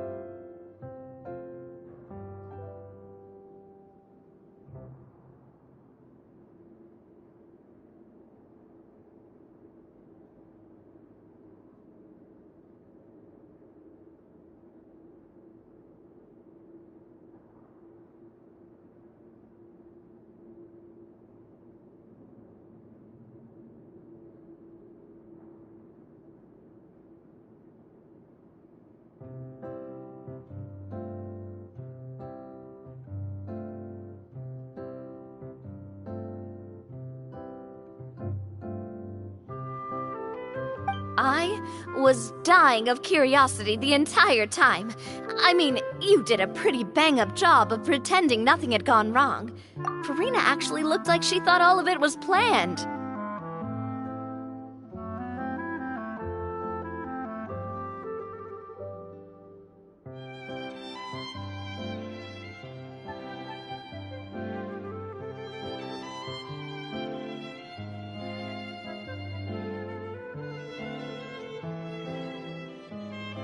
Guess none of us wanted to be the one to break the illusion. What are you all talking about?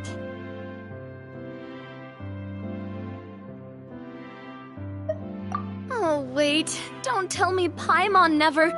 Oh, this is all my fault. It's not too late to cover your ears. Here, Paimon, I'll do it for you.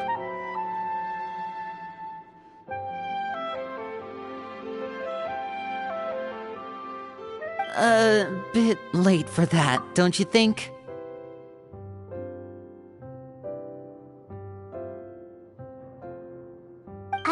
You're saying everything that happened back there wasn't actually part of the script?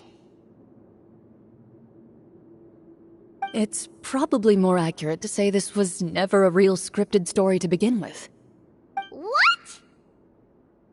So loud. My head.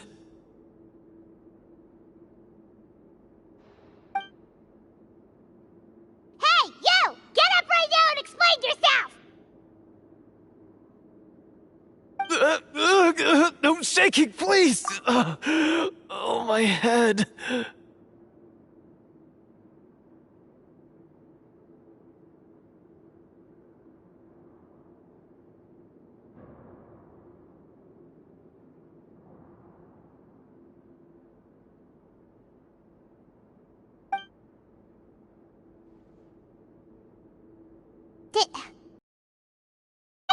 You guys made up that whole last part on the spot?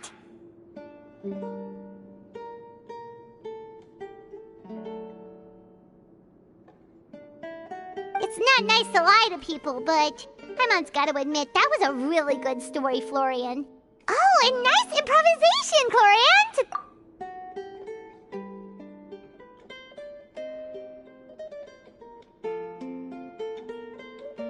Yeah, it was like watching a magician improvise a spectacular magic trick after forgetting an important prop. If Paimon knew something was wrong with that vault, she would have floated straight in the opposite direction.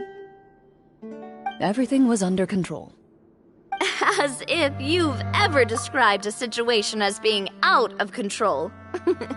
I'm pretty sure any situation you consider to be easy to handle would scare a reasonable person half to death. Guess I'm just used to it.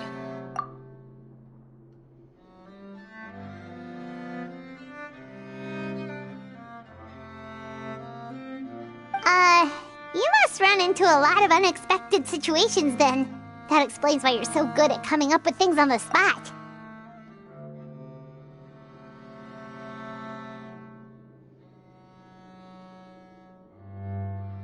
As for you, Florian...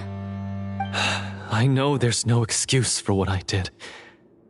I'll turn myself into the guards at once, confess my crimes, and accept any punishment that comes my way.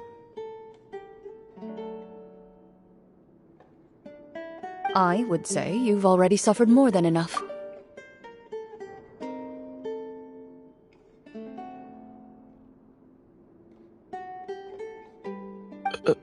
What?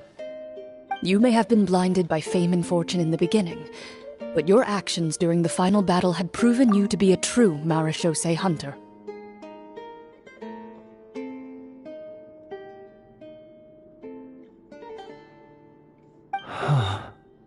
You'll be far more used to the city above ground than below. Your job as a hunter is more important.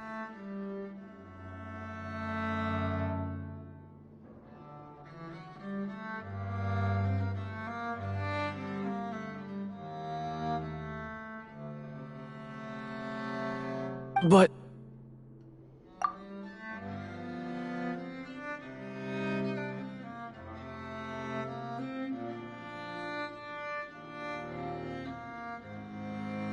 Of course, you'll still need to take the keys and pay a personal visit to the two hunters you wronged. Prepare to accept any terms they give you as well.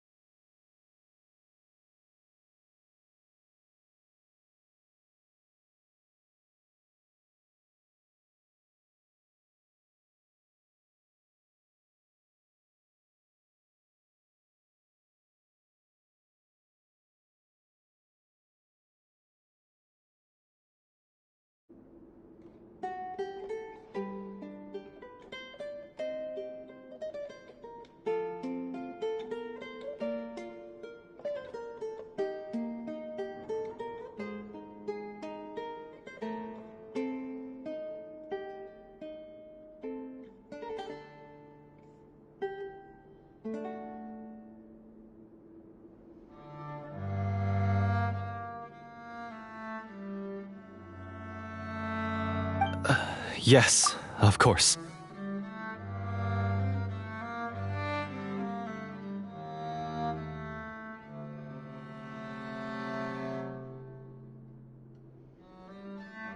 As far as I'm concerned, though, your showing in the duel was enough to prove your honor.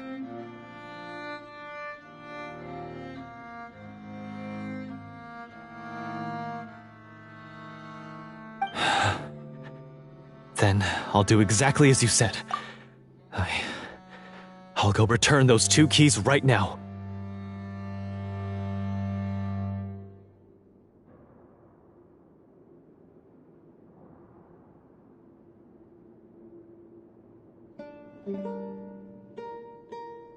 Thank you so much, everyone. I'll do my best to prove myself worthy of the second chance you've given me. I swear this on my name and honor as a Marashose hunter.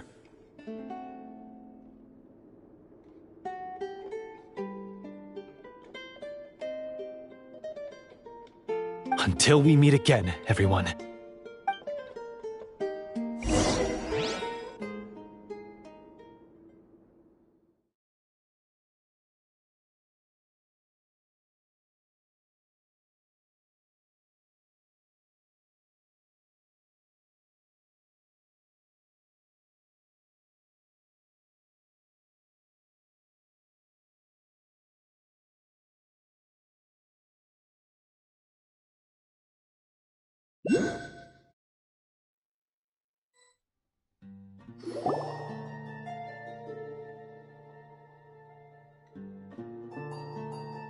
Speaking of Marashose hunters, what should we do about the treasure in that cave? Leave it be.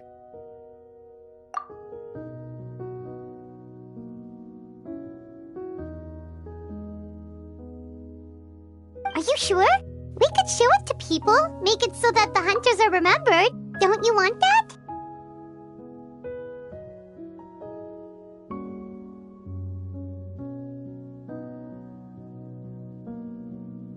No. Every name on that tablet made the same choice. All hunters know what the path entails.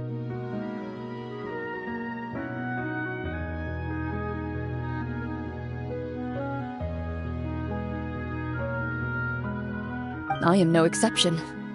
My identity as a Marashose hunter is not something I need people to remember. I wish only to be recognized as a champion duelist, nothing more.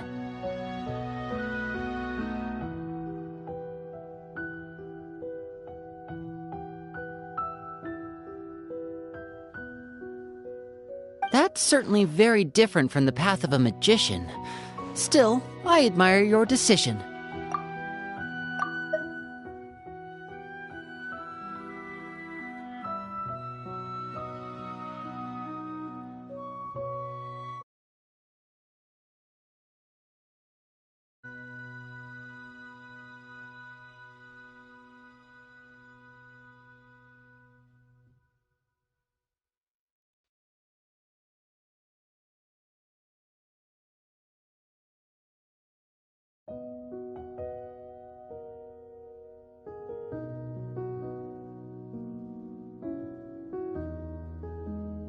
Wait! I just remembered something. If there were no special effects involved, why did our weapons begin to glow during the battle?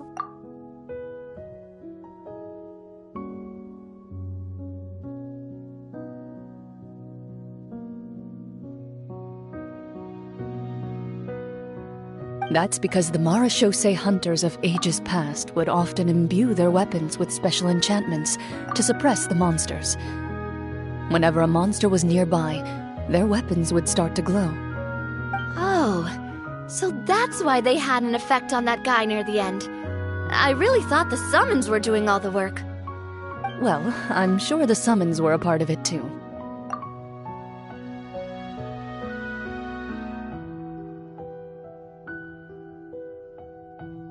Oh? How so? This particular devorator probably hailed from the same era as the hunters we saw in the room. The names you recited all belonged to the bravest hunters. Countless monsters fell to their blades. That's likely why the devorator visibly reacted when you said them out loud.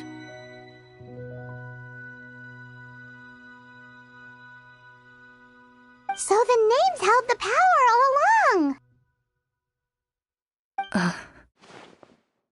Navia, everything you said during your summon.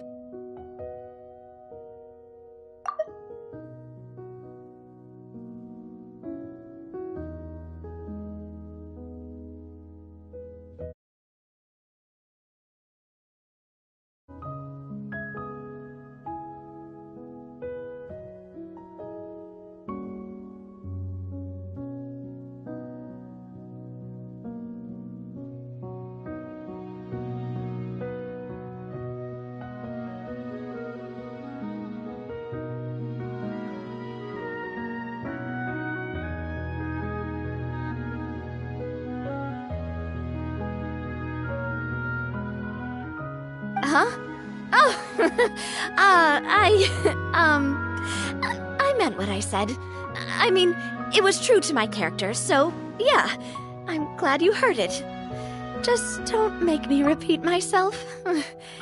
It's embarrassing.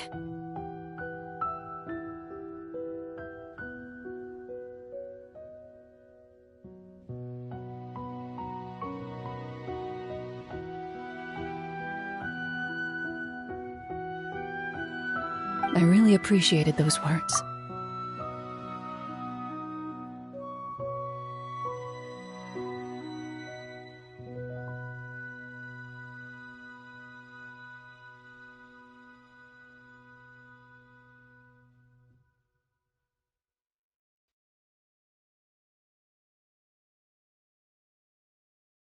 All right, all right.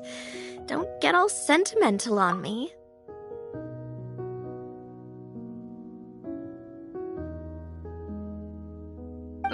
Anyway, let's not talk about that anymore.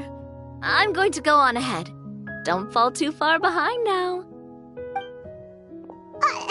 She ran off! I should probably head back as well. This story was truly incredible. I might have to spend the whole night telling my siblings all about it.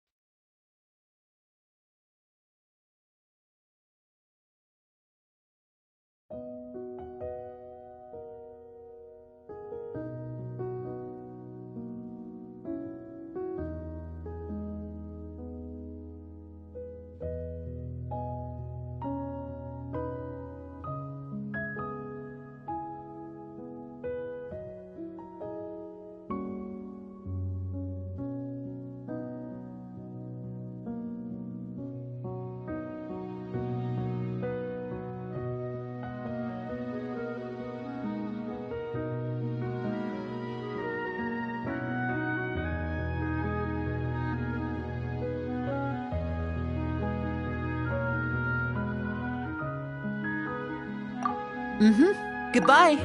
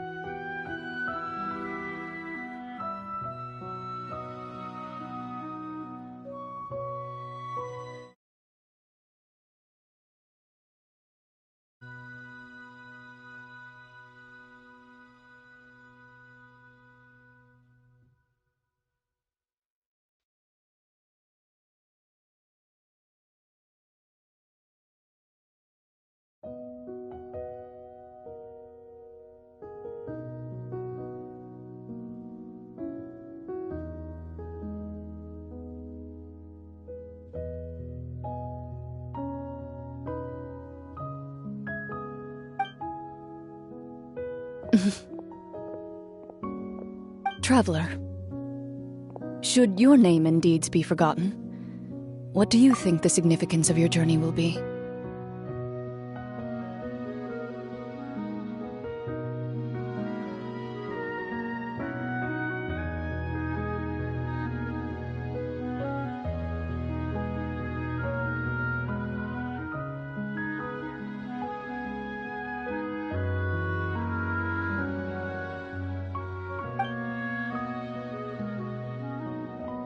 I suppose the significance would be the journey itself and the world we helped create.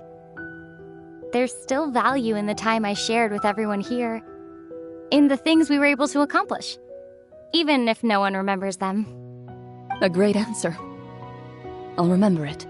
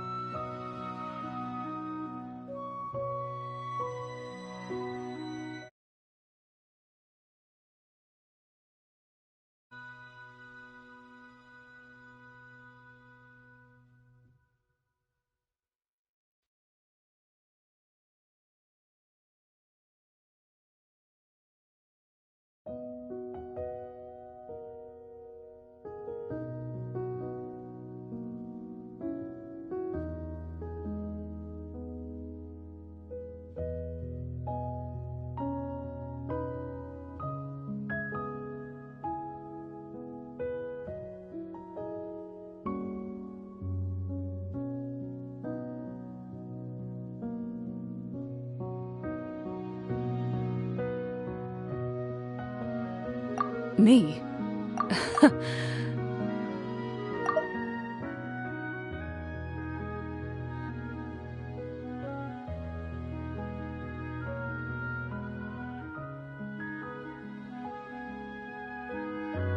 The Marachose Hunter says nothing in response to that question.